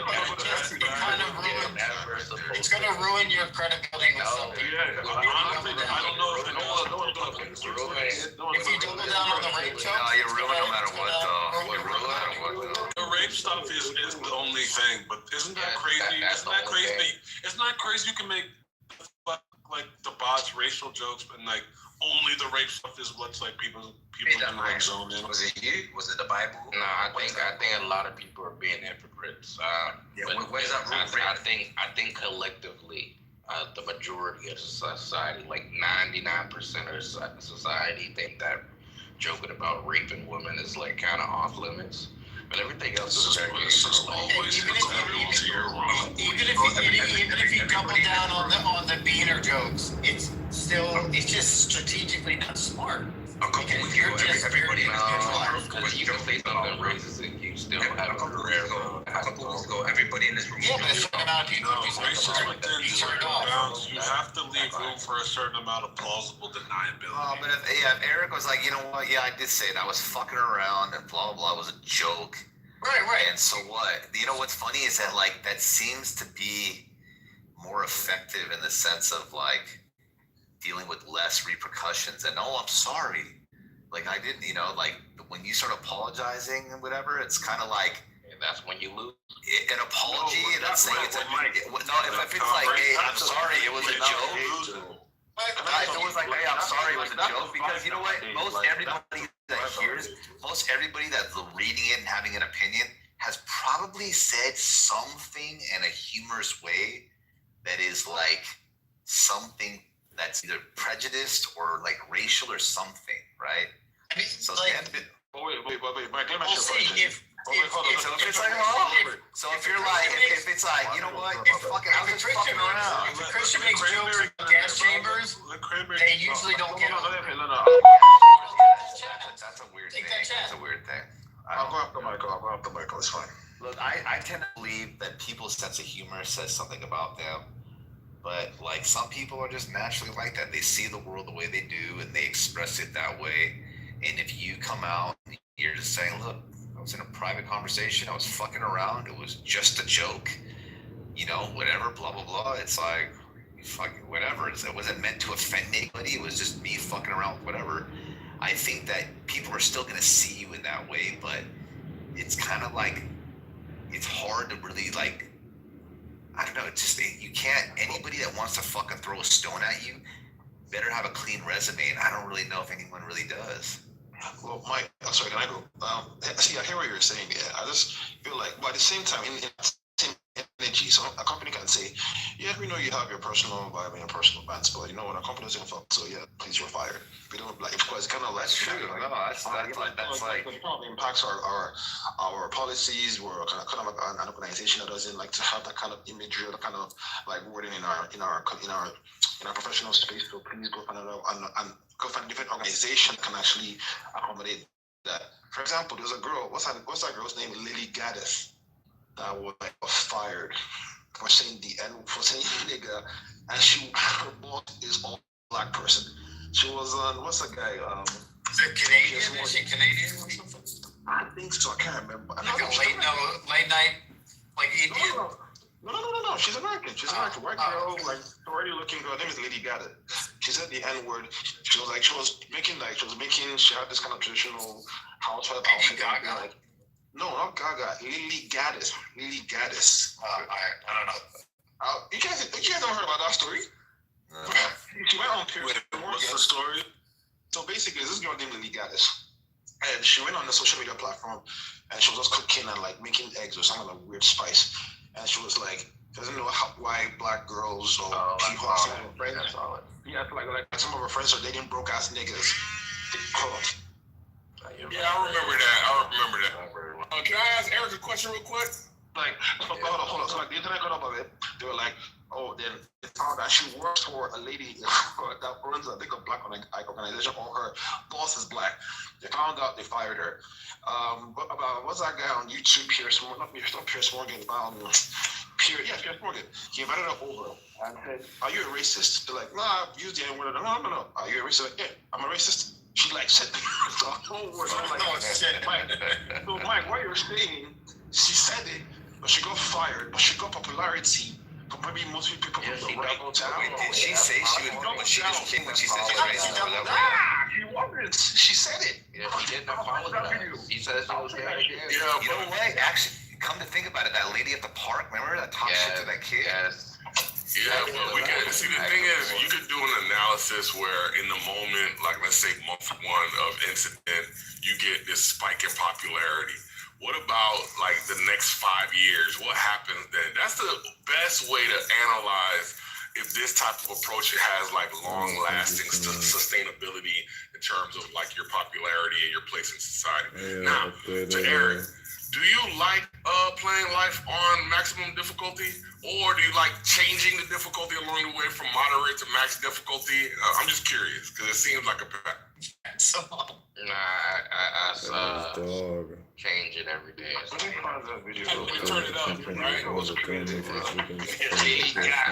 just believe in certain things and that other people don't, bro. It's all it is. Hold on. Let me find out. But I just feel like doubling down nowadays, at first, you're going to get popularity, but be prepared. Like, the side that supports you are going to be a side that may even have more passion about what you said. Even to have a joke out of context, you may find actual people that want to say, hey, by the way, we love what you said, sister. Come join the brotherhood, 9:30 p.m. I don't know, like at Chuck E. Cheese or some shit. I don't know where you guys meet. I don't know where they meet. But like, so look how many people are like accepting like friends with that guy Pepe on this app. That fool says some horrible ass shit and no one gives a fuck. Who, Nick Fuentes? He gets canceled all the time. He has can't keep an account. He has no platform. Every financial institution, like drops him out as a client. Like he's like we had like 3 or 4 different conversations going. I still don't think it was okay for Nick Fuentes to get debanked.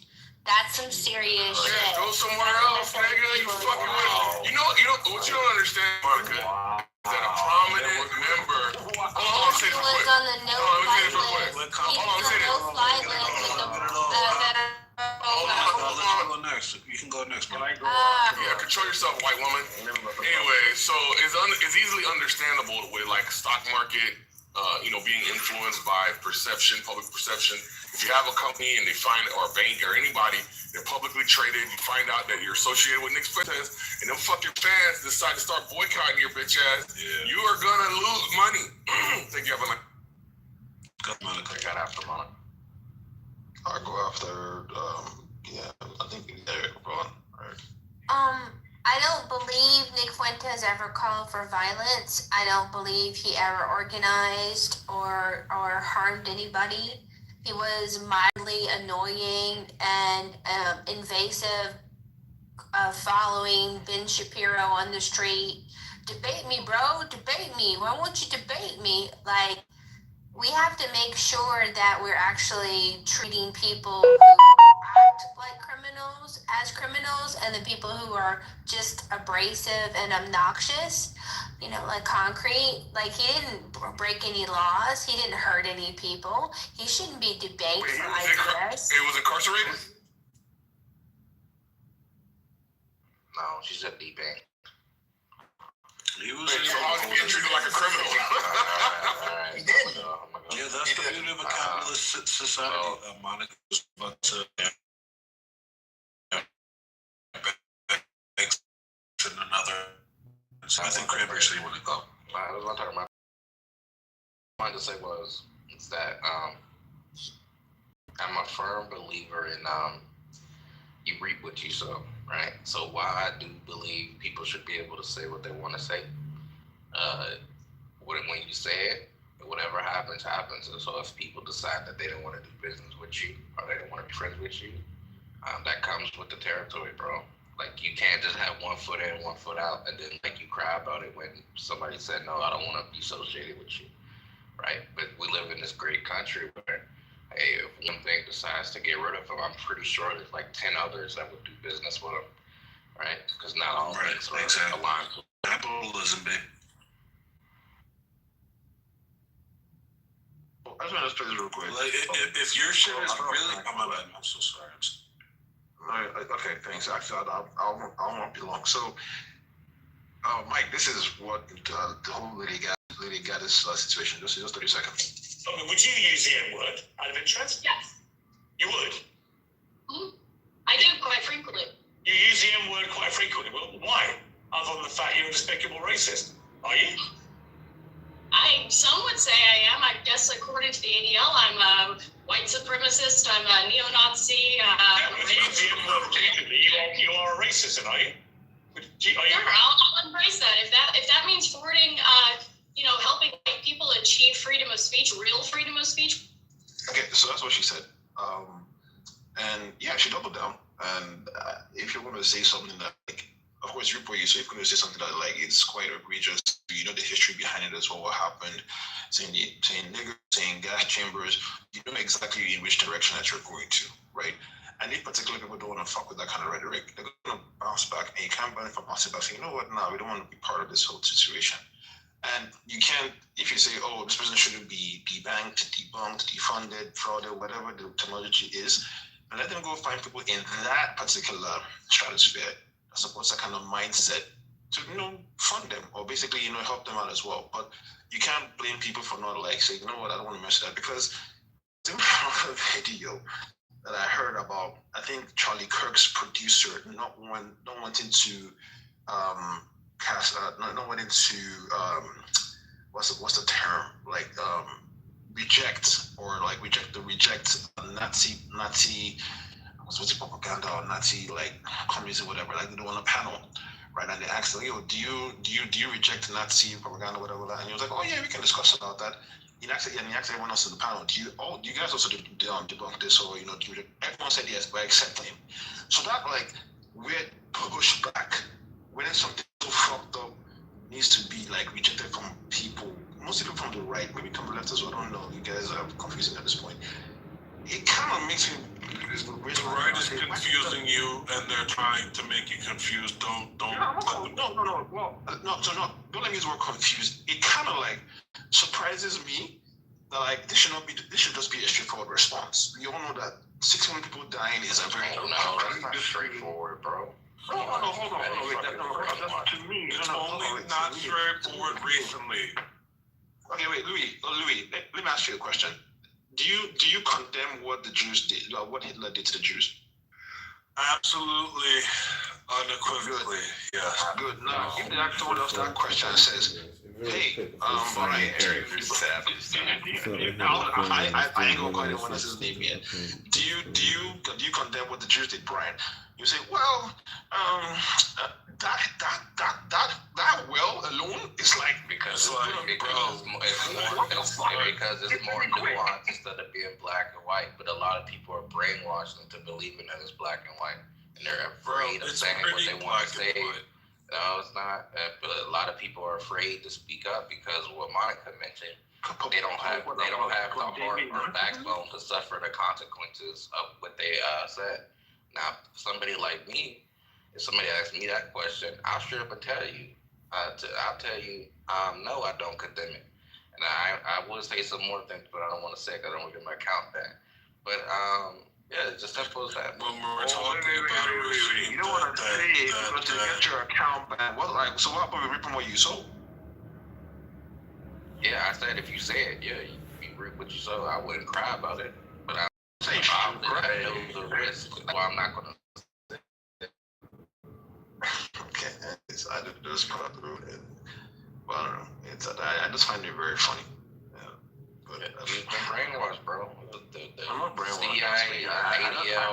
No, it's not brainwashing. You're just being an asshole. All those kind of like traps or words, they don't work. I promise you, they don't work on me. I promise they don't. I've done my bread. I've learned. I've lived. I pray about things. So let me ask you then, if it hasn't worked, what was wrong with killing 6 million people? It wasn't 6 million people. It was 11 million people. It was 6 million Jews. How many ever was it? Hitler was trying to have power to himself. Wait. It was 6 million Jews. Hitler was a scumbag who was trying to eradicate the Jews because he said about Wait, Eric, you know there were 5. You know there were 5 million people separated into different demographic groups that were also targeted. Yeah, that could be the case. That could be the case. That is the case. Forget the Jews. If you want to, because everyone takes the like I don't even want to say anti-Semite, but they're like, oh, like whatever, whatever about the Jews, whatever. Remove the Jews. There are 5 million people. If you just remove the Jews, 5 million people systematically killed. The Jews, and guess what? I still hold the same stance. Yeah, it's just I don't really matter to me. I don't think that's a stance that. I'm not gonna have that conversation. Since that program didn't work, why is it a bad thing? Why is it a bad thing to systematically kill the people that we think are deplorable? Cranberry, why is it wrong? Why is it wrong that Hitler killed no man is judge, jury, and executioner? I'm not going to answer that question, my brother. I'm telling you, because Hitler was a scumbag. You don't want to answer that. I don't believe that Jews were terrible. Jews were the I'm actually, hold on. Jews, hold on. You're so afraid to answer that question when I'm actually telling you to defend those people. Okay, this is actually very exhaustive, brother. I actually don't know how you guys do it, but Hitler hated Jews. He had people under him that were saying that they wanted Germany to be ultimate power of Germany at that point. People were like, what the fuck is this guy? I'm just using common sense. I'm going to go towards the whole history. Gas chambers, killed people, kidnapped people, embezzled people. That kind of act, if everyone was around him saying what this dude is doing is terrible, should be stopped. And many people also share that same rhetoric. People are talking about many people. Hold on. I'm not going to go into the hold on. You keep talking about I condemn anyone being killed, number one. Even if they being killed for the part of the moment you're saying with. Because someone is saying that the fact that I condemn the Jews being killed, I condemn Christians and Nigerians being killed currently, I condemn people being killed in Gaza.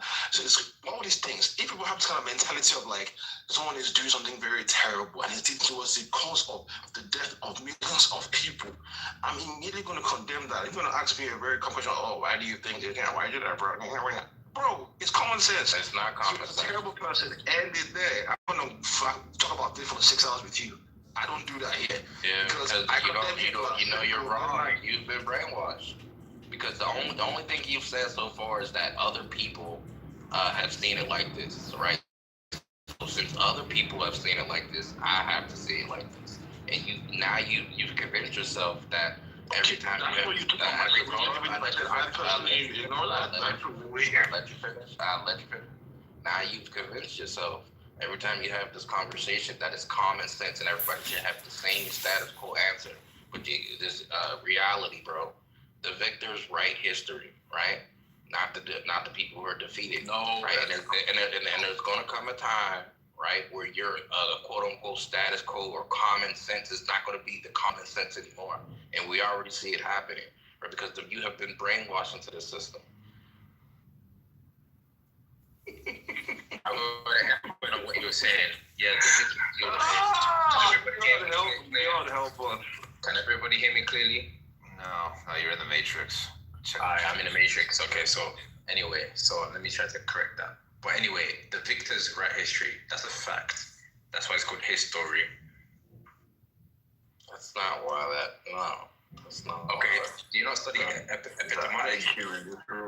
Low, bro. That's not what his. No, bro, you're wrong about that. Do you not study epidemiology? How many languages do you speak? Speak 3 or whatever. Wait, hold on, Eric. What are you saying is not the case? I think we got a challenge. What are you saying is history? It's history because it means his story. Wait, what you say, Eric? He said history is named history because it's his story. Okay, and you're saying that's not the case. Yes, it's not. All right, so let's see if he's right. Okay, so Careful with this one, concrete. It's not. I can see people putting the laughing emojis, but it makes sense. So English is. You're right because it makes sense. No, I'm beginning now. I don't want to take too long. So English is obviously derived from Latin, Germanic languages, Greek also, and the different languages that is derived from. If you break down most words, even the words I'm speaking as I'm making this sentence, this argument, there's a root word to it. It's called epistemology. As you know, you're the intellectual, not me. And I don't think it's a coincidence that history spells out history if you break it down. That's all I have to say. And you could just Google it. I haven't Googled it myself, but So you're just saying as you pulled this out of your ass. That's what you're saying. No, I'm not saying that. No, I'm looking it up now. There's something there. Wait, like concrete bread. Oh, I'm still researching. Because I don't know what the fuck he said. All right. Listen, with the intellectual thing and all of that stuff, make sure you're not gonna be disrespectful with me. All right, make sure. But if you are gonna Google and research it, I haven't done it. I'm doing it spontaneously. I don't have a laptop in front of me. Anybody else notice he tried to rank and say how many languages do you speak? Yeah, the reason why I'm saying that is because it was all right, I got it. It is actually here. I got it. The word AI overview. The word history comes from the ancient Greek word historia, meaning inquiry, knowledge acquired by investigation or account of one's inquiries. So I just take it as an account of one's inquiries could be his story. There you go. And another thing with Greek is that if he have a H, he said that etymology was his story. Right, so they named his story. No, he didn't, Derek. He said epistemology is the word. He meant etymology. Yeah, thank you. Yeah, but you're still wrong, bro. Because he just said it's one story. No, epistemology. I said before, I made my point. You're wrong, bro. No matter the way you slice it, you're wrong. I'm not trying to spice it to be right. I think concrete just helped me simplify it. You didn't. Oh, bro, he stretched the fucking AI prompt, the response to try to give you a win, bro. How could he stretch it if it took him like 3 seconds? Because your claim was that the reason why history is spelled that way, right, is because it came from his story, right? Yeah. And it just combined the two words. And that's we obviously see that's not true because wait, is that what he really meant? Prefix, no. Oh my God, I didn't get that. No, wait. That word is his story. This is the last thing. He's right. I'm gonna wait till the excitement died down. No, he's just researching. Concrete is researching. No, I already said it. Go ahead. Let me see my finger and then I'm gonna mute up. I'm not gonna. I'm high as fuck, so that's why I'm talking a lot more nowadays, right now. All right, cool. So I came in on the end of somebody saying that history is written by the victors, right? So that being said, if it's written by the victors, I said in ancient times it's his. So historia in Greek, when you say historia, it means man. Just that's an ancient Greek to modern day Greek has not been dissected, and there's not been a correct correlation between the two. By the way, that's a fact. So if you grow up in Greece and you go to school there and you learn ancient Greek, people don't know exactly what it meant. There's different carriages and there's a different way of phrasing everything that doesn't quite make sense. It's just in the record. But let me just put that aside for a moment. Historia means, I'm going to stick by this claim, it means his story. His story. I don't think it's a coincidence. I don't think there's coincidences. All right, then I'm wrong then. I'm going to put it into AI. Wrong. What are you I put it into AI. Because I don't want you guys to like fucking. I already put it into AI. His claim was, response as well. Yeah, his claim was that the reason his story is spelled his story is because it's his story. The etymology is his story, right? And they just combine the words. I'm like, obviously, no, that's not true. You say anything about spelling. So, yes, he did. No, yes, the fuck he bro. Come on, now we're gonna gaslight, bro. Hold on. His story goes back to inquiry. If you make an inquiry, then you have a story, right? Yo, concrete, don't tell me you finna do this, bro. No, I'm saying you're blocking the argument now. But go ahead, keep doing it. I'm not wait till you're tired. But anyway, let me just read it because look, he's wrong anyways. Look, it says the idea that his story means his story is a myth or folk etymology. It sounds logical in modern English, but it has no linguistic basis. His story comes from the ancient Greek word historia, meaning inquiry, knowledge gained by investigation, or records of the past. It has nothing to do with the English words his or story. So what's a record of the past? It's a story, right? Wait, can I read mine? Because a record. Hold on. This might help you out a little bit, buddy. Hold on. What is a record? Hold on. We'll see. Hold on. Look, because this is what I had. This was my prompt. Hold on, bro. Sorry. If someone made... I'm gonna show. Oh my God, dude! I swear to God. So sorry. Everybody else has been helping you. You're not helping yourself. All right, man. Okay, look. If someone made the claim that the reason why history is spelled the way it is because it's, quote, his story, is there any truth to this claim or the spirit of the claim? And then it puts the spirit of the claim, bro. Come on. Yeah. Trying to get this man out. No. But check this out. What you said earlier is what I got too. It's a folk idea, clever sounding reinterpretation of the word spelling, the spelling, but linguistically incorrect. And then it goes into the true thing. And then it says the spirit of the claim, even though it's not etymologically true. The spirit that's saying it's metaphorically insightful. It points out that history is written and framed by people, often men, giving historical power. What we call history is a narrative shaped by perspective bias.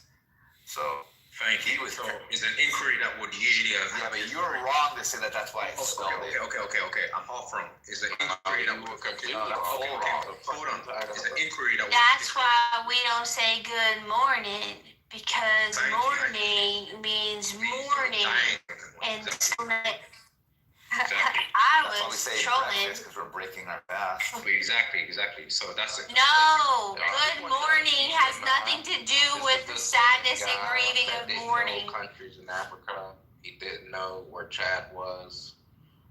He didn't know the history of Liberia. He's made so many mistakes. This isn't a long line of fucking embarrassments. You said a long line of embarrassments. The more you talk, the more you embarrass yourself. I'm not embarrassing nothing, bro. We're gonna let you continue. You're eventually gonna say something else incorrect. Trust me. I'm not embarrassing nothing. He just said that mourning means mourning as in sadness, and that's why people say grand rising. You didn't catch that? Man, that's bad. Congress gonna defend it though. So that's bad. No, it's not a fact. It's lore. It's appealing lore to make people feel more victimized and oppressed. It's sad. It's pathetic. It's pathetic. No. Look, you're high. Can you just sit down somewhere and eat some Cheetos? Aren't you hungry? Aren't you hungry? You don't have the munchies yet? Don't be rude, bro. Look, bro, you're the one who's dragging down the conversation with your low IQ folklore. It's weak. I'm talking about folklore because folklore has been a big factor of human history. I'm not saying that I abide by these rules. I'm saying that it's relevant for human history. We're talking about human history. Drunk. Yo, by the way, everybody, drunk. I'm not saying it like I live by these rules. I'm saying it as I'm just putting it on the table that this has been something that has been relevant throughout human history for a long time. So I don't think it's something that is fair to ignore the knowledge of our ancestors. The same way that everybody marvels at ancient Egypt, at ancient civilizations, we should also marvel at the knowledge that they did put on the table from before that as well. So that's a part of, you can't take the good and then pick out the bad too. You can't pick and choose. I think you have to marvel at everything. That's my point. I'm not saying that I live by it, but I'm saying that it's something that does exist. Do you understand that? Yo, Louis, you there? Yes, sir. Let me ask you a question. Do you think that a group oppressed should be able to use deadly force in order to become unoppressed?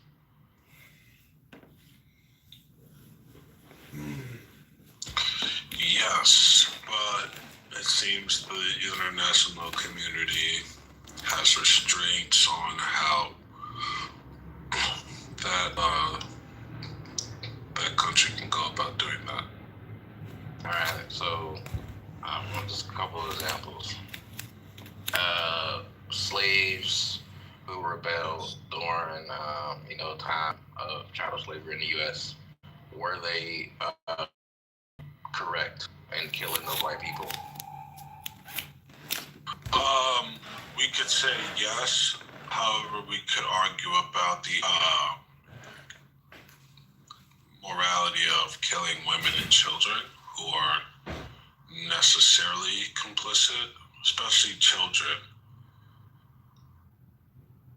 But largely, what about the people in Gaza who killed the Israelis? We have to make the same argument. That's same answer. Same answer. Yeah. Alright. What about the Russians that was fighting the Germans in World War II? Probably same answer. Yeah. In the U.S. when they bombed Japan, same answer. No. Yeah, I'd probably say same answer. Well, the U.S. when we bombed Japan, it's a really tricky kind of decision to make. I'm glad I wasn't the person in charge of making that decision, but I think ultimately is the decision we should have made. I don't think it is. Okay, then why was it wrong? Okay, then all right. Can we segment this? Can everybody agree or disagree? Come on. Can everybody agree or disagree? Let me finish this train, bro. We at the last stop. Just let me get this out. All right. So now that you say you're pretty consistent throughout the board when I asked all those questions, that those people who were oppressed, in order to get like some sense of freedom or fight back against their oppressors, they had to kill those people, and they wouldn't be wrong, like morally. With certain considerations, I didn't say they wouldn't be wrong wholesale. Like I made the provision of like women and children being killed. Yeah. All right. So now that I want to ask you, right? Now that I ask you those, why was Hitler wrong when he did it? Systematically killed women and children. What do you mean? No, aside from people, I'm talking about like. Well, that's the main reason. And pardon me, but I don't like his structure of government was like completely anti-democratic. Oh, so because it was anti-democratic. And the killing of women and children. And men, innocent men, civilians. The civilians of enemy countries? No, civilians of his own country, and countries that he occupied at the time. Yeah. Do you know? Nah, I'll say this conversation for later. I don't want to. Yeah. Oh, wait, what? No, wait an hour and a half. I get off at 7. I'm at a catering gig. I'm in a very Shabbat neighborhood. When I get off at I'm more than happy to have this debate with you and prove you wrong. All right. Well, thank God why do you want to stop right now? Because I can't talk about this in openly. No, I'm saying Eric. Eric want to talk. Because it's going to take a while, and I don't want to like fucking dominate the room. I go speaking codes. Speaking codes. But alright, cool. So the nuclear bomb thing you said, can you hear me? Oh Yeah, my I hear goodness, you. unfortunately, yes. Unfortunately, yes. Okay, fuck you, Monica. Because you're a lane switcher. 1 minute you're on the side, next minute you're being a trick. I'm a lane switcher. I might have to throw you in with the gas chambers. A traitor. Wait, are you a young Republican? You can't say that to me. Republican. My whole point that I've been trying to make is that Republican or the Democrat. Yeah, let me go back to that. But the Republican and the whole political party thing, I don't believe in. I believe there's one mission that all politicians are trying to aim to, and they're all aspiring to that, and they just make a yo-yo effect of one thing is going this way, one thing is going that way, but it's all going in the same direction, and they all plan together anyway.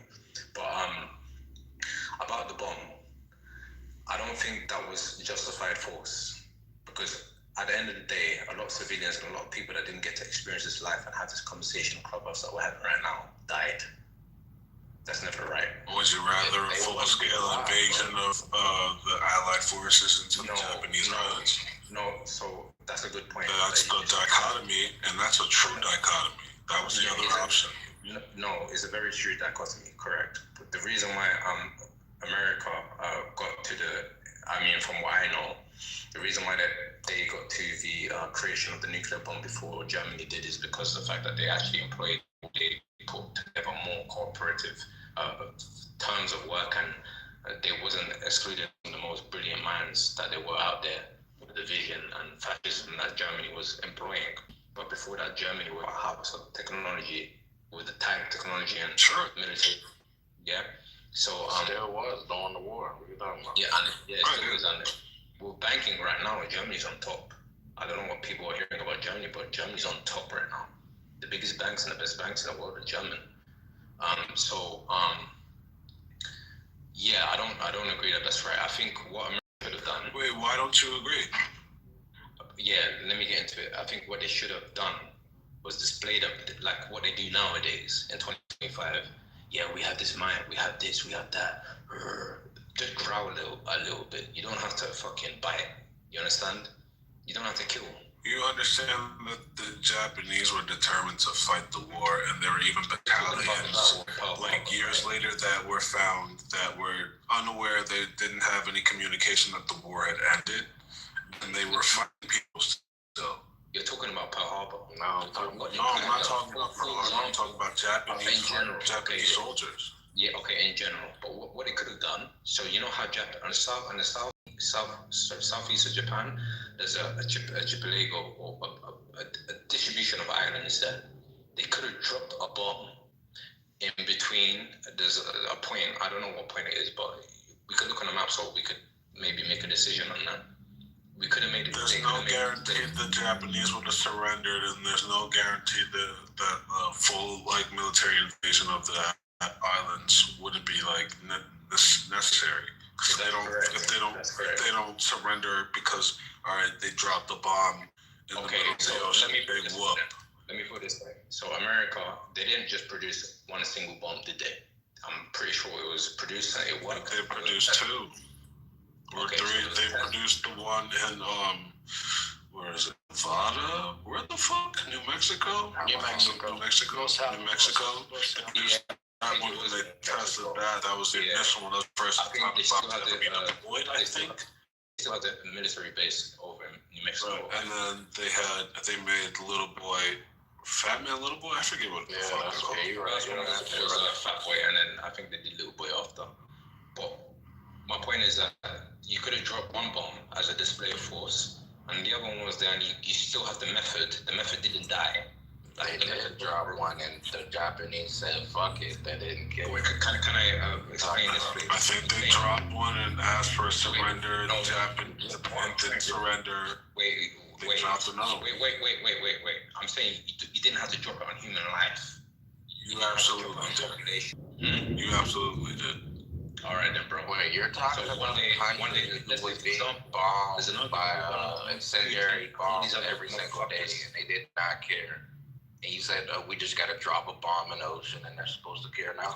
Wait. If we're talking about trade-offs, it's something I think like this is stupid, something bro. towards like something upwards of like 2 million people were projected to die in Japanese invasion. Really quick, I hate this talk. Something upwards of like 2 million people were projected to die. Look, why are you doing this, bro? This is so pussy when people intellectualize. Why are you doing this? Just let me get my argument out. I hate it. I actually hate it. You hate what? What do you hate? When people try to intellectualize blood spill warfare, yeah. That's intellectual. It's not black and white. Warfare. No, I'll give you 10K. Yeah, if you come to London and you go to one gangster somewhere and you put a blade in his knife and you look in his eye as he dies and he passes away, you do that. If you do that, then you have the right to call shots about multiple people dying. There are reasons that we all hold that I feel like we all hold acceptable for loss of life. You should be that are more acceptable than other reasons for loss of life. This is the reason why in America, we don't be like children about the thing I like about your country is that people say, oh, he can't be this person, that person, because they've never had any military experience. That's something that people in your country as a whole take as something that's important. So when somebody's talking about, yeah, we should bomb and just eradicate masses, cities, people, children, men. Yeah, but dropping the bomb was a trade-off. It's 250,000 or 750,000 lives versus 2 million. This time in the world, 1945 was when the World War II ended, yeah? That time in the world, before that, there was... You're not listening, bro. You're not listening. I don't know what you're intoxicated on, but you're not. All right, intoxicated. All right, you hug it up. Don't talk about blood spill and death if you're not willing to take a life with 2 hands yourself. Okay? Yeah, bro. What's your point? All right, then. All right. Look a man in his eyes and take it. What's your point? Yeah, all right. You haven't. I can tell you definitely have. You haven't. Directly and indirectly. All right, then. Directly. Don't be so fast to devalue human life if you don't need to spill your own blood and have blood in your own life. Wait, Luke, can you listen to me, Luke? And can you close your mic really quick and just listen to me for a few minutes? Yeah, thank you, bro. It's not really the same to compare it and say, oh, it's just needless bloodshed when we're talking about a trade-off of lives. If the bombs weren't dropped, Japan doesn't immediately surrender. We know this by their like general attitude in the war, how they waged war. They were fucking they're killing each other in planes, for God's sake, because they didn't have enough soldiers, so they were just killing themselves. Yo, that's how fervent, and there are battalions who years after World War. Louis. Wait, really quick. You said you would be quiet. Just shut up. This doesn't make sense. You said you'd be quiet, bro. It doesn't make sense. I can't do this with you. All right, I'm done. After you, I'm being a dickhead. I cop up. My hands are up. Yo, no attitude. My bad. That's my fault. I'm being a dickhead. After you, Louis. Do we need a new topic? Is that what? Listen, even after the Emperor Hirohito signed the surrender after he surrendered, there were still Japanese soldiers fighting. That goes to show you how these people were fervent. They weren't going to just quit. So if you don't drop the bomb on those people and we don't show Emperor Hirohito that, yo, we mean business, and yo, we have these bombs, and yo, they're really fucking destructive, that war goes on and millions more die. I think it's a fuck's decision, but it's kind of like a catch-22. It's like you're stuck between a rock and a hard place, and if it means more Americans dying to the tune of millions, hey man, all right. They brought us into this war. We didn't ask for it. We didn't tell them to go bomb Hawaii. They brought us into this war, bro. If you're not gonna stop, fuck it. We're gonna make you stop. I think the difference of what you're talking about, you made a very valid point. the difference of what you're talking about is just money being spent. All right, so in Europe, it's very well taught that America came in at the latter end of the war. The end part, they came with aerial might, and they came with obviously things like that, right? So there wasn't so much of ground warfare with American troops. They were very hesitant to get engaged with the first part of the war, which is obviously big stuff. Through here. Shit. But let me. Still wrong, bro. All right. All right. So when Hiroshima was dropped and the leaflets were thrown out to the citizens, warning them that there was a bomb about to be dropped, okay, what could have been done differently? Let's just say in a fairy tale hypothetical way, a bomb could have been dropped saying, "This is for your commanders, your citizens. We have no war with you." Just like how being said to Black Americans that we have no war with you. That's what they did, by the way. You could have dropped these letters off to the population in Japan and said, "Look, this is a display of our might. We're gonna drop it off here. Say that the war's ended. You lot organize that the war has ended. Otherwise, we're gonna actually drop one on you." Do you understand? That's just one technique. So let me just make one last point. Again, you're assuming the Japanese would just. Let me make one last point, please. Let's say, for example, I'm not me. I mean, a friend of mine. He's a G, and somebody owes him X amount of money or something like that. His family, the person that owes him money, their family are complete civilians. They don't know nothing about what their son is doing or anything like that. The easiest way, the brute force, the hammer way, is to just go straight to his house. Let's do debt collector. Let's do this and that. Let's execute brute force, violence, power. Or you could do a little bit more strategy, diplomacy, and different approaches to things. You have different weapons in your arsenal. You don't have to go straight ahead. That's my point. I think the leaders of America are a lot smarter than me, and they're able to have made that decision too. That's my point. Let me simplify it. Japanese, like America drops nuke in middle of the ocean. Let's say Japanese, like fleet sees this nuke. They go back to the emperor. They say, "The emperor, they drop a very, very big bomb in the middle of the ocean. Very big.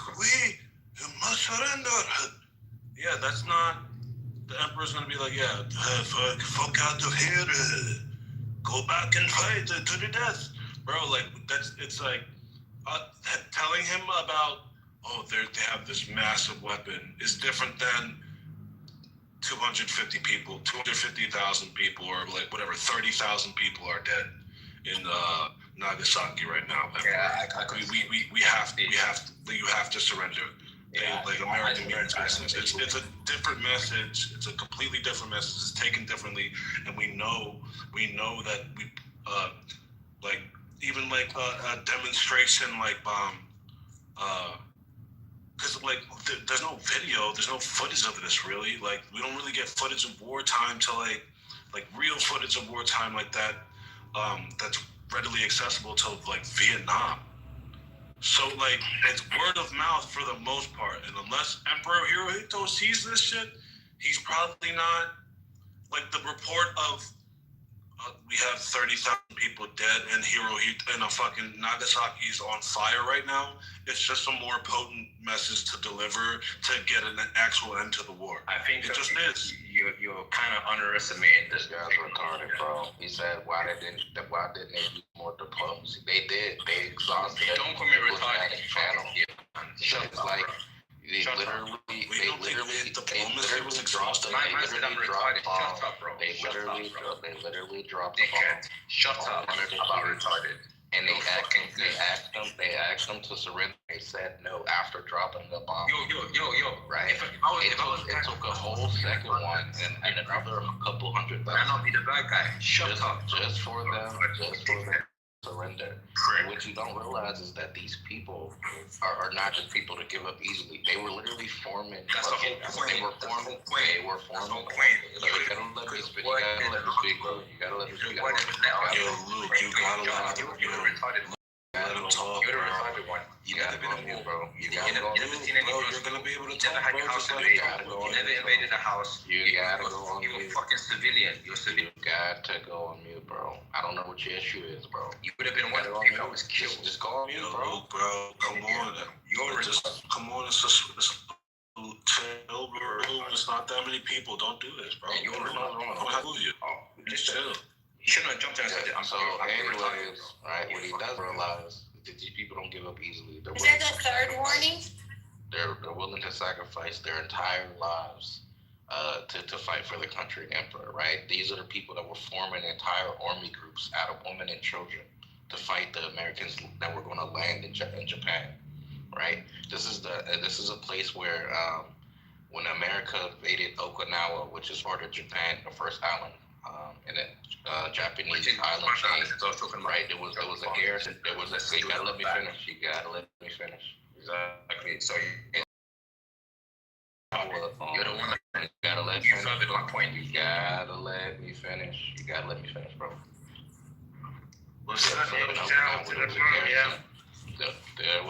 There was a garrison of 30,000 Japanese soldiers, right? And when the Americans invaded Okinawa, they literally. Now we got another nigga interrupted. We got another nigga interrupted.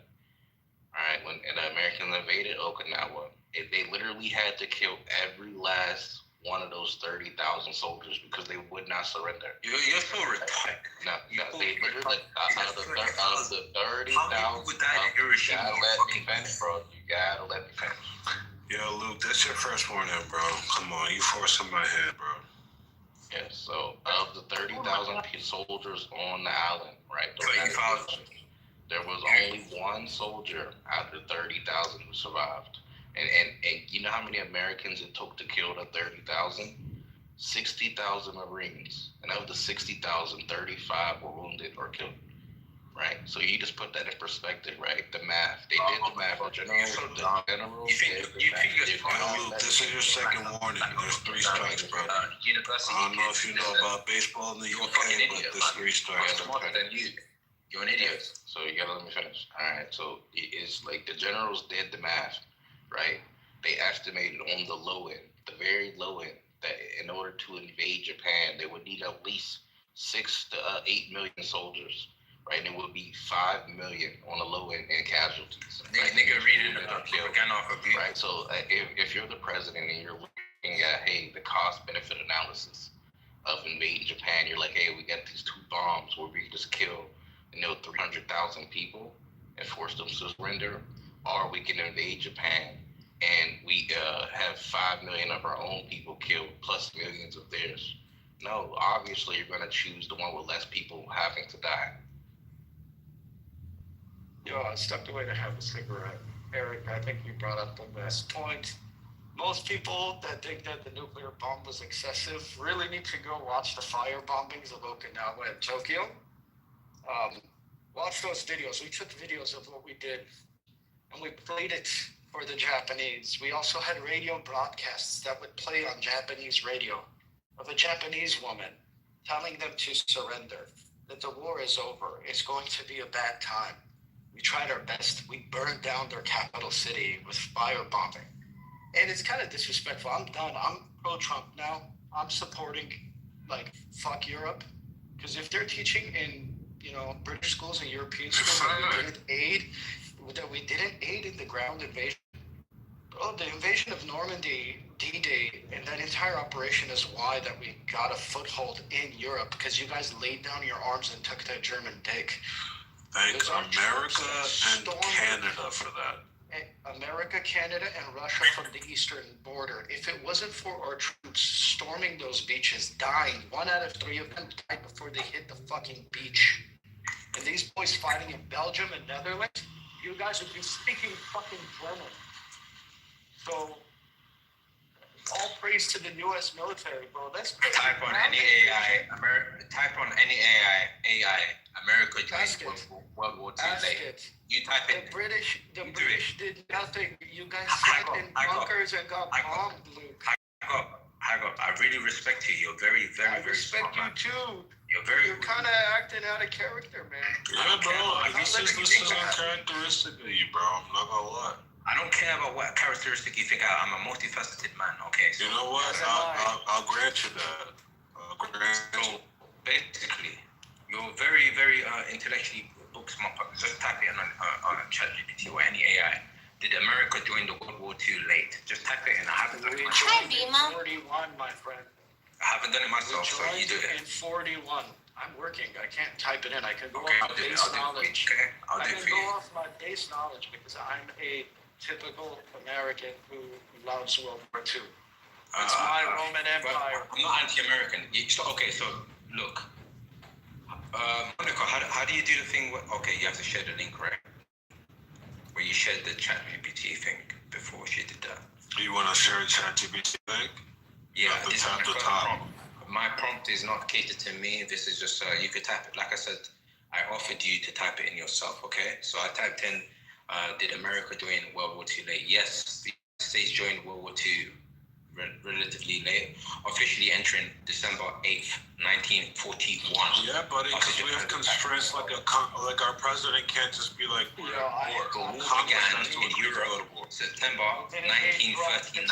I think the room can also say that I said 41. America joined the war in 41. You guys were right. I'm not saying you guys were getting bombed for 2 years. There was no ground invasion of any sort done or retaliation done.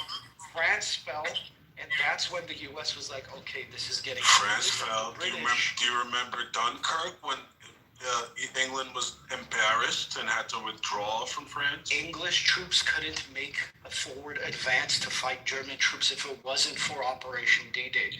If it wasn't for Market Garden, if it wasn't for the Battle of the Bulge, there would be no reason for the British Navy to take over. She's just talking about UK schools. You guys need to check out your USA academia. You guys in university and all this stuff, know that you guys are very smart, intellectual guys. I'm not.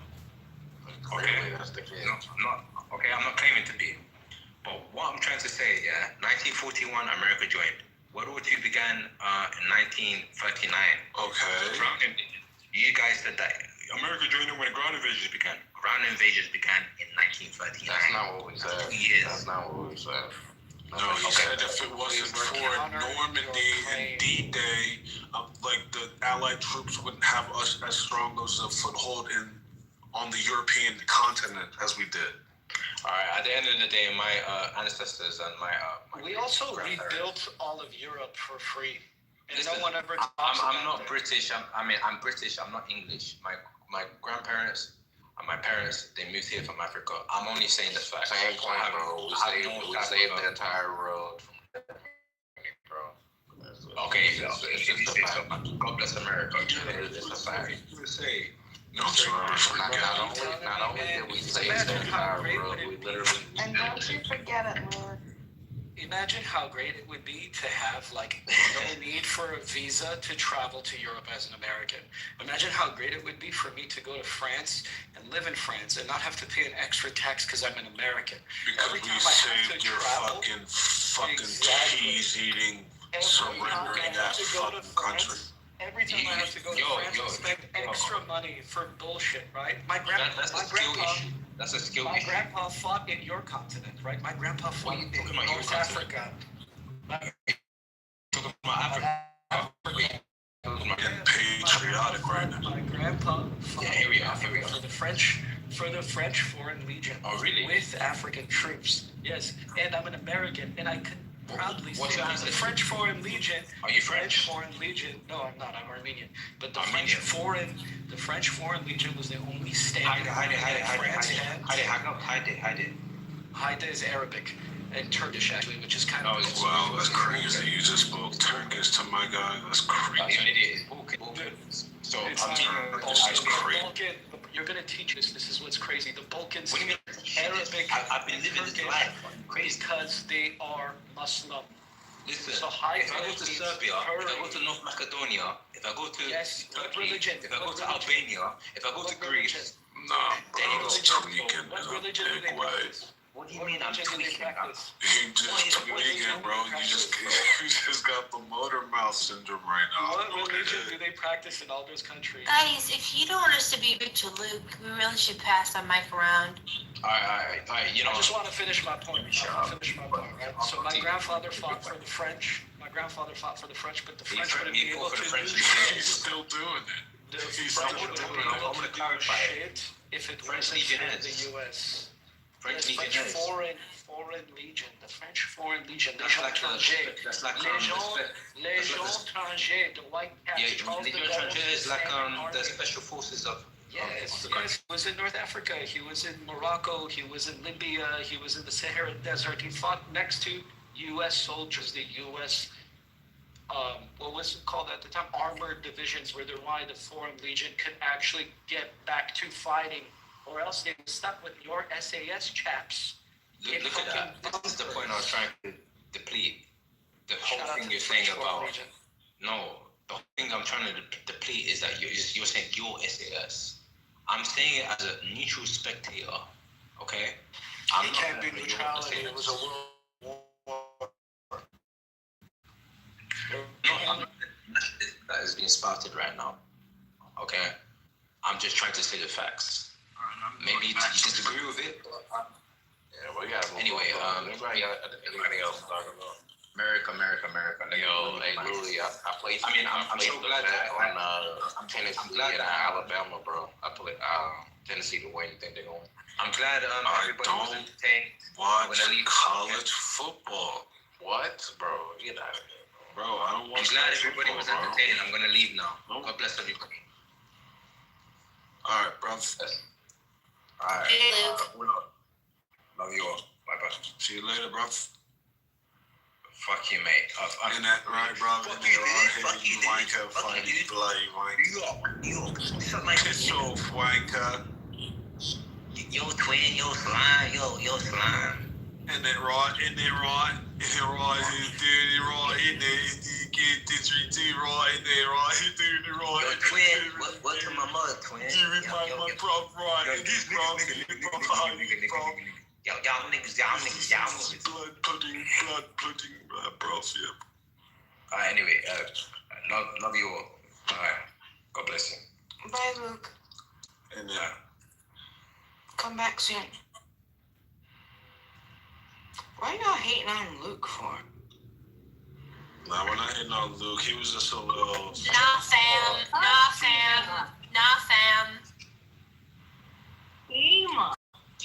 Hey, Dawn. What we do?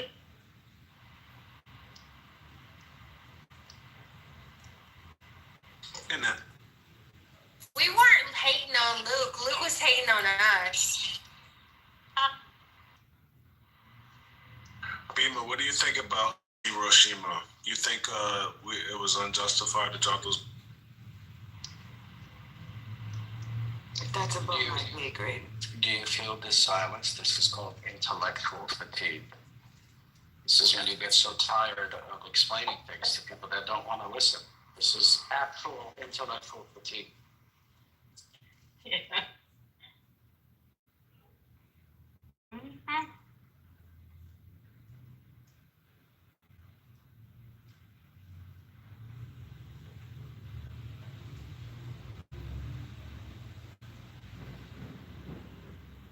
All right. You guys are too tired. Somebody bring the topic up. I can't. That might work. This is listening fatigue. Okay. My bad. I'm checking out my bets. See what we're working on. Ah, shit, bro. Fuck.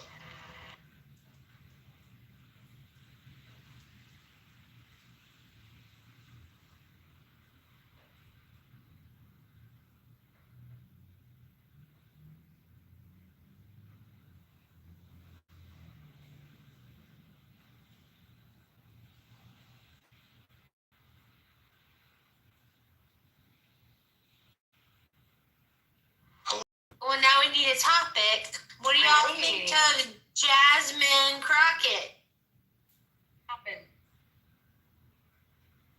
And I think Jasmine Crockett is a firecracker.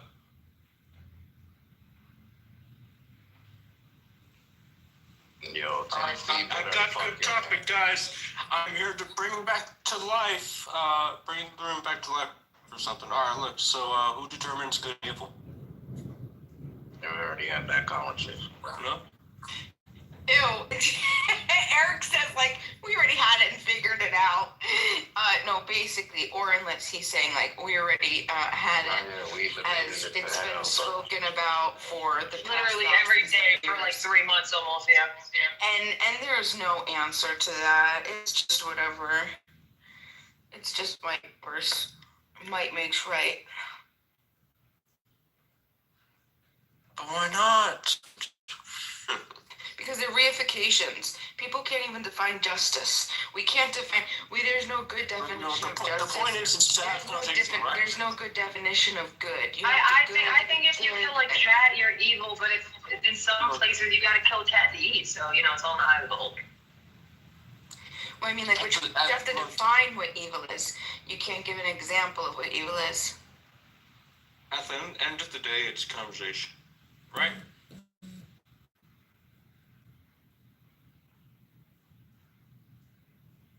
No? Yeah, it's one of the best.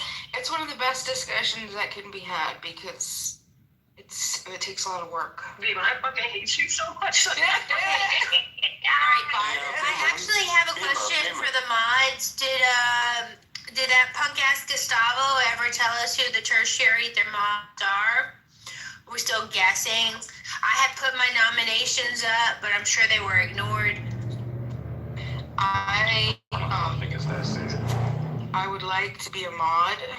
I didn't even go. Like a green bean, and I make a pledge that I'll only ever mod one person ever. That's it. I won't do anything else with the green bean. Just one very specific. You say anarchist, communist. That's not true. Anarchy, not true. Yeah, that's bullshit. You don't know what anarchy is. You still will sit here and talk about anarchy and not have anything researched for it, Goss. That's disappointing because you're smart. You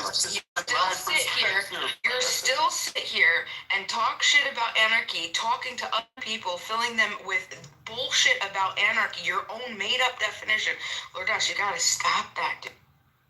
Or what? I mean, what's gonna happen, huh?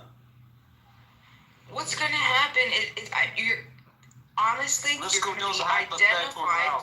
You're going to be identified as someone who's not any type of advocate or friend to anarchy, right? That's just what it is. If you really truly believe in it, you're harming the idea and the concept of it.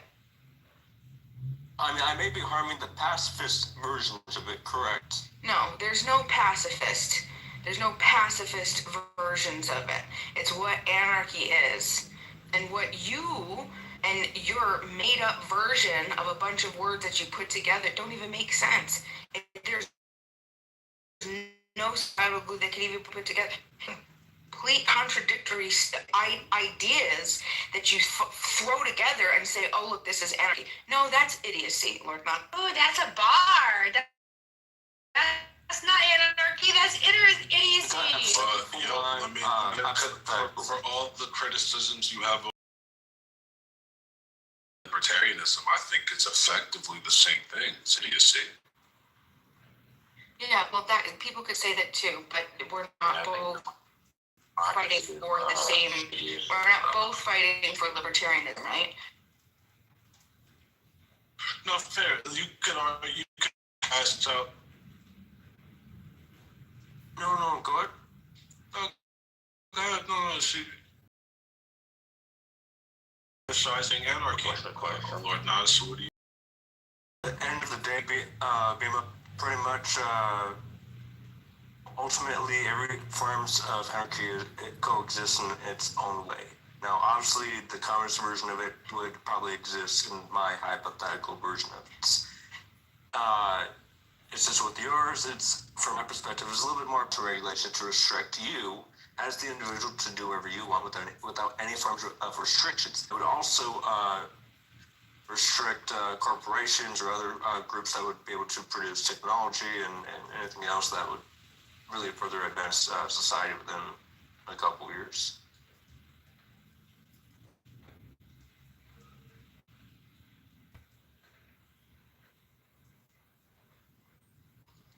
Is liberalism the best way for libertarianism the easiest way for liberals to consider conservative ideas? Girl, I don't even understand any of that. I understand. I didn't hear that. I didn't hear that one. Is libertarian ideas the easiest way for liberals to consider the values of conservative ideas? Yeah, I think there's overlap. There's overlap, but libertarianism essentially is not really, because conservatism is more related to liberalism than it is libertarianism. It's just an offshoot of liberalism. Okay. Libertarianism is an offshoot of liberalism. Is that what you mean? No, conservatism, conservatism. Well, conservative is kind of like the opposite of liberty. I don't think so, because in libertarianism, it's still like a focus on limited government, and I feel like by that, I'm not really interested in those ideas.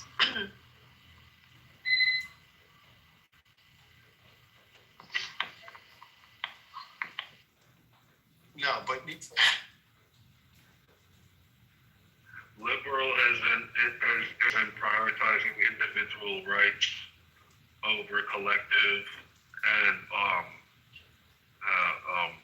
strong adherence to capitalism and capitalist ideals. That's like classical liberal. Yeah, classical liberalism. But classical liberals like small government, actually. They don't like big government. It's where conservatives get the idea for minimalist government. right. Like a lot of times people interchange liberal with progressive, so they're sort of different things. They're different ideals. Yeah, exactly. Yeah. So like the opposite of conservative is not liberal. The opposite of conservative is progressive. So like in political theory, conservative is like, okay, these changes will happen over time, let's not push them. Where classically progressive is say, we need to have the government do things in order to facilitate the change that we want to see. Ultimately, both conservative and progressive want to see the same end state, but it's how you get there. And they do so within a liberal framework. They both generally adhere to the same things classical liberals are, because even classical liberals think they're like offshoots of classical liberalism. Some people want to as in liberty, right? Like individual freedom kind of stuff. And that's why when you have blue hairs, it's like, that's like literally a conservative idea to say you can't have the blue hairs, because it's about the liberty to have the blue hair. Like, you should be defending that as a conservative. Right, that's why, because a lot of conservatives today are liberal. They're not really, you can't consider them conservative, but when you use that F word, they get freaked out.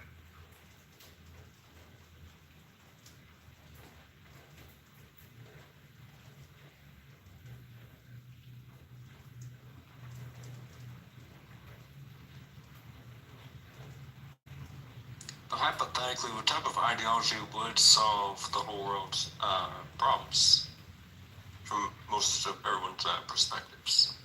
I just wish we got rid of money and started trading rice and animal food. Voluntarism, Lord Nas, look it up. Like, really, have a conversation. I know about that, but there's not everyone's gonna fucking do it just because, it's just for the great fairness of the country. We don't need a fucking. Well, unfortunately, Lord, everything's driven by money. So all you need to do is get rid of the money. Unfortunately, every political ideology is driven by money. Everything's driven by money. So I think that's the main issue we have. we don't get rid of the money, we're not going to get rid of these ideologies and the way of controlling us to pay in these ideologies and paying these lobbyists and paying all this shit. All right, Samoa, it's okay. It's okay. All right, it's okay. When people don't have money, they want to give away money. Crazy. Yeah, isn't that, yeah, I think that's called being humble. I think once people get too much money, right? you think, oh, what, when you don't have money and you give it away? No, like when you can't give away something you don't have. Like when a lot of people have a lot of money, and the people that don't have any money want to give away our money. That's the problem. Oh, yeah, of course that's the problem. Yeah. Yeah, but we also pay into bullshit, Smo. We can't not admit that. But we buy stupid shit as people in this country. We're spending money on pointless shit for no reason, just to be cool or it's a trend. So I feel like we have to fix our mindsets just as individuals and not even stick to a political ideology. Maybe stick to just being people. I don't know.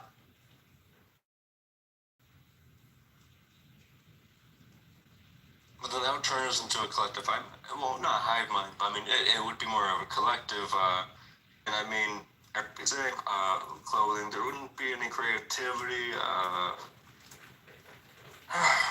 mean, I don't know, from my perspective, there wouldn't be a lot of improvements, really, if we're just going to stick to a collective idealism.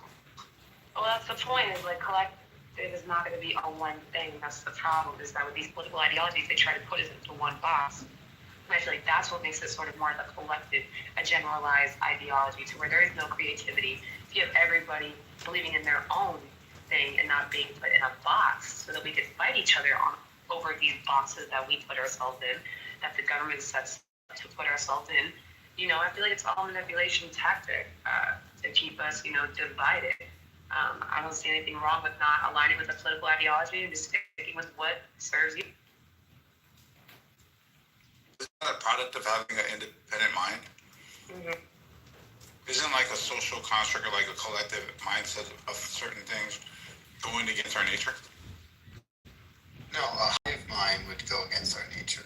Like, literally, if you're working in the hive, everyone's doing a part of the full job, whatever that is. Yes, that goes against individualism. But just being in a collective or, sort of working together for something doesn't necessarily inhibit creativity. Well, doesn't everybody have to be extra on the same page? Like, let's say 20% of the people, the smartest people in the country, they actually have a clear vision on where they want to go. The other 80%, they really can't understand it, so they're just on for the ride. Well, but think of it as like an art collective. That's a bunch of artists that are all there to make art, whatever that is. But individually, they're all going to make different types of arts. There's no rules on what kind of art that they can make.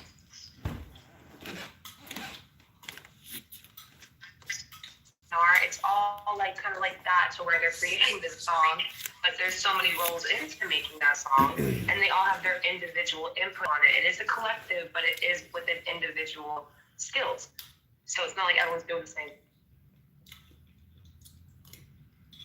So when people are listening to let's just use your example here, music. When people start listening to all these different varieties of music, and then they start picking what actually, what affect or relates to them, and they start picking favorites, isn't that the actual listeners that's kind of like creating this value system in between artistry? Of course, we do the same with politics, making, the idea of these ideologies so important, so valuable, that's all we identify as in the States. Like, oh, I'm a Republican, I'm a Democrat. So I feel like it's like the same shit, where we succumb to that.